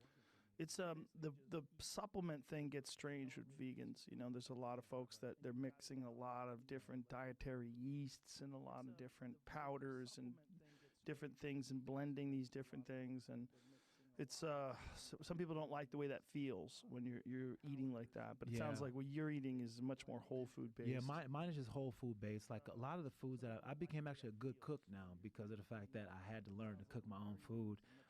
My wife, she was busy becoming busier on her own, doing her own thing, so she wasn't able to cook for me like she was before. But then I learned myself, and through learning myself, it just completely just like took the shackles off of me. You know what I'm saying? Right. You So cook your now own nice meals. Yeah. So now I cook a lot of like West Indian type of foods because they have a really good vegetarian menu, like a lot of chickpeas.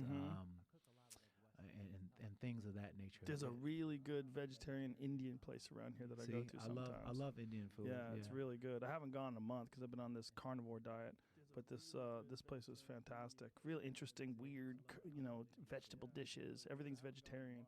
It's I guess it's with them it's a religious thing. A lot of Indians are vegetarian. Yeah, vegetarian. Yeah.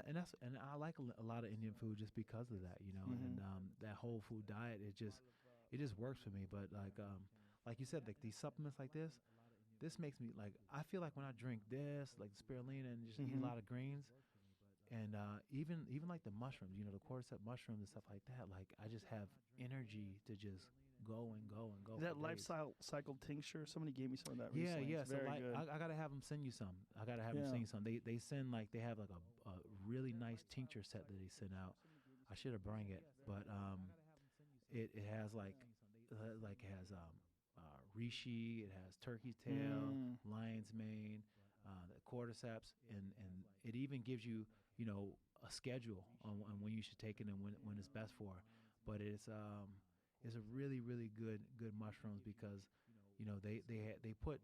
they infuse theirs with this is cockadoo plum. It's a cockadoo plum. You ever hear of that? No, it's a funny name. Yeah, I know. It's cockadoo plum is from Australia, and it's like one of the most high in vitamin C fruits there is. Like it's way higher in vitamin C than oranges and everything else like that. And they Cockadoo plum. Yeah, Huh. cockadoo plum. Okay. Yeah, KAKADU plum. That sounds like something that a little kid would Right. make.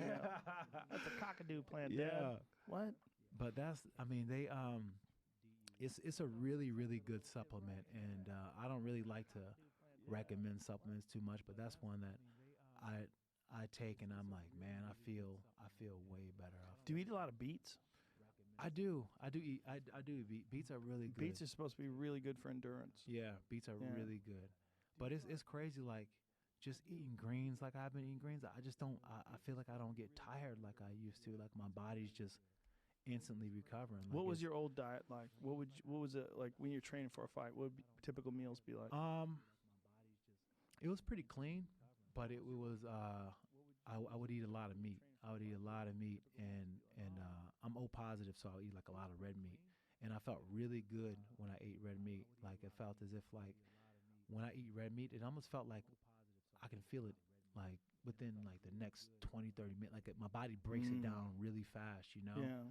So I felt good eating it, but I didn't feel like I had the like the endurance. Like I didn't feel the endurance aspect like I do right now, you know? I see what you're saying. So that's been like the best that I ever felt was when I fought Tito Ortiz. I was eating red meat, but I also was coupling that up with a lot of spinach. I was eating a lot of spinach. Like I will go and get get a big bag of spinach. Yeah, that's exactly what I was doing. I'll get a big bag of spinach and I'll just put it in a blender and just grind it up and then throw like some apples in it to make it a little bit sweeter to change the taste so it wouldn't be so greenish like I'm eating grass. Right. And then I would just drink those all the time, but it just made me feel so strong. Interesting. Now, did you used to work with the nutritionist at all? I did. Yeah, I did. I work with because when you were cutting weight, like how many fights did you have at 85? Two fights at 85. Was that too much of a struggle? Yeah, it was too much of a struggle. Like I'm in a weird position because I'm not a very big person. I'm not big enough to be a light heavyweight, but I'm not small enough to be a middleweight either. Like and feel like I can, you know, like so I was like in that weird space. So when I cut down to 185, I felt like it felt drained. I just didn't have the movement and the pop, you know. But then at 205, I kind of felt undersized, you know. Back then, what did you walk around at? Back then, I was walking around like 225, 230. And what was different? Because it was from eating the meat. You think? From eating the meat. From eating the meat, I would get that alone has got to probably increase your endurance. Just the loss of that much body mass. Yeah, 20+ pounds that your body doesn't have to pump blood through. Yeah, you're absolutely right about that. You know. Yeah, so that just came off naturally when you stopped eating meat. Yep. And another thing too, like I would you know, this is another reason why, like, because when I wasn't fighting, that was the problem, because I would get into these bad eating habits because I would always know that when I had training camp, I can just cut the weight and just lose it like that. But after a while, that just becomes your habit. Anything you do over time, that becomes your habit. It becomes your lifestyle. And I was eating a lot of sugar, drinking a lot of booze and shit like that. So I was like, man, I need to make a change for my life, for the rest of my life, you know? Right. And that's why this whole lifestyle fits so much better to me, you know? Do you think that would have changed your career had you eaten this way back when you were competing? I think so. I think it would have, but at the same time, I don't know in which way. You know what I'm saying? I feel like been too chill. Yeah. I feel like because you're so calm now. Yeah, I feel like I was what I needed to be at the time I needed to be it. You know? I see. Yeah. And I feel like there are some aspects of my awareness, because that's what I would call it more than anything. I hate to say, oh, I'm woke now, because I hate that whole woke thing. But I feel real woke is great. Yeah, but real woke. But you know what it is? The problem is people could take it too far, and then really it's about getting other people to comply with your idea of wokeness, and then it becomes almost like a religion. Yeah, you just want people to comply with your ideas about how to speak and how to talk and how to live, and you just become a dictator, a little woke dictator. That's what it is. But the idea of like being woke, meaning aware, you're spiritually cognizant of your effect on people, the life that you live, and that's all beautiful. It's great. The problem is it gets abused because people want to pretend that they have virtue, so they adopt this woke pattern, and then they try to force it on other people, and then they're fucking annoying, and then it pisses other people off that may be like inclined to think that maybe it's good to be kinder, good to be more open, and then they hear those fucks, and they're like, fuck these people, I'm going to vote for Trump again. Yeah. And that's what happens. I hear that. I definitely hear that. I hear that because that's what that's how I would say it. Like for me, it was more or less just awareness of myself. And I was aware of myself, but I didn't really have the awareness. Like I didn't it's almost to the point where I'm just more cognizant of every single choice that I make, you know, and just and that's something I really didn't care about or really didn't think about before, you know, and just that awareness right there it brings a whole new different understanding of life. But I was like that person when I first woke. I'm just like, oh man, why ain't this person woke? And I wanted to wake up everybody. And it was the most frustrating thing in the world. And that's why I was like, you know what? I won't do it, man. Isn't that what always happens when people find something interesting? Like, that's what happens when people start doing CrossFit. It happens when people start doing jiu-jitsu. They just can't shut the fuck up about it. And it happens when people take on, a new spiritual philosophy. Yeah. They want everybody to understand how they're doing it and that you should do it this way too. When people believe in what they're doing, they want to share it, but they also want other people to do it too, because if I can convince you to live my way, then it validates the way I'm living. Right. Because that's so true. Rashad's woke too now. Why don't you be woke? Right. And then and then you start just trying to spread it. But I think that everybody has their own awakening, and if some people may not have that in this life, they may never have that awakening. But some people are burdened by their environment as well, right? There's too much stress and anxiety, and where you can't even see it. Sometimes you don't have space. And that's why I even give a nod to the psychedelics in that respect. When if you don't have the ability to have that mental space, there is something that can help have you have that that insight that somebody who was doing all the meditation, because all you really need to do is feel it to understand why you need to do it. Yes. And that's why I'm lucky that I was able to feel it. So now it's nothing for me to meditate and go through all these, spiritual practice, because I know that it's something real. But beforehand, I was like, man, that shit is not real. Like, I don't believe that, man. Like, you feeling energy, huh? Like, I used to be one of those guys, but until I went through it, I'm just like, you don't have that understanding. Well, it's hard to see the result. You kind of have to trust the process. It's hard to see the result before you've experienced it. You kind of have to trust the process, go through it. Then something for me, a big one is yoga. I'm a big believer in yoga, and not just for physical reasons, for mental reasons. It helps me tremendously. And when I don't do it, I'm good. Like, legitimately, I should do yoga twice a week, because I'm really only good for about 3 days after yoga class. Like, I need to just really balance out. If I was doing it 3 times a week, there's not a thing in the world that could fuck with me. Yeah. And mentally, I'd be like, I'm fine. Everything will be fine. I've done the Bikram's yoga, and that shit was just so hot. I really couldn't focus. That's the key, though. I know, but I wasn't where I am right now. You should do it now. So tell me, like when you go to Bikram, is that what you do? Yeah. Well, my place is not affiliated with Bikram anymore. Okay. Because he's got arrested for some scumbaggery. He's actually been arrested. I don't think he can come to America. I think that's the thing. I think he's got to stay in hiding. The thing about it, that guru life, that's the problem. that is a problem. It really is a problem when any one person has that much influence over so many people, particularly a male having so much influence over females that worship him, especially if you're a scumbag. And there's a thing about this. He did not invent those postures, and he didn't even invent that sequence. He brought it to America, and he popularized doing it in very hot rooms. The benefits, though, forget him. Take him out of the equation, because there's so many people that practice it, and they've had incredible benefits from it. It's really unfortunate that it's connected to this very controversial individual, because then people associate Bikram yoga with this guy that's been, accused of multiple sexual assaults and rapes and all these different things. But you take that away from him as a human being, and the people that practice it, what they get from it. First of all, you know exactly what you're going to do every day. There's 26 postures and 2 breathing exercises. 1 breathing exercise in the beginning, 26 postures, 1 breathing exercise at the end. It's 90 minutes. It's 90 minutes at 105 degrees, and it's fucking brutal. And I did it right before I got here. I do it, I like to do it in the mornings, first thing in the morning. I do it before I've eaten anything. I go through a 90-minute yoga class. I really like doing it that way. And then at the end of the day, I have a couple different places that I do it at. I like to mix it up. But that hot yoga for me is the way to go, because first of all, I know the postures. They all serve a purpose in terms of helping my body, helping my balance, keeping my flexibility, strengthening my joints. There's so many really positive physical benefits from it.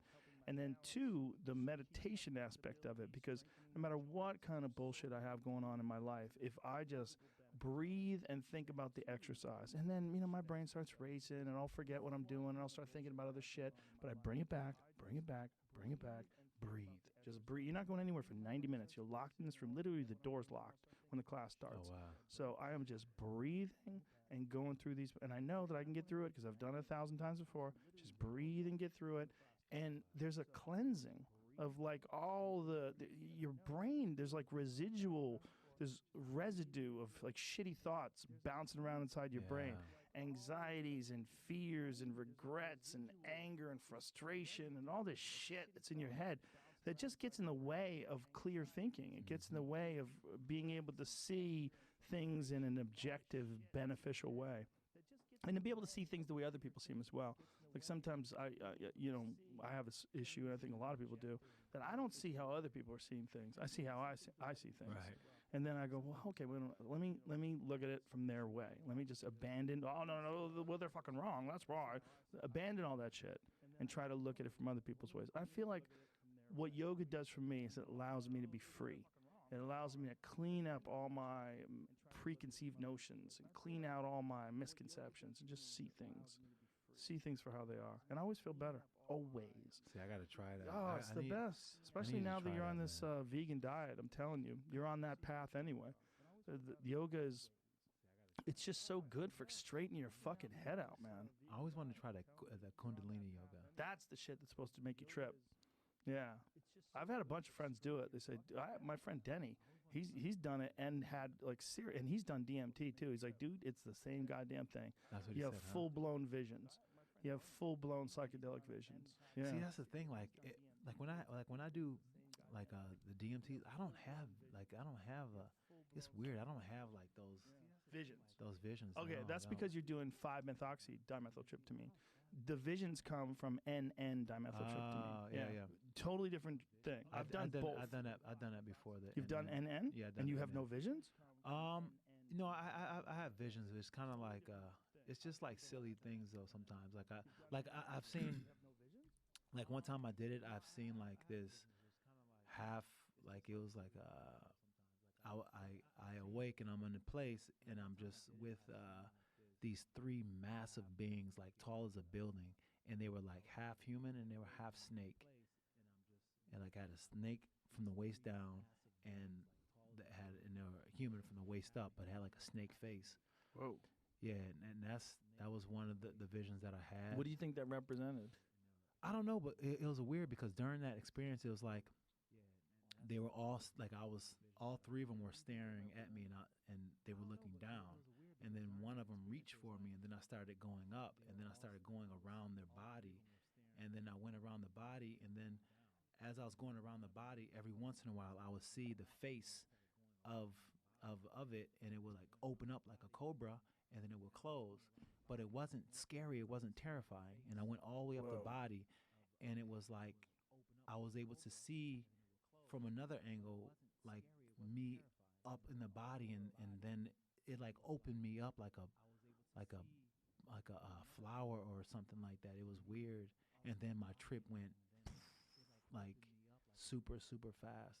So you definitely have had visions. Yeah, I just can't quite make out like what's it supposed to be. Yeah, what's it supposed to be? I had a It's bunch of almost jokers incomprehensible. giving me the finger the last time.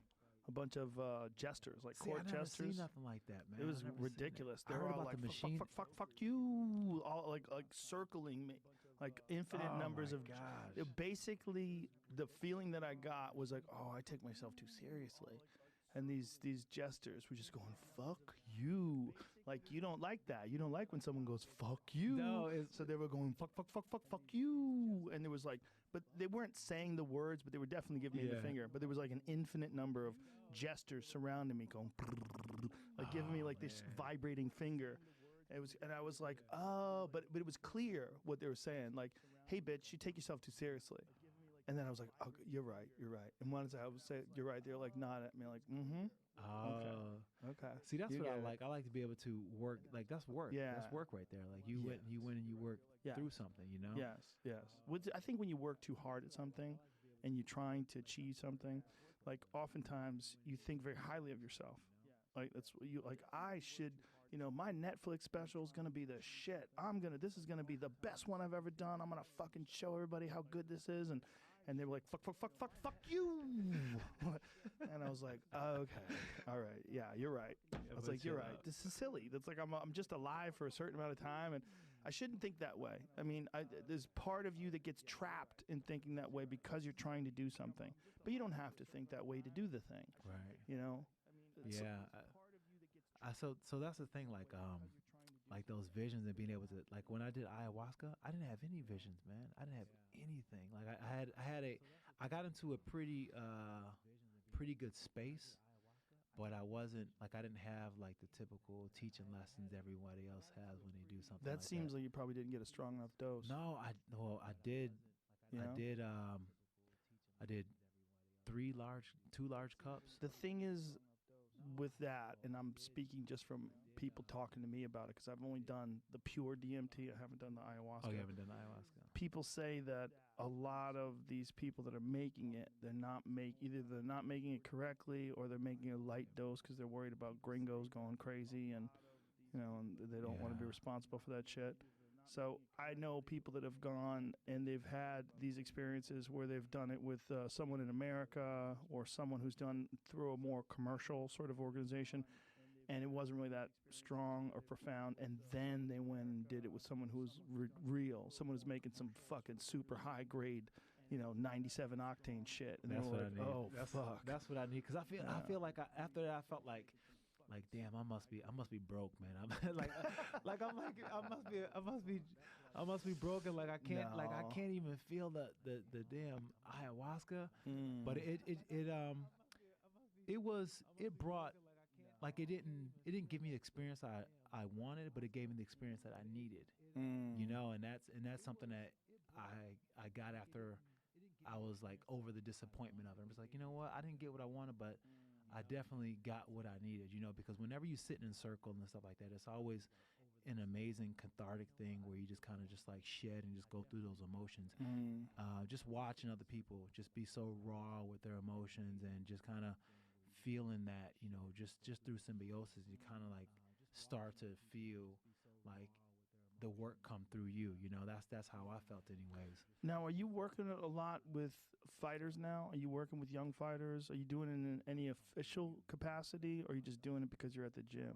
I just do it. I just train because I'm at the gym, but I like to train with the guys when I'm in there because I can go at a good pace, and I don't mind if they hit me up a little bit, and I will give them a look that some of the training partners, won't give them. So yeah, I enjoy that aspect of it, but I haven't been like, oh, I'm gonna come in here. I haven't dedicated myself to someone's full camp. One of the reasons why I say this is because a lot of people that I talk to that have trained with you and work with you, one of the things they really like about you is your guidance. Is that you're a guy that they could sit down and talk to about things, and you have a very learned and wise perspective. And that could be, especially with, you consider your successful career, that could be like very beneficial for young fighters coming up. And I just wanted to know, like, had you ever thought about becoming a trainer? Yeah, I think about it all the time, and I work with some fighters now. Like I have this team out in Michigan, is Team Murcielago, that my old coach Joaquin Rodriguez. He's like the head guy there, but him and I work together, and we try to bring some of the fighters out and try to get them to like the bigger shows and stuff like that. But those fighters, I work with a lot. My godson is one of those fighters there, Devin Smith, and I work with him and trying to get him to just, not only fight at a certain level, but mentally bring himself to a certain level, and he's always hated because he's always like, man, you always try to be like Yoda, try to give me a Yoda lesson. I'm like, no, I'm not trying to be Yoda. I'm just trying to, I just want to tell you, I hope I can. Yeah, because one time he hit me up, he's like, oh man, I'm ready to come down. I'm ready to train. I'm like, okay, you ready to come and train? I'm like, all right, so have you been training? And he's like, no. And I'm like, And I'm like, so what makes you think it's going to be different if you come and train with me? I mean, you still have to train. And he's like, I better get to the gym, huh? That's one of the weirdest conversations I've ever had with people that go, you know what, man, if I train, I think I'd be a fucking world champion. I'm like, okay, I don't even know where to start with that. Right. I don't even know what to say there. Yeah, okay. If I meditated, I think I could see through walls. I'm not going to meditate, though. Like, what does that mean? I know. People have weird ways of looking at themselves, where they just decide they're special without putting in any work. Like they decide there's something about them that makes them different. Yeah. And they want that to be the case, but they don't want to work towards it. It's a weird trap that you see in young people where they just convince themselves there's something significant about them. And that's a real problem with young guys that get into fighting that have a delusional perspective, and they'll accept fights they shouldn't accept. Yeah. So like, I'll fight that motherfucker. That guy has 30 fights. You have one. Are you crazy? But I think that I see that more with the kids and this next generation, just because we're such a voyeuristic community. I mean, society now, and I think now people just see somebody like, oh yeah, I can do that, but not really realizing, like you said, all the guts that go into what make them good at what they do. Well, there's lessons that are out there. If you just pay attention, look, here's a great lesson: Conor McGregor versus Floyd Mayweather.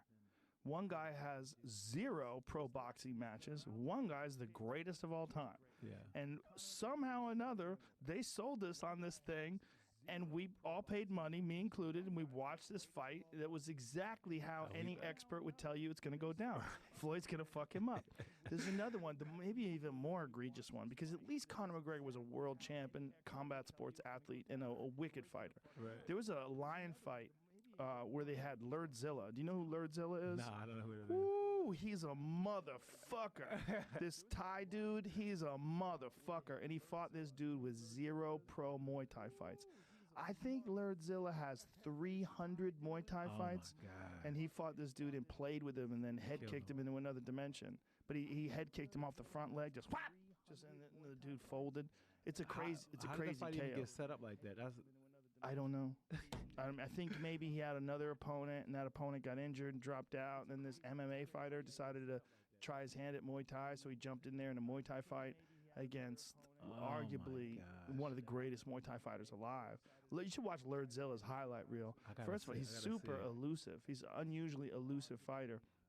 But he hit this motherfucker with a left high kick just off the front leg, just whipped it up off the front leg and caught him on the chin, folded him. And I was like, whoever said yes to that fight, whatever commission allowed that fight to take place, you guys should have to go to trial. Oh, yeah. Like someone should sit down with you and go, how the fuck did you allow this to take place? That's sad. That sounds crazy as hell. 0 pro fights versus 300. I mean, maybe he didn't have 300. Maybe he had 264 or some crazy shit like that. But he's Lurdzilla. I mean, Lurdzilla is a famous Muay Thai fighter. Oh, did you find it? Yeah, here it is. Oh, that's the dude after he got crumpled. But you go before that. Go before that so you could watch. I mean, Lurdzilla is just fucking him up from the beginning. And credit to the dude for thinking he could take the fight and stepping up. But Lurdzilla basically just battered this fucking guy. You can tell the look on his face. He's just playing with him. Yes. Well, Lurdzilla is brilliant, man. Look at that. Oh, my gosh. Look at that. And that was one knockdown. He got up after that? Yeah, he knocked him out after that. He knocked him out. Watch his front leg. Teep, watch it. Smack. Oh, my gosh. gosh. Folds him. That's a complete, total mismatch. Like, if that dude was doing that in sparring to that guy, everyone would be mad at him.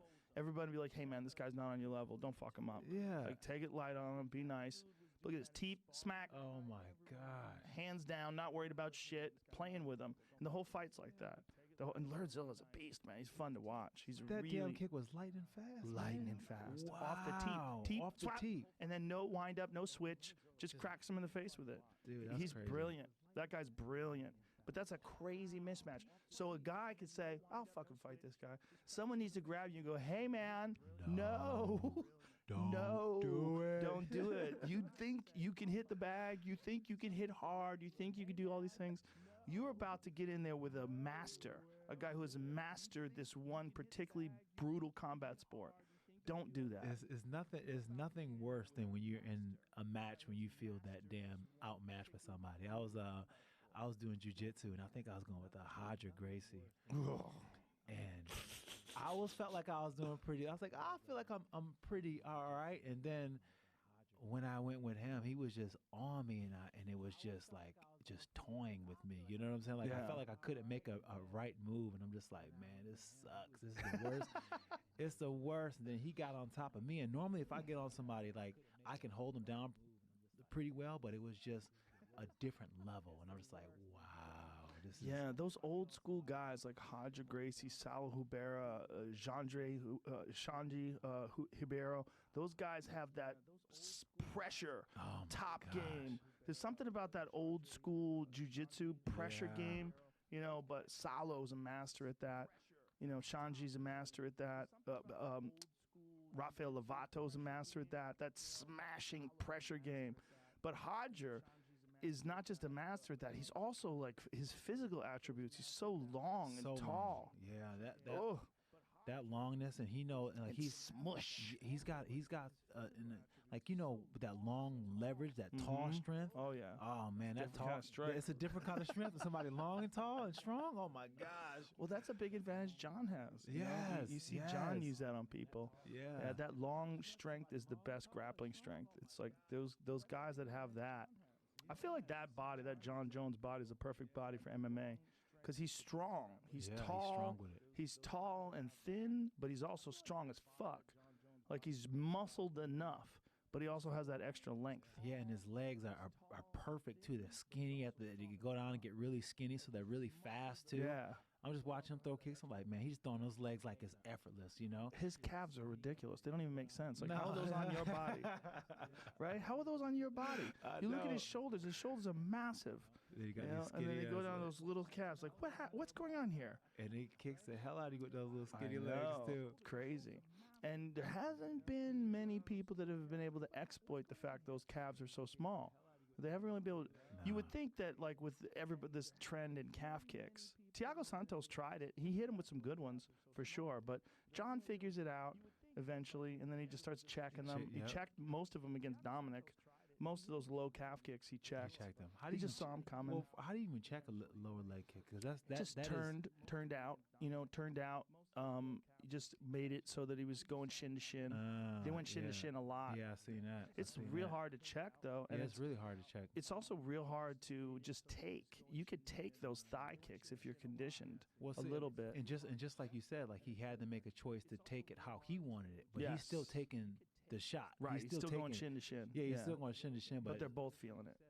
That's the difference. They're both feeling it. When you get the meaty part of that bone part, that's when you hit that sciatic nerve, and that's when you shut down. Like Chandler did. He had no choice. Yep. His leg was like, nope, not today. Cejudo too in the second fight with Mighty Mouse. His leg shut down.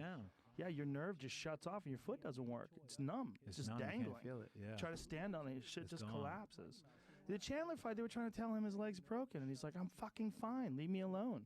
You know, and I think that fight should not have been stopped. I think if you got to give, but the referee should know, and the doctor should know this is what happens. And if you just give it a few minutes to recover, it'll come back.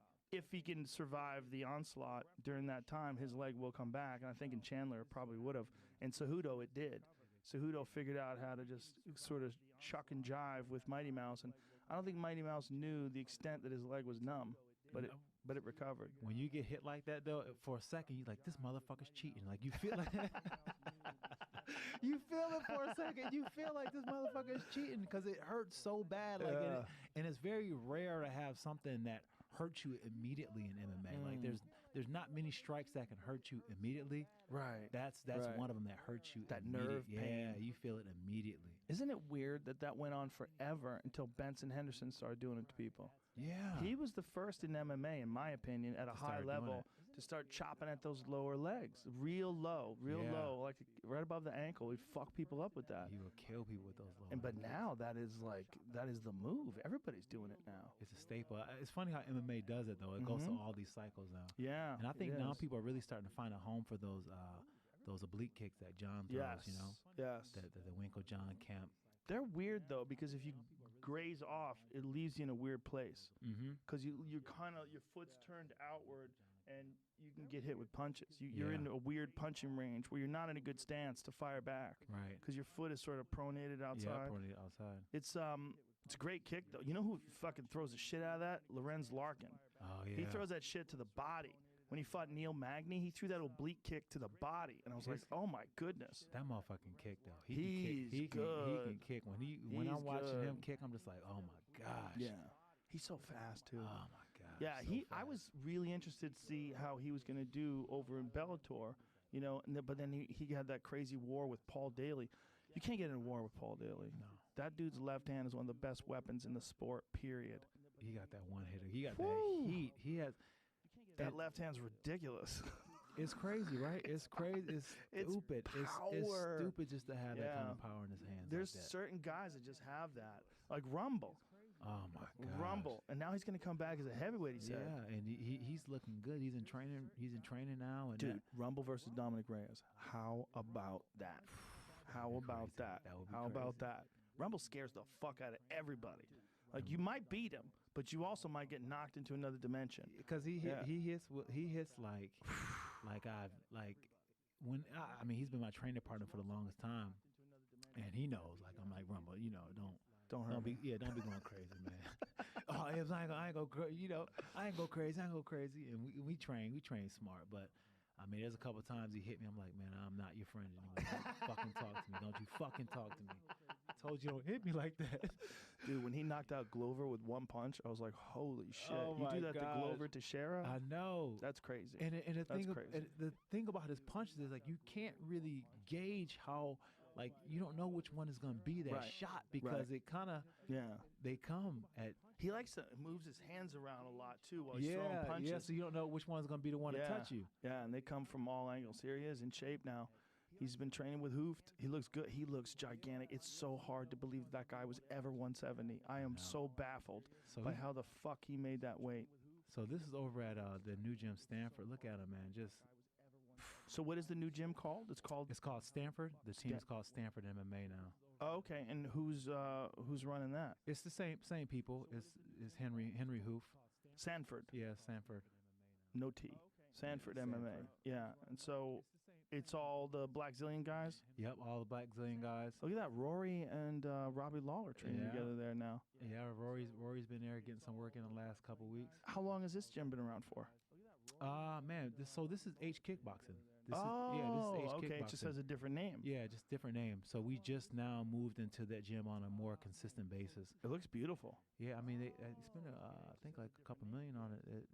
They spent some money on that gym. And this is in the same place as where the Black Zillions was, the same area? Same area, yeah. So we had the Black Zillion gym, and then we went to a gym that was at this like amusement park for kids. It was like it's called Extreme Action Park, and that's where we had a section that we had there, and then they also added this gym too. So now they're gonna keep that gym at Extreme Action Park, but also keep this one. South Florida, man, what a hotbed for martial arts, right? It really is, man. So much jiu-jitsu down there. Oh man, you can.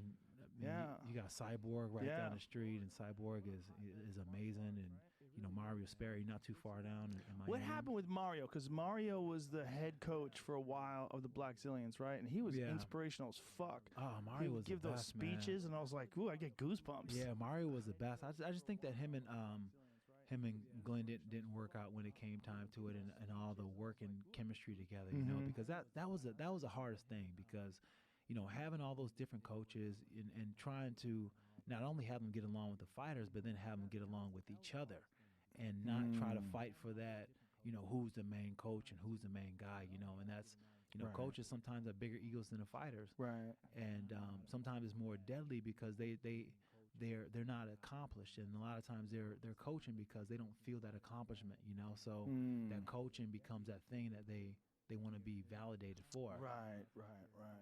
And but it's so hard to find that balance, and the ones who find it, they're so cherished.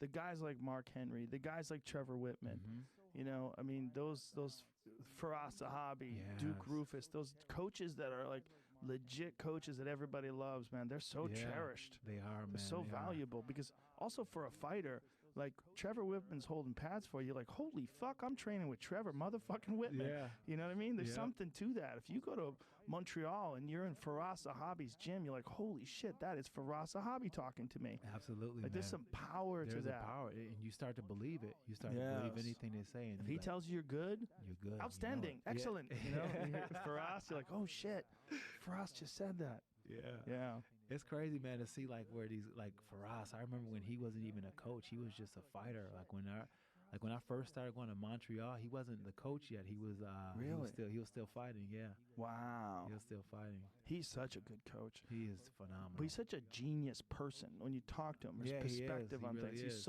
He's always recommending books and shit. He's always recommending. Listen to this guy, because this guy Yeah. has the like. He told me about a competitive shooter. What is that guy's name? Lammy, the guy who wrote the winning mindset. Anyway, he wrote Lammy. I wrote it down somewhere. I have the book at home that I've been reading lately. Where the fuck is it? God damn it. I can't remember. But anyway, point is he's always recommending me shit.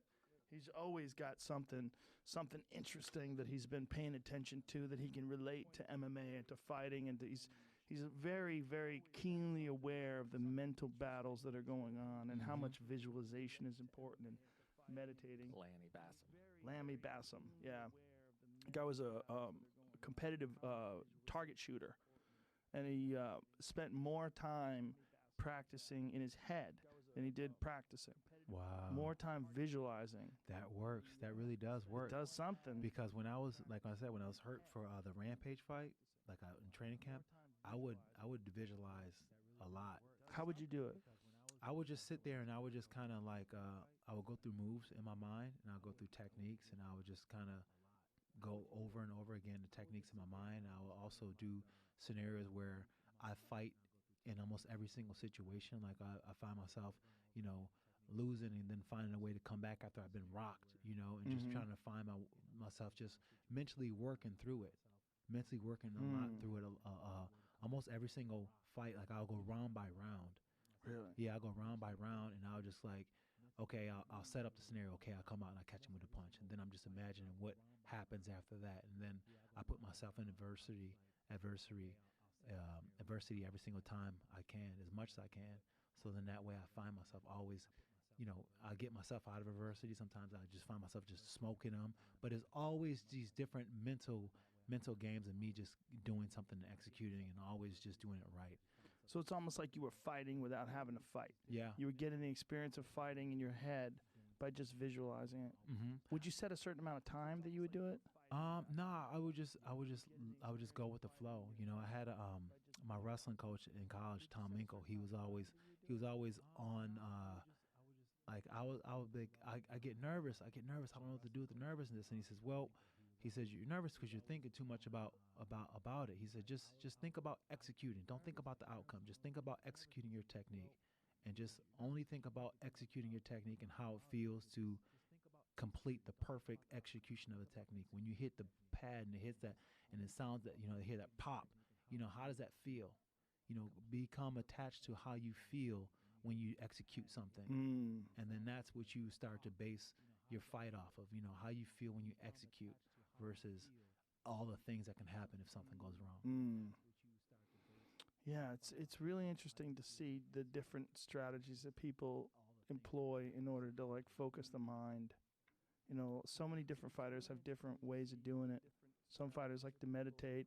Some fighters like to shadow box their way through scenarios, almost like they're thinking about how the fight's going to go down while they're like slow motion doing things. Yeah, I would get in the mirror sometimes. I'll yell in the mirror. I'll like yell out the fear, like come on, like I would just I would get into it, because a lot of times I would get so nervous that I would be like, oh my God, I just don't want to freeze out there. I just don't want to freeze, So I would like that's part of the reason why I started twisting my nipples.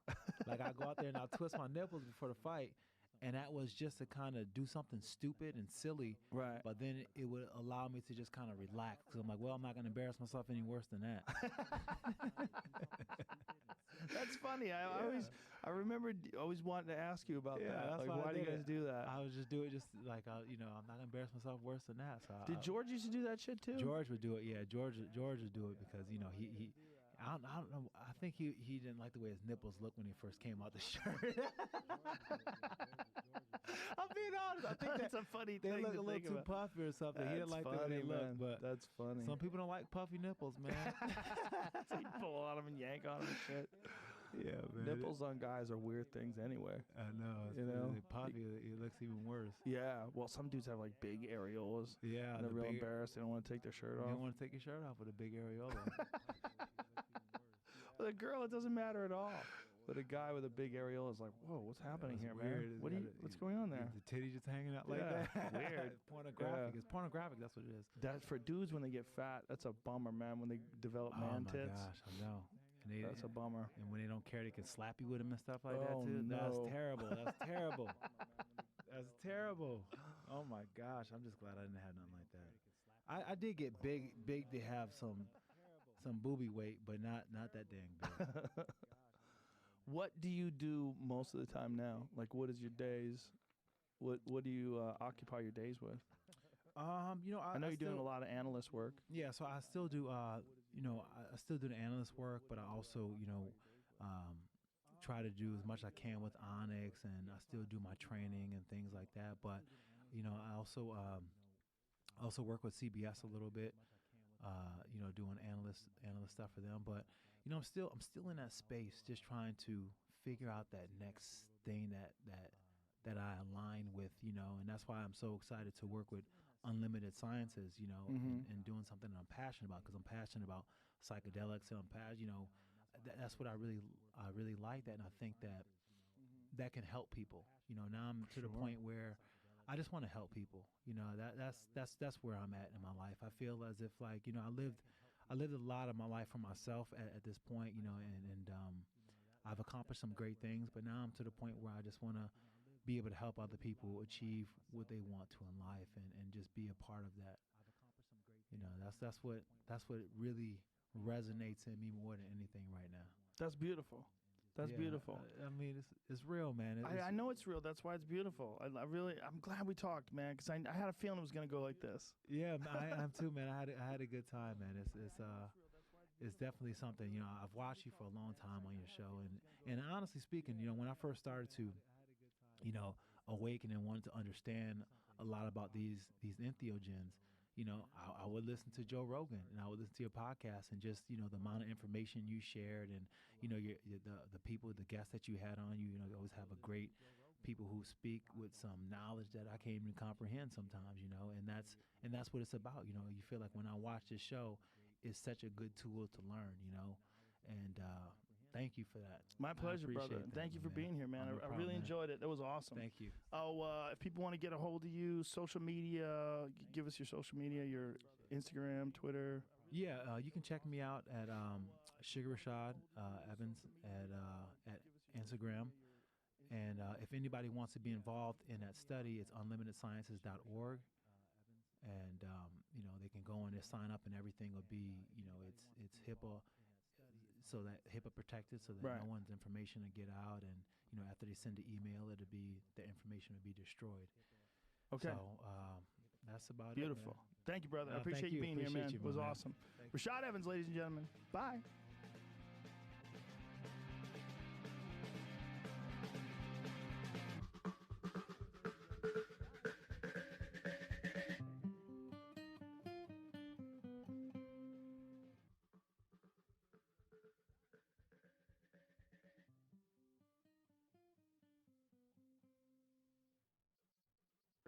You know, and there's a lot of people that don't realize that, and they go through life, they have these issues, and then there's people that have all the exercise and the diet right, and they still are depressed. Still not the answer. Like, they have so much going for them. And then there's head trauma. You know, there's that's always going to be a factor. There's you know, TBI and CTE and all the different things that does to your head. Yeah, there's no doubt about that. I was thinking about Chris Cornell, because Chris Cornell had such an artistic, he accomplished so much artistically, and had his artistry was continuing to flourish, and kind of in the middle of that with children and so much to live for. Anti-anxiety medication. You know, is that what he was taking? Yeah, he called his wife up before he did it, and he was slurring his words, and they think he was on a lot of that stuff. Well, how about the lead singer of Linkin Park? Same shit. He had 7 kids. Yeah, that stuff. He had real depression too, and he was sexually abused when he was young. He was. Yeah, but anti-anxiety medication has various effects on people. You know, there's some people it's a godsend before. Yeah. But it's just like the Brazil nuts thing. There's some people that are going to have an adverse reaction to it, and you have to be prepared for whatever that reaction could be. Yeah, that's a good point. Yeah, it's a fucking bummer, man. The human body, we don't have it figured out, but goddamn, they're getting closer and closer. But it goes back to the fact that we're all very complicated. We're all individuals. So have a little compassion for each other. Have a little compassion would be nice. There's a lot of people lashing out because they don't feel good. And I watched this lady the other day cut in front of somebody. It was hilarious. This guy's trying to get into this lane, and this lady speeds up to try to keep the guy from getting in the lane. And the guy sees it, so he just kind of eases over anyway, and she just lays on her horn.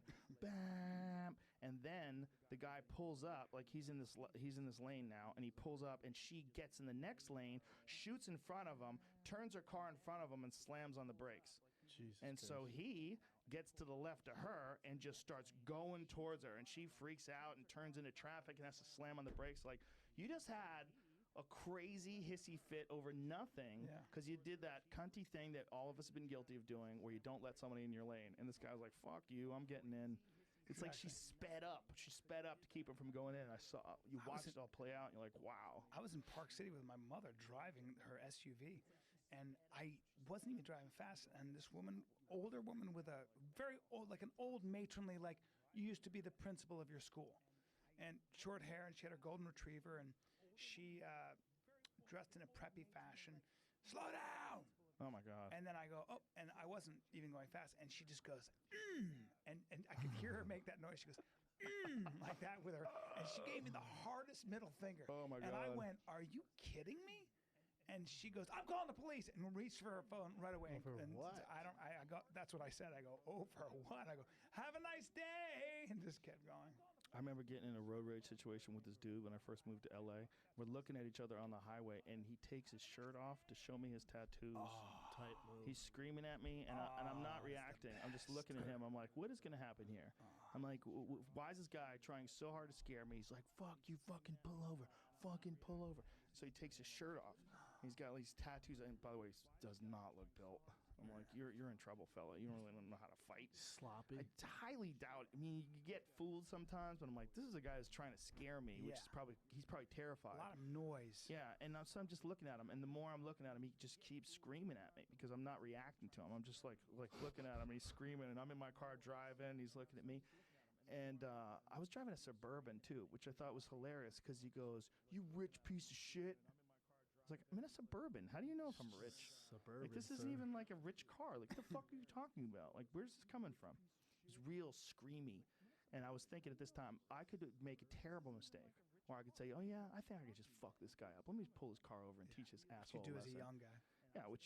Yeah, I was only like 28 at the time. I was still pretty fucking stupid. But this guy screaming at me almost made me realize how dumb it is. I was like watching this, taking his shirt off, showing me his tattoos. There's no upside. To this day, though, there'd be like a day would go by that I would think I should have just fucked that dude up. Whip his ass with his shirt off. 20 years ago. Of course. It was 20 years It's in ago. you. What's the best case scenario, though? I literally think I should have just pulled over and kicked that fucking dude's legs out from under him and choked him unconscious. Be hilarious. But it's so stupid to so harbor those fucking thoughts silly. 20 years later. Yeah. That's how dumb those instances where you want to go in a lane, someone doesn't want to let you, and they speed up, and you're like, fucking honk, honk, fuck you. Like that tension. It's so dumb. You'll hold on to some of those dumb thoughts for decades. Dude, I had a guy the other day. I was driving off Abbott Kinney. I looked at my phone at directions, and I was at a stop sign. And, you know, it was my turn to go, but I was looking down at my phone for directions. And this guy behind me, he's like a regular worker, like in a car, just goes nuts, honking and horning. And I waved at him. I'm like, my bad, man. And then I'm driving. He goes around me, slams on the brakes, and starts flipping me off talking shit. Oh, I'm my like, God. Oh, dude, come on, my God. man. And then I'm like, all right, go, man. I got it. I fucked up. Keep going. And then he won't let me go. I'm like, dude, you gotta let me go, man. And he just keeps talking shit. I'm like, what the fuck am I gonna do, man? I'm gonna beat up this dad? What the fuck am I gonna do? But he's playing a game that he thinks he's safe playing. You know, because we're not in Serbia. Nobody's pulling guns out and gunning people down the street. These people, they'll do that kind of shit. I watched these two guys race each other, and they were cutting in front of each other and slam on the brakes and doing that thing and slam on the brakes and yelling shit at each other at the window.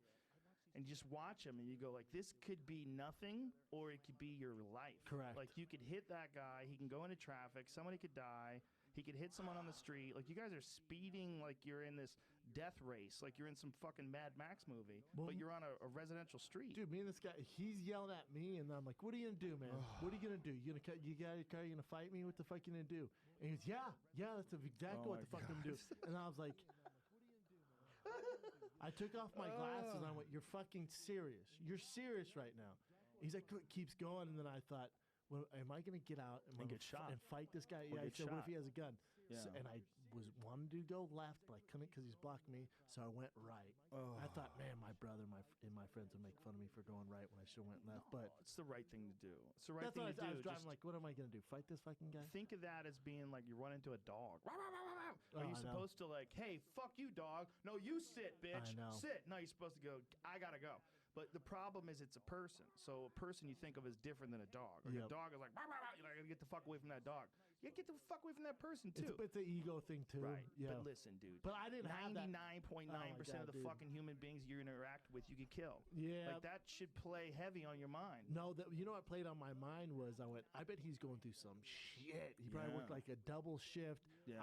Someone probably was texting before me, and he's just taking his anger out on me. I'm just going to go right. Fuck this, man. I don't need this. Yeah, but he could have been 10, and still acted like that.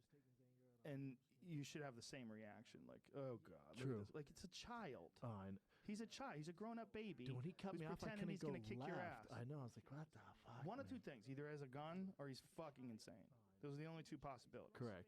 Right? Or he doesn't realize you're a gorilla sitting in your car. You look like a normal-sized I'm person. in an orange Porsche, so he's probably like, fuck this It's guy. a normal.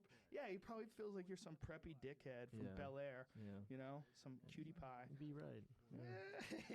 Imagine.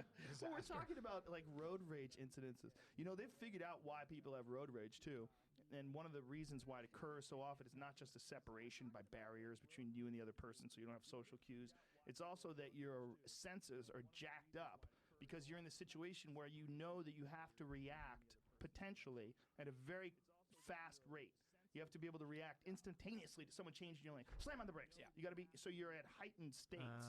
And so then you interact with people that you think maybe are fucking with that heightened state. And you just fucking lay on that horn. You piece of shit, you cut me off. And everybody's been guilty of it. And everybody has to learn to negotiate that weird extra urge of aggression that you get when you're in your car. And don't get out of the car and fight. Don't do it. No, don't do it. But people want to do it, man. They want to do it all the time. No. Bad idea. People shoot people I all feel like the they time. could look at your head, and you've got a kind of a big head. Now I got a friendly face, man. What about your ears? Like They're not thinking, They man. don't This see guy's my not. ears. First of all, They this guy. see the bullshit haircut. I'm in an orange Porsche. I probably got skinny jeans on. Yeah. Guy's Then when not I get thinking the of fighting boots. anyone. He's not thinking of Yeah. fighting. It's all opposing thing. It's Yeah, all. it is. It's all a bluff charge. It's all It's it a is. bluff charge. It's exactly what it Exists is. in all The of way he cut me nature. off, though, this guy was down. Yeah, but he's not down. It's like a gorilla running up to you. He was never planning on smashing you. Yeah, that shit worked. I went right. Yeah. Need to go left. Yeah, I had to he go got all you. the way around He got the block. you. And he went home. His dick was hard as a rock, and he fucked the Right, shit out of his yeah. wife. I'm a fucking man. It was like, yeah, he cut me off, and I told him to fuck off. You want to fight, you motherfucker? He said no, and I'm gonna fuck you now. Yeah, that shit I worked. win. They I say conquered. that in what was that book that by Malcolm Gladwell, Blink? wherever you're from, has to do with how you react to affronts. So, like they did this experiment where they would have a guy. They'd have you take 2 fake tests, and you had to take a test in this room, and then you had to go down the hall and take a test in another room. As you were walking down the hall to the other test, you would get somebody would walk by you, bump you, and go, "Watch out, asshole," and keep walking. And the dudes from the south versus the guys from the north. The dudes from the south, their serotonin level, whatever, all those levels, their serotonin levels, their testosterone levels, everything was jacked to the fucking roof. They were ready to fight. Dudes from the north, nah, not at all. They were like, whatever, what a dick. And it had to do, according to Gladwell, not really, also this guy Nisbet as well, it had to do with where you were from, and more importantly, where your ancestry heralded from. If you came from a culture, an honor culture, as opposed to what they called a dignity culture. So if you came from a culture where honor was everything, and those cultures are herding cultures. That's where you get the Chechenis. That's where you get the Afghanis. That's where you get the North Scots Irish. That's why Armenians. Armenians. That's Armenians why. will fuck you up. Fuck yes. Fuck Armenians are tough as shit. Shoulder check some Are you Armenian on the kidding? street. They don't. They will punch you in the. They don't fuck around. You Armenians get yourself a scrap. and tight knit communities. Yeah, I like that. But it was from honor cultures and the Scots Irish, who settled where. The Appalachians, the Hatfields and the McCoys, the fuck you up. When you go to Ireland, you go to parts of the UK, you know, in the north where Tony's from. Good luck. Go see what happens in a bar when you want to get scrappy. You'll find plenty of man to meet you halfway. Whereas if you go to certain other parts of the world where they didn't come from herding cultures, where they came from a culture that relied mostly on agriculture, where it relied on cooperation, because when you're a herder and somebody steals your sheep, you will not survive the winter. So you got to let everybody know that if you do steal my sheep, I'm going to kill you and every man in your fucking family because I'm a crazy motherfucker. So you know, it's do or die here. Right. It's literally survival of your family. Nisbet and Gladwell just wrote a book about it, but like some of these guys who actually did the primary research on that prove that culture, even though you don't know those people, even though you're generations, you know, removed from that in this country, that shit has deep roots in your cultural psyche. Yeah. And of course also probably in the South, some form of genetic memory. Genetic memory, but also cultural memory. Also, that's you're raised as a man to protect your cubic space. Well, that guy who wanted to fight me was a herder. I'm sure he was. You I'm think sure so? he was. He's a I think herder. he's probably on Adderall and he's faking. He was down. He's bluff charging. He just got off a double shift. He has a herding mentality. What kind of car did he have? It was a L.A. County truck. Oh, he was Mexican. If you guys want to read about that, Geography of Thought, I think, by Harold Nisbet. He's a phenomenal guy. Bring that He's up using for a county truck?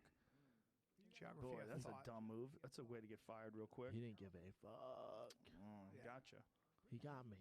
He got me. I had to go around the block. It took me more time. Because you don't come from that culture. I was embarrassed. Isn't it funny how he's such a badass, but he's like... No, it's not that I don't... You do that to my brother. Listen, my brother's had some issues on the road, you know, and this stuff. My dad has, too. I've seen it with my own eyes.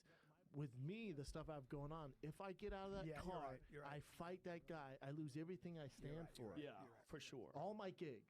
Everything's gone. And for what? But it's self-defense, bro. But it's not. It's not. You're forcing if you yourself get out of the into car, an you're aggressive We're both situation. fucked. And what do you think the headline reads? LA worker beats up UFC fighter?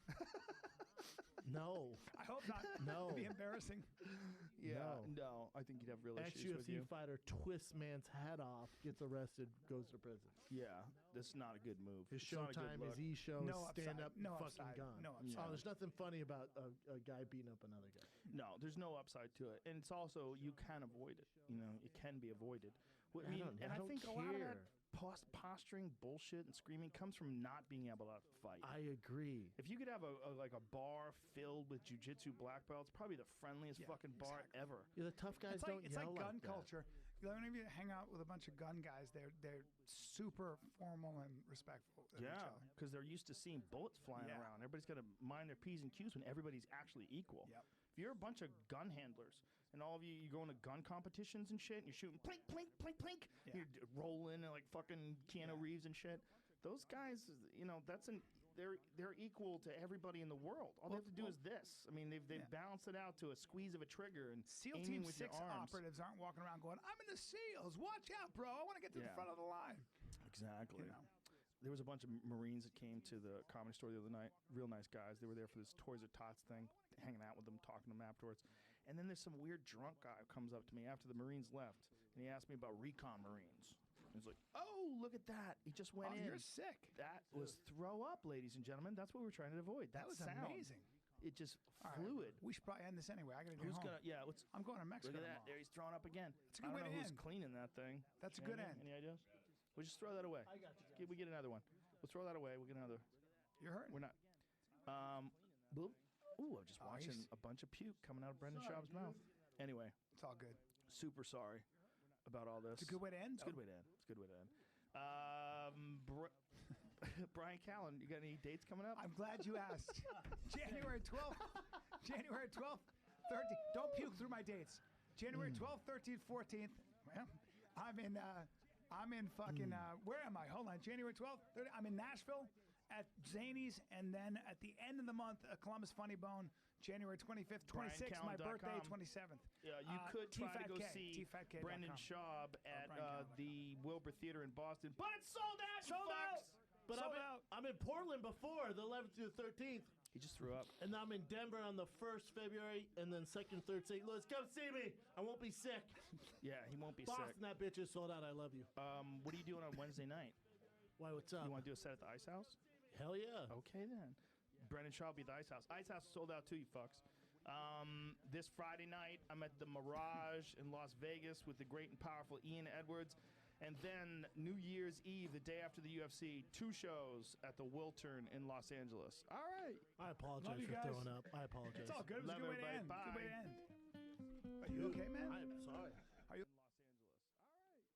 All right. I apologize for throwing up. I apologize. It's all good. It was a good way to end. Good way to end. Are you okay, man? I'm Four, sorry. 3, 2, 1. So we get here, and young Jamie is obsessed with whether or not Leonardo da Vinci is gay. And so he says it to Callan, and then Callan says... I said the Mona Lisa has a mischievous smile on her face. And apparently, according to art historians, I believe that is a self-portrait, and that was Da Vinci himself in drag. Is this a conspiracy And that's theory, why sir? he is looking back at you with sort of a wry smirk. I don't see that wry smirk. Young Jamie, please pull up a photograph of the masterpiece. No, I think this is real? I think this is, They didn't tell me at that in least school, Dan bro. Brown in his book, The Da Vinci Code, actually talks about it. But I think Talking this to is Tom Hanks? standard. You talking about the Tom Hanks movies? Yes, good movie, good book, Well, better book. The book is a different thing than the still movies. though. Dan Brown, I think, is a professor of theology at Harvard, or something like that. Okay, I don't see a sly smile. I see there's a a chick smile. who lives in a place where the food sucks and her teeth are probably all fucked up. She's a bit zoptic. She's that, zoptic. No, that's that dick smile, bro. Do you She know, has a smirk for here's sure. an interesting thing. Do you know that like people did have bad teeth back then, of course, but the majority of the teeth problems that we have in this country have to do with sugar. I thought it was the water, the fluoride in the water. No, back fluoride then. in the water. That fluoride in the water thing is so sketchy. Have you ever looked into whether or not fluoride should be in the water? Well, I You know ever that brush your I teeth know in that in the Detroit? 50s, But Colorado had a high concentration of fluoride in its water, and apparently, the Really, Brad smokes weed and turns into I fucking know, a I know. professor. And another thing, everyone. Apparently. You're dead serious. Apparently, if I could get my poker out, I'm going to poke at the board. Okay, But about Colorado I water. think it came out of Colorado where there was high concentrations of fluoride in the water, and then what happened was they go, well, there's a cluster of people who are not getting cavities, and so apparently fluoride is effective at keeping cavities at bay. And I grew up overseas. My teeth are fucking riddled with holes. Riddled with holes. I had fucking. Did you eat sugar? What? Well, not so much overseas, but I definitely didn't brush my teeth a lot, and I didn't have fluoride. Well, let's Google whether or not there's evidence that fluoride is good for tooth decay. You think it's all marketing hype from press? I don't know, man. I've read too many hippie articles. The problem is the Yeah. hippie articles Hippies confuse you Yeah. because it'll say like naturalnewsletter.com. They brush your or- teeth with like coal and shit. You Yeah. don't know, man, because there's people that get like all homeopathic on you, and you're like, okay, is this guy right? Like, I'm gonna go through 5,000 words here. Is he right or is this horseshit? Okay, now I gotta look up the actual studies. Okay, now I gotta read this 3 times because I'm stupid. Yeah. And I can't figure out Have how you to looked at- decipher it. have you Okay, looked no at- evidence that fluoridated water causes cavities, reduces cavities rather. But that's from Dr. Mercola? Now that's a one. Now I've posted articles from Mercola.com and people go, oh, that guy's amazing. And then other people go, oh, that guy's a fraud. It's tough to figure out. I've isn't it? read There's some a lot stuff of on info. Dr. Mercola. What have you read? Just like the same kind of stuff, and he seems to be pretty, like he's a doctor, but that doesn't mean he's an expert on tooth decay or on looking at the hard evidence behind Go fluoride. to the American Dental Association, Fluoride and Water. I feel mean, like- they must have some 7 years of documentation. scientific research. God, you guys are lucky Eddie's not here. Oh yeah, Well, thank God right now. He'd be shitting on all He's this. on an evolution kick now. More than 70 years of scientific research has consistently shown that an optimal level of fluoride in community water is safe and effective in preventing tooth decay. Safe is a scary word. Why would you be worried about that? By at least 25% of both children and adults, simply by drinking water, Americans can benefit from fluoride's cavity protection. Whether or not they are home, work, or school, Centers for Disease Control and Prevention named community water fluoridation one of 10 great public health achievements of the 20th century. Okay, now go to the one that says there's no evidence, because I got who the fuck is right here? Well, God I damn it. would suggest that it's been Let's see around what the a Dr. long Mercola time. one says. It ain't hurting. It has, but No, there's it's a not lot of hurting. stuff. There was, I mean, remember what the food pyramid used to look like? It was all like That was a big crock of spaghetti at the shit. bottom. A comprehensive review by the Cochrane collaboration found water fluoridation may not prevent cavities. In a review of every fluoridation study they could find, Yeah, but who's only the since- Cochrane? I don't know. Who's the Cochrane I don't know, but let me finish collaboration? talking. I know you guys like to talk over each other, but let's try not That's to do what that. we do, bro. The view of every fluoridation study they could find, only 3 studies since 1975 looked at the effectiveness of water fluoridation at reducing tooth decay among the general population and had high enough quality to be included. The studies found fluoridation does not reduce cavities to a statistically significant degree in permanent teeth. In the 2 studies since 1975 that examined the effectiveness of fluoridation in reducing cavities in baby teeth, no significant reduction was noted there either. You know what I'm thinking right now? You know like what's a going on in my head? motherfucker. What's going on in my head right now is I'm thinking this is why Google is not a place to go for information a Well, lot that's of not times. true. You just have to be discerning. You have to. This is why peer-reviewed papers are so important. This is why, like, really valuable journalists, scientific journalists Correct. especially, are important. That's right. That's 'Cause exactly right. Fucking morons like us, we don't know who's right. We just said something and people are going, well, now what? So I feel like we have to get to the bottom of this. Although I we think have to get to the bottom of this. Although- like Mythbusters or some shit. Yeah, but my dentist, the three of us. You guys never got to the bottom. We haven't got to the bottom of anything. You can get to the bottom, but Ever. you can kind of look at general trends. Like I said to I had all this metal in my teeth, right? And my dentist, I was That like, can't look, be man, good. I got to get it From out cavities? because it leaks mercury. And he said, I know, I was on that study panel, and if you look at the massive number of people that have metal in their mouth, you would be able to draw some pretty broad-based conclusions because you have such a huge human pool. Yeah.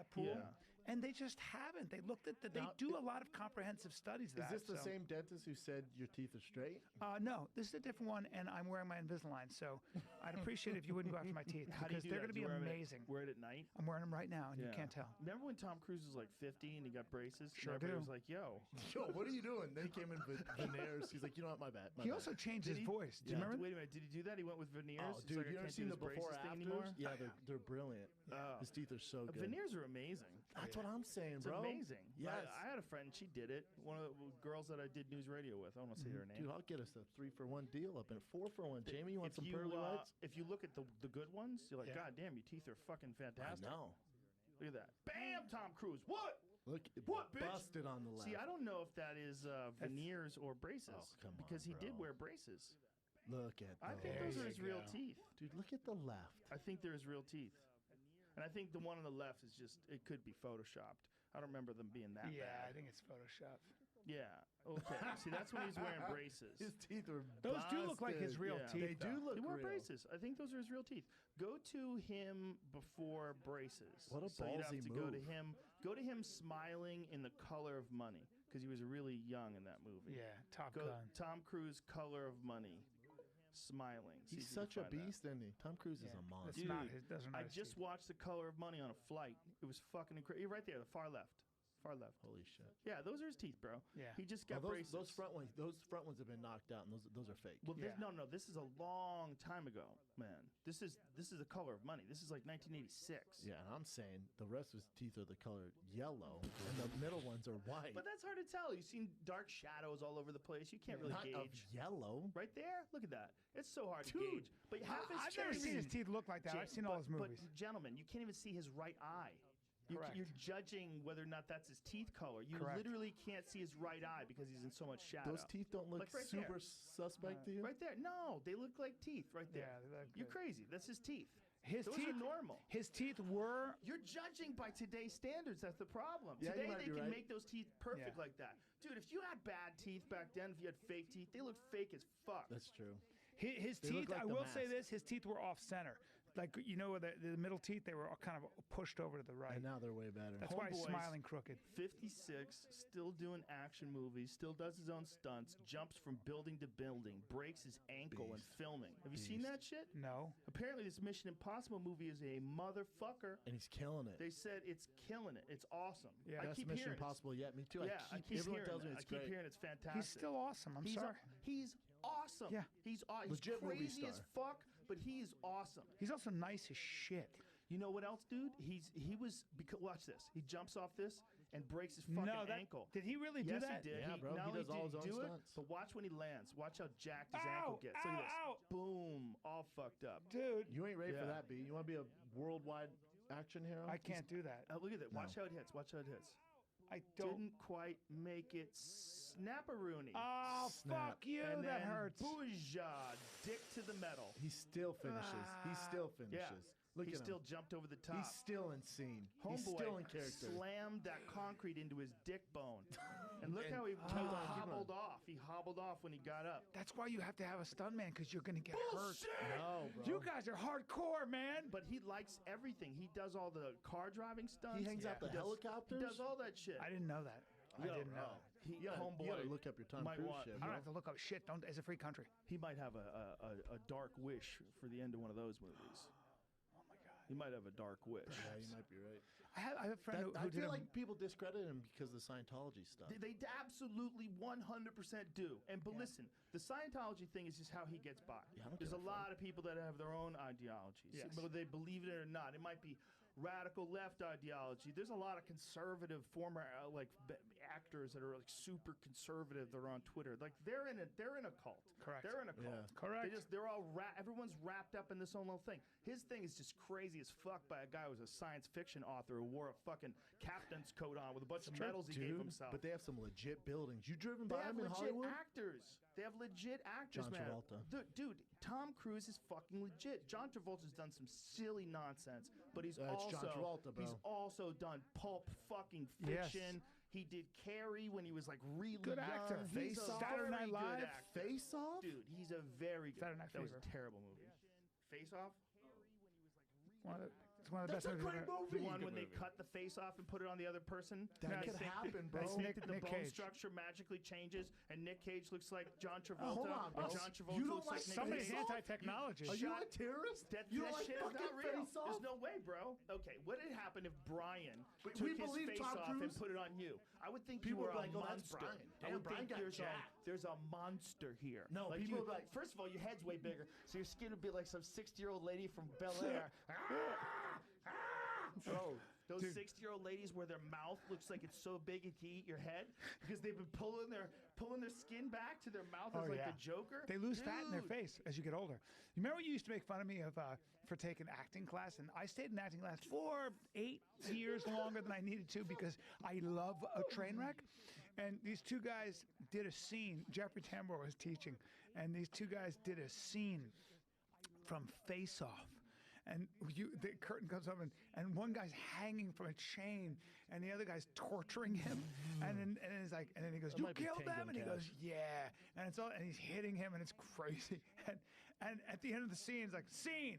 And everybody's like, and then Jeffrey Tambor just takes a sip of his coffee, and he goes, "What was that scene?" And the guy goes, "Face Off, Face Off." What is that? He goes, "It's a movie. It's an action movie with John Travolta and Nick Cage." And Jeffrey Tambor goes, "That scene is banned forever." and that was it. Good movie, man. Yeah, whatever. God, his actor. Fucking I heard this Gotti movie's terrible. Dude, I heard it's like the worst movie of all time. I've heard it's so bad. Really? I've heard it's I so think bad. it's out of the theaters already. Yeah, It has like a you 0 heard on it's Rotten good? Tomatoes. Well, I don't know. I saw the No, I told trailer you. and I got into it. Okay, let's just Google how bad is the Gotti movie? It's. I mean, they're. What does it say? Rotten Tomatoes, zero. That's amazing. 2 out of 10. That is insane. Okay. It's crazy. That has to be correct. He's great. Look, he looks good. He looks like a bomb. He looks good. He looks like a good Gotti. John Look, Travolta's he so can good, man. act his fucking Did you see him in the ass O.J. off. Simpson on FX when he Yeah. played Shapiro? Oh, that's right. Yeah, that's right. He's a brilliant. great actor. Man. He's great at everything, man. He just does a lot of bad movies. He gets Shorty. He just does. Tom Cruise has respect on not his done a name. lot of bad movies. No, no, Tom no. Cruise has done from End of Days, even like all those movies that didn't Vanilla even do. I love Sky? them. Dude, Vanilla Sky End was of amazing. Days is fucking fantastic. Exactly. Might be his best movie. You know what else is good? With that, what is the? Is that the one? The Tomorrow Again. He dies. He keeps dying. That's it. Is that End of Days? That's no. I'm thinking of a different one. He did like 2 science fiction Yeah. movies. I'm thinking of Die Edge of Repeat. Tomorrow. Yes. That was what it was called. But so, It was called Edge of Tomorrow originally, and then we talked about this before. They Oh, changed the that's name. right. and, Because the marketing. marketing, because it came out, because the original marketing was Edge of Tomorrow, whatever the fuck. But it came out and as then that. and then people were like, God, that no one showed up to it, but the people that went were like, that's like the greatest movie ever. So then it started to gain traction. They're like, hold up, we need to relabel this thing. Then they relabeled it, and that movie's fucking. That might be his best movie. It's a great fucking movie. God, I it's mean, good. a great fucking science fiction movie. I agree. It is one of the most underrated science fiction movies ever. And if you're a sci-fi fan and you avoided it just because it's a Tom Cruise movie, Yep. you fucked you up because fucked it up. is amazing. It's amazing. I did a reading with him one time, and he in the reading it was just literally me, him, Eric Stoltz, Amy For Smart. what movie? It was a movie that never got made called Men. And I was reading all the parts opposite him and the when they were trying to get Owen Wilson. So I was right next to him, and I spent I don't know maybe 3 hours with him.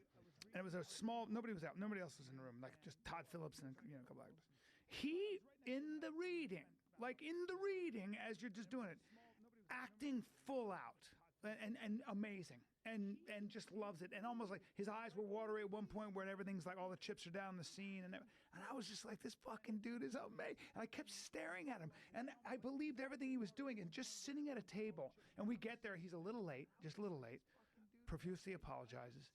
He goes, guys, I haven't eaten, just give me a second, I'm done. And he's just talking, he's so nice, and he had 5 pieces of sashimi with a tiny little pepper on each one, Fucking right, he and did. some Penta water, Yeah, oh, yeah. and he was like, thank you so much, that was great. Boom, boom, boom. And then we went out, read the thing, and then he wanted to hear what all of us thought of the script, what our suggestions were. And when he listens to you, his eyes sparkle, his mouth moves in an O, like you can be like, I think I was a little confused in the beginning. And he's like, hold on, what do you, he's zeroed in on you. And I was like, this guy loves me, man. We're going to be best friends. And then that never happened. Yeah, we dated for a He while. can put you in the new Mission Impossible or some shit.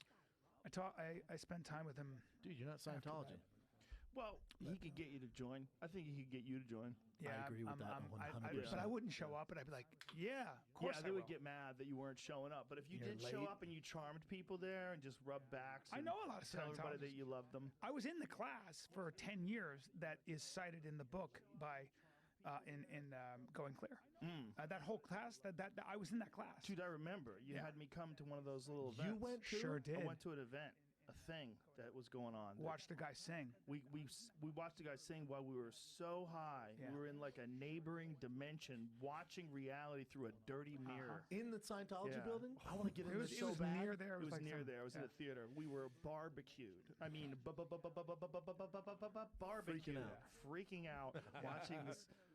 They were singing It was songs so- from musicals. And it was not good. And Joe was just like, wow, this was amazing. Dude, they have I so wanted- much money. Yeah. I drove by the one in, it's kind of like the Silver Lake area, Hollywood. Fuck, man. They got a lot of money. It's yeah. Did you read Going Clear? There's Oh, yeah. Good book. There's a lot of Watch the what's doc. good about crazy.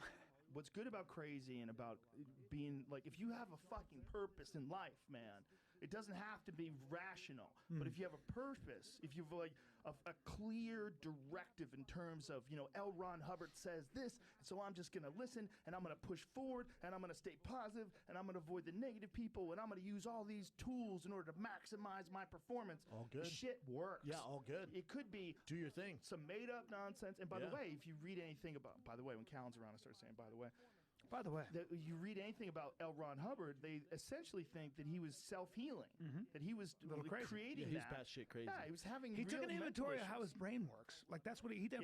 He took a detailed inventory over many years of how the minutia of his brain worked, and he really cataloged it. So that's why some of it he borrowed a lot of like old wisdoms and stuff, but some of it works. I love you made everyone wear like Navy fucking outfits. Yeah. Like the commanders were like in Navy fucking outfits. But if you think about it, Christianity focused the European and American mind for a long time. Yes. Everybody was on the same page, and it was very easy to kind of move things forward as a uniform body. Nobody kind of disputed what the truth was until that's a recent invention. Right? Like with Hubbard, I feel like with Scientology, I'm pretty sure their signups are going down because of research and with everyone coming out now. Look at right? Sea Org.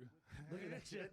Look at that shit. Oh my God. Apparently that little dude Is that there will whoop your Miscavige? ass too. The guy in the front? Yeah, it is. Yeah, he'll whoop your ass. You get out of line now. Yeah, he's beat the shit out of everyone. He beats the shit out of people, right? Yeah, like if you're like, oh, sorry, sir, your ham sandwich is fucked up today. You like beat your ass in front of he'll everyone. like legitimately kick people's asses. Yeah.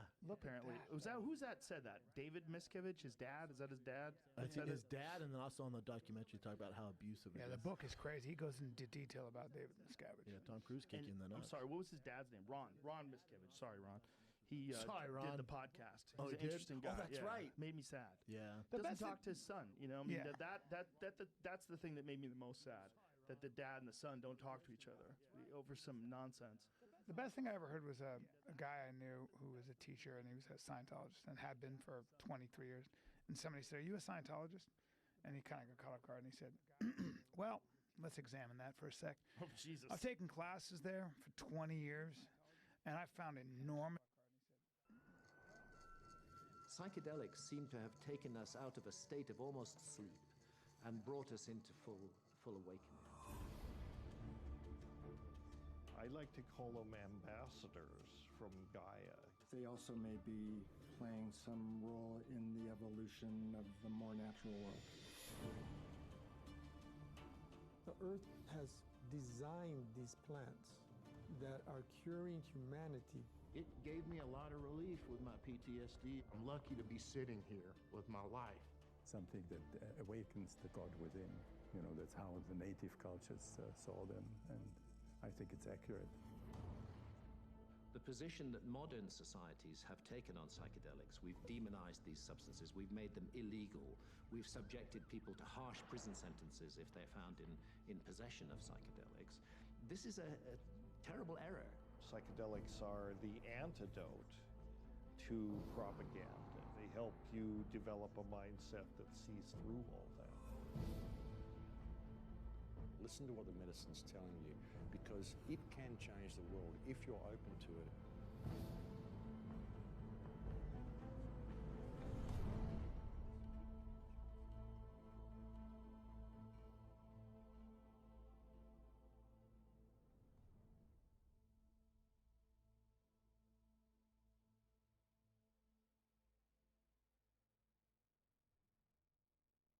It's the SoCal Buick GMC Dealers President's Day sales event with 0% APR for 72 months plus $1,250 purchase allowance on the professional grade 2020 Sierra. Go to SoCalBuickGMC.com.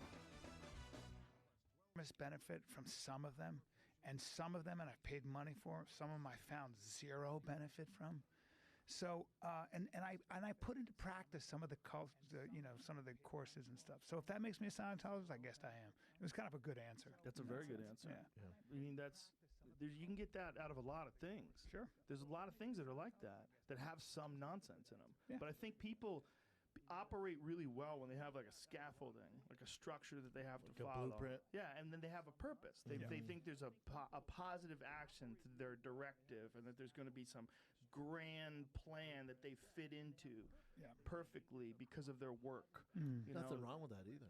Listen, man, if that works for you, it's I if don't you give a believe shit. the thing Until is, the contract breaks up. but it's just if you believe, right. I And mean, then look at Leah Remini. I Yeah. mean, Leah Remini's she is the worst fucking person What were they to thinking? do this I to. know, I know. Like, keep her She has a in. mouth. Yeah. Are you crazy? Do whatever you gotta do, man. Leah doesn't give a She fuck. doesn't give a fuck, and she Wow. likes being that girl. Not She- scared. That's her. She likes that role. It's almost like she was designed because it didn't make sense that she was in Scientology to begin with when I met her. Right. Because when I met her, she's like this take no bullshit East Coast chick who's also beautiful. So I was like, huh, she's a Scientologist? I always got along with her. She was always very friendly, but there was always this like, be careful, don't say anything stupid, Joe. I was like, all right, Jesus. Yeah, I felt the same way. I had such a crush on her in Saved by the Bell. She had so much power. So here's the thing: if she's got all this, was she in that? She was in Saved by the Bell. Yeah. But she's got all Summer this, edition. like she's got all this like brass and this the way. How does she get sucked into that? Well, she was a little kid. That's how. She was super young, She right? grew up in it. She got sold a bill of goods, and so she was like, "Wait a minute, boy, they should have kept her." But how did Tom Cruise? Yeah, they Fuck fucked yeah. up. But you never lived with Tom. How did they get? How'd they get Tom though? Like Tom wasn't that young when He was got very into it. young. He was very. That's how they get him. And John Travolta. Well, I think people want something that makes. Look, I bought the book. I bought Dianetics. Yeah, me too. I bought it through a late night ad. bought it? 1994, Yeah. son. Pre-internet. I was at home, chilling in my apartment in North Hollywood, and I was like, "Damn, this sounds like they're making a lot of sense here." Wow. Yeah, And it does make sense. Volcano, the lava. But some of it does make sense, right? Brandon, what are you, 35? Yeah. Okay, I'm 50. 15 years older than you. You got to think, you don't really remember before the internet. You were like an infant, Yeah. okay? I was here as a grown man when the internet hit in 1994. But before that, you would get late night infomercials. You'd be buying fucking squeegees and shit. We were and pre-cell sponges. phone. Rack of Yeah, I knives. was pre-cell phone, bro. Yeah, when I met had a Brian, he didn't have landline. a phone. No, I know you guys were older. But I'm No, I just get it. telling you, this is Dianetics was something you would see on late night television. Yeah. It was really compelling And because you you couldn't bought do it. any research, dude. There was no Google. There was Right. no YouTube. Eddie Bravo So would have word been is bond. lost Well, Eddie without full the YouTube Scientology. knowledge. No, but it's just with all of us. No one really knew. This is how a lot of things snuck through. Yep. This So is you what- were curious. Oh, You fuck weren't yeah. all the way in. No. I never went. We never thought joined. that Arnold Schwarzenegger or Sylvester Stallone or any of those people were doing steroids. Shut the fuck We up. didn't. I was 7 Okay, and knew I that did. before internet. I knew they were doing steroids. When I saw Rambo 2, I just thought that was from weightlifting. No, I knew a dude who did wow. steroids when I was in high school. Right, but I didn't think I didn't know that Yeah. Hollywood. I didn't know when you see Demolition Man. I just thought I was like, dude, how did they get so fucking cut? I got to start working out. I didn't know. Well, that right. Maybe because I wasn't yeah. in the workout world, but I mean, Really? back then, all of us were naive to steroids. We I really was were. young as fuck. But here's and the thing is, Yeah. man, you could find out, like, okay, what is Scientology based on? You could find out. You could find in, okay, does chiropractic medicine work? Right. You could Google stuff now, and you could look, okay, does fluoride cure cavities? Right. We didn't get an answer. We didn't get an answer, but we might be You able to could, at yeah. least get a Well, sense. Sure. And you also get a sense of, like, here's the critics of Mercola. This is what their perspective is. Here's the critics of this naturopathic site that might say some unfounded things about vaccinations or Sure. about some. There's always some. You can get a sense. Yes. But at least you have a chance. In '94, dude, when I came out, we didn't have a chance. Not a chance. I had Anthony Robbins cassettes. I had a fucking Me there's too. a vinyl thing, and you open it up, and you have all these different cassettes, and I would listen to those by the pool in my shitty apartment in Revere. Tony Robbins? But didn't you get a lot Yes, from? man. I got a lot of Got a those. lot He's from Me legit too. as fuck. I got a though. lot out of him. Tony Robbins is Tony Robbins legit. is legit. Now there's a bunch of people trying There's a to do lot his of frauds. shit. A bunch Yeah. of Tony smoky mirrors. Robbins knows how the human brain works. I found him enormously helpful. brilliant. But there's guys that it's the same thing as like with musicians or with carpenters or with comedians. And there's people that are just kind of bumbling through it, and there's people that kill it. Yep. And when it comes to like the self-help, personal growth type shit, Yeah. he kills it. But here's what's interesting. People are so goofy that, he does those cold walk things. These dumb motherfuckers are trying to take selfies while they're cold walking and they're burning their feet off. Oh my Because these God. stupid fucks actually believe that the power of Yeah. their will is Yeah. keeping them from. This is how it works, you idiots. Okay, coals. I only found this out a couple days ago. Coals are not very good at projecting heat. That's why you put a fucking frying pan down. That's a conductor of heat. You want that metal. Yeah. The metal's gonna cook well. Things don't cook that good on coals. Yeah. It's not the same. It's way like a really hot pan will fuck you up way quicker than Sure, coals. yeah. So you can run on coals Right. if you move quick. You just got to go quick. At the end, you'd be like, but you can actually do it. If you have some calluses on your feet and you move quick enough, you won't get burnt. Sold. But these dummies didn't even move. They just stood there and took pictures. And they're like, oh, shit. They just took pictures on fucking Dummies. coals. Wow. They're like, Dummies. I've just got the power of now. Doing it for the By the way, gram. that's so inconvenient because you can't walk anywhere. Oh my game God. over, bro. Do you know Shane Mouse, the stand-up comic? No. He was hiking at night and jumped off of like a cliff and landed on his feet and broke both of his feet. Fucking A. He jumped and landed like 10 feet below in the mountains. He had to figure out how to get down. And he just fucked up. He made a mistake. I forget the exact story. Do you remember the exact story? It was like a very like normal jump. It wasn't anything crazy. Like he didn't jump somewhere. He just like dropped or like I think took a step down. I might be conflating him with someone else. There was another person I know that fell at night, and they it might be a different story. I'm thinking of a second guy who also fell on cliffs. Anyway, either way, Shane Mouse broke both of his feet. I think he was in crutches for like 6 months. Oh, I think it was the book Blood Meridian, and he talks about, and this apparently was a practice. Sometimes there was a tribe. This cowboy gets captured by these Native Americans, and the Native Americans kill his whole posse, and then they take him and they take his feet, his shoes off, and they just cut the first layer of his feet off. They kind of give a nice shaving so that just the soles of his feet are taken off. And so he would have to crawl back into town to explain to them who the fuck was out there. That would suck. And he had to crawl like 10 miles and shit. Oh my God. Yeah. Okay. He says, second I landed, I knew I broke both my heels. My left foot was in really bad shape. The right foot wasn't bad. I could still use my right toes. So with the help of my friend, who had to hike around the other way after we decided the jump may not be the best idea, I had to spend the next 2 hours scooting down the mountain on my butt, hands, and right toes until we got to a flat enough surface where he and some strangers could carry me to his car.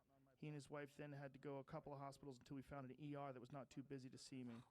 Whoa. My favorite part is, it was my birthday, quick hike, have some sushi, catch a movie, pretty low-key night.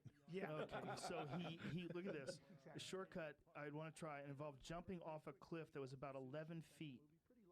I was wearing some barefoot running shoes that were not appropriate for landing, and I thought it would be too high of a jump. We looked into it for a few minutes and talked about it, and then we decided to go for it because we were dumb guys, and that's the sort of thing that dumb guys do. Not this So he jumped 11 feet onto fucking rock in barefoot shoes and smashed his feet. Here's my question. That is so crazy to do. Here's my question. Before anesthesia and X-rays, when you did that, who would you go to? Oh, game over. Well, you got back to town even. What would they do? Go, we're going to have to try to set your ankle because that's not a complicated joint. Back then you're fucked. Back then you're right? So fucked. You're just a cripple. Think about how tall 11 feet is and then jumping from that down to rocks. Dude, I don't even like running in those barefoot shoes. It's hard on your feet even. Well, I do. I run on them, but I got to be careful like where I step. Yeah. I have to be careful. Like you got to look you can't step on a jagged rock because it goes. No. Whereas if you're wearing something like these are trail running shoes. Yeah. I run these. I can step on anything with these fucking things. So I alternate when I trail run. I alternate with shoes like this that I could just run on anything, and then those Vibrams or the Vivo barefoot ones. But you got to be careful with those things. Fuck jumping from 11 feet. Fuck that! A basketball hoop's 10 feet. Another foot above that. That is crazy. Jumping under That's rocks. crazy high. That's what guys do. That is crazy high. That is such a dumb thing to do. No. Breaking your feet or your ankles or your legs, man. You break your elbow, you're like, shit, I broke my elbow. Still good, though. You're going to be all right. Yeah. You're going to be all right. But you can get a blister, apparently, in the wrong place when you're hiking way up in the mountains, and it can kill you. John Wayne Parr got a blister on his foot or in his heel. He had his heel cracked, got it infected. He was in Thailand. It infected, and he missed his daughter's fight and had to stay in a hospital in Thailand and get IV antibiotics. It must have been so bad because John's he's a fucking animal, and his daughter's fighting in Thailand. I mean, and he basically he started his whole career in Thailand practically. Dude, crazy. His foot was all swollen up. Like, you got to be careful with your feet, man. Hell yeah. Fuck yeah. Don't jump off cliffs. You ever had an ingrown toenail? My brothers were so bad when he was in high school. I went with him. They kept growing into it. They had to take needles, numb his fucking underneath his toenail, and then yank his toenails off. Well, that's a problem. And then cinch the top so the toenail doesn't grow back. What?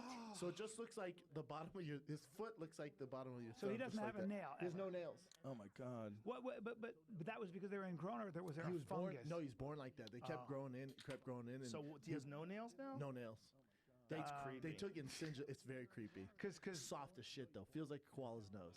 Whoa. My dad's got some nails, and under those nails Toe jam. is about 7, 8 years of fungus. Toe jam and Earl. Well, those are some thick nails. He's got nails. I mean, about as thick as the lid of this table right here. I'm like, What hey, is it with bro. old dudes' toes? Dude. And their ashy ass heels that are all He's got cracking. a size 14 shoe too, by the way. His foot is Oh, that your dad thick. got a dick on him. He does have. He's got a piece on. So I opened up for Brian in Chicago, and I do like this dirty bit. We're in the back, and his mom and his dad. I'm like, oh, it hit me right when they walked in. I went, oh fuck! I just did that in front of Brian's mom, dad, his 2 kids, and his wife. I was like, notice I just went quiet. Yep. I was like, oh fuck. You were great. It was funny though. He was You got to do funny. what you got to do. That's what I was like. You guys decided to Hey, come. you decided to come. Yeah, I'm That's not it. changing it for No, you. I can't. No. I got to do my thing. I Yeah. apologize. And Don't they get loved mad it. at me. They loved it. I was so embarrassed. It's comedy. Don't get mad. Fuck no. Don't get mad. It's great.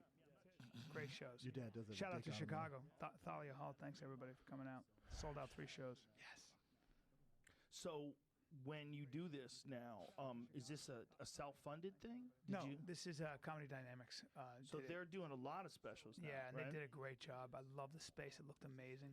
How many different specials have they done? Who's have they 270. done? That is incredible. I know. That's incredible. Yeah. They might be the most ever. Yes. Who's done more? I don't think anybody. That's incredible. Brian Volkweiss, he's great, and but they did such a good job, and I captured everything I wanted to, so I'm pumped. I think it's the best thing I've ever done. That's beautiful. Yeah. Chicago's a great fucking town to do God, it it's too. great, man. God, I love that Chicago. place. Me too. It I wasn't is. a fan until we did this. I Such a fucking history love of. I mean, it's where improv was invented. I mean, It's just a great Second town city. too. It's like it's got a lot of different qualities. It's got a bit of Midwest politeness, and it's got a big city mentality. Yep. All Yeah, you're together. right. It's a Nailed it. weird Nailed spot. it. Yep. Yeah, it's weird. It's a weird spot because it's like a little bit of both. Yep. Great food. Yeah. Friendly ass people. Yeah. People not afraid to get fat. that is correct, sir. They're would not you? afraid to carb it up. Yeah. Carb Central. I mean, they looked at pizza when they went, "This is not unhealthy enough." Let's get deep dish. Let's deep Let's dish make this this shit up. about 6 inches Bro, deep. we had no fucking pizza out there, Brian. Oh my God, Chicago's now America's rat capital. Chicago beats out New York City, Boston, and Washington, D.C. as America's rat capital. Okay, here's the problem with this. Rats are problem. They don't know how many rats are out there. They're just bullshitting. They're not doing a detailed fucking Dude, analysis. You don't know where they live.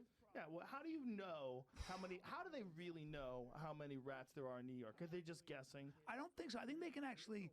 Don't they? Can't they tell by like my buddy had a. What's that? This is off of complaints. Oh, get the fuck out of here. Fuck outta That means here. Chicago's complaining more. It's Chicago known for being Also, bitches people more are than New inside York more. and Boston. Be scared of a fucking rodent? Yeah. Come on, bro. Who am I going to call about a rat? Yeah. LA, that's why LA's not on it. They don't give a fuck. Dude, my buddy bought a building in New York and he had to clean it out in the basement. Jimmy Burke told me my buddy Steve Shucker was coming out with when they were killing them. They were poisoning them. They were coming out with garbage bags, the industrial sized garbage bags full of rats, and they did it for 3 days. Just shoom. It was thousands, Isn't it tens like 60 of thousands. million rats or some shit? That more documentary on than that, Netflix. yeah. That just Rat Documentary City. on Netflix is insane. They're amazing. A nice clean rat though, I like, man.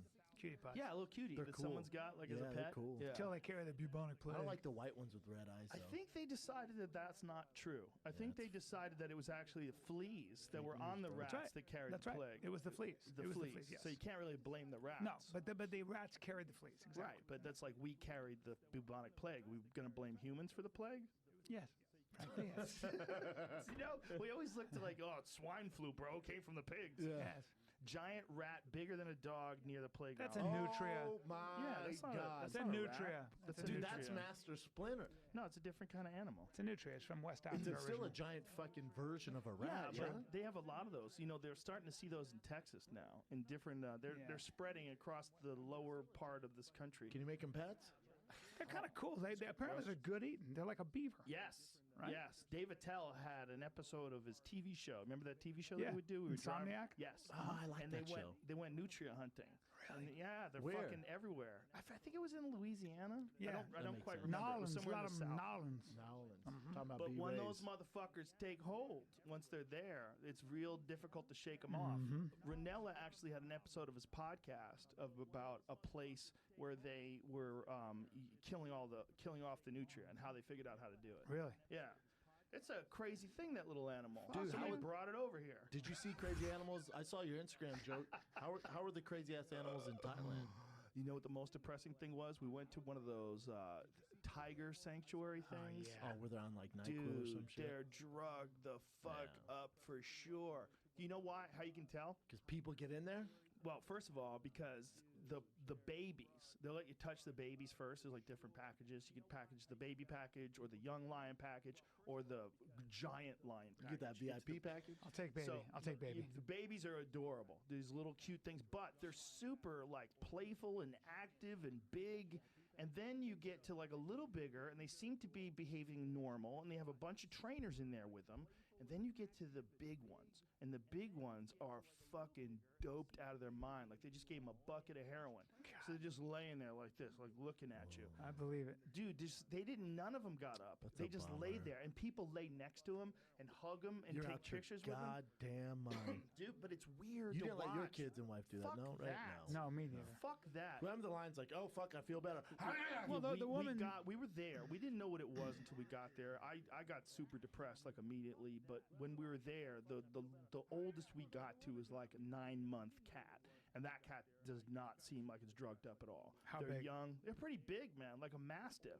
It'll fuck you up. Yeah. Still fuck you up. Well, they're Giant kittens, cat, you know. but So still. they 100% fuck you up, dude. But it's like a 7-month, 8-month, 9-month cat, and they're like big like a dog, like Yeah. a big dog. Yeah. Yeah, it's Yeah, fuck, man. Enjoy that shit. Right, like you ever see a mastiff at 6 months? It's They're pretty big. yeah, at hell yeah, 6 they're months. big. Yeah. Cat's bigger. God damn. So this thing is bigger than that. You know, probably 175 pounds, something like that, 200 pounds. And it's just hanging around, and they have all these trainers that are just like around the cat all the time. We're like, what in the fuck are we doing What here? are they going to do if that cat's like, you know what? Fuck this. Well, they the have cats- guns and stuff? They have like sticks with them. They keep the cats are listening to them for the most part. But then it gets to an untenable size. Yeah.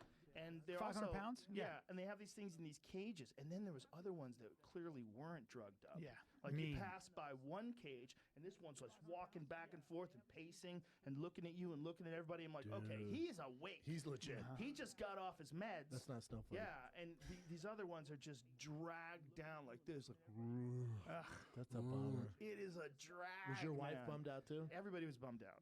Everybody was bummed out. It's a drag, man. It's a They drag. found one that was selling tiger parts. I mean, yeah, they, Oh, I'm sure, damn. man. Look, Well, I'm dude, sure, yeah. people are poor. They're Gotta make fucking. money, they're bro. taking risks. You know? gallbladder and shit. Not good. Yeah, the bear gallbladder is apparently such an issue that like some Asian countries want bear gallbladder. Some people like it. It's like some sort of a delicacy. It's supposed to have some weird properties to it. Probably like Damn it. rhino horn type Yeah. properties. But it's so bad that in British Columbia, if you hunt bear, like say if you hunt a black bear, you're not allowed to open up the body cavity. Okay, you have to take the meat off the outside. Oh, wow. You can't even go into the body cavity. Wow. Yeah, they have a law against it because they don't want people harvesting bear gallbladders, and they don't bad. want people killing them. Yes, look at bear bile does have medicinal uses, but there are cruelty-free alternatives. Bear bile has been used in traditional Asian medicine for thousands of years. It contains high levels of, good luck with this word, ursodeoxycholic acid, known UDCA. to be useful for treating liver and gallbladder conditions. So it does have some medicinal value to it. Still, though. But I had friends that were bear hunting, and people were asking them for the gallbladders, and they're like, "It's illegal." He's like, "Oh, I get it for my grandma. You know, it's like, she really likes it." Wow. You're like, "Get the fuck out of here, man! That's like it's a bad thing to have.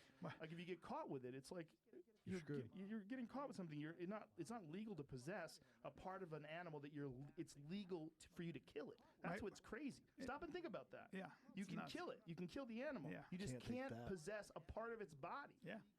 You're not allowed to You're not allowed to open its cavity. Is there So any it other goes to animal like waste. that? Not that I know. Not of. really, right? It goes to waste. You could use it, but you can't use it because so many Weird. people want it that they made it illegal to have it.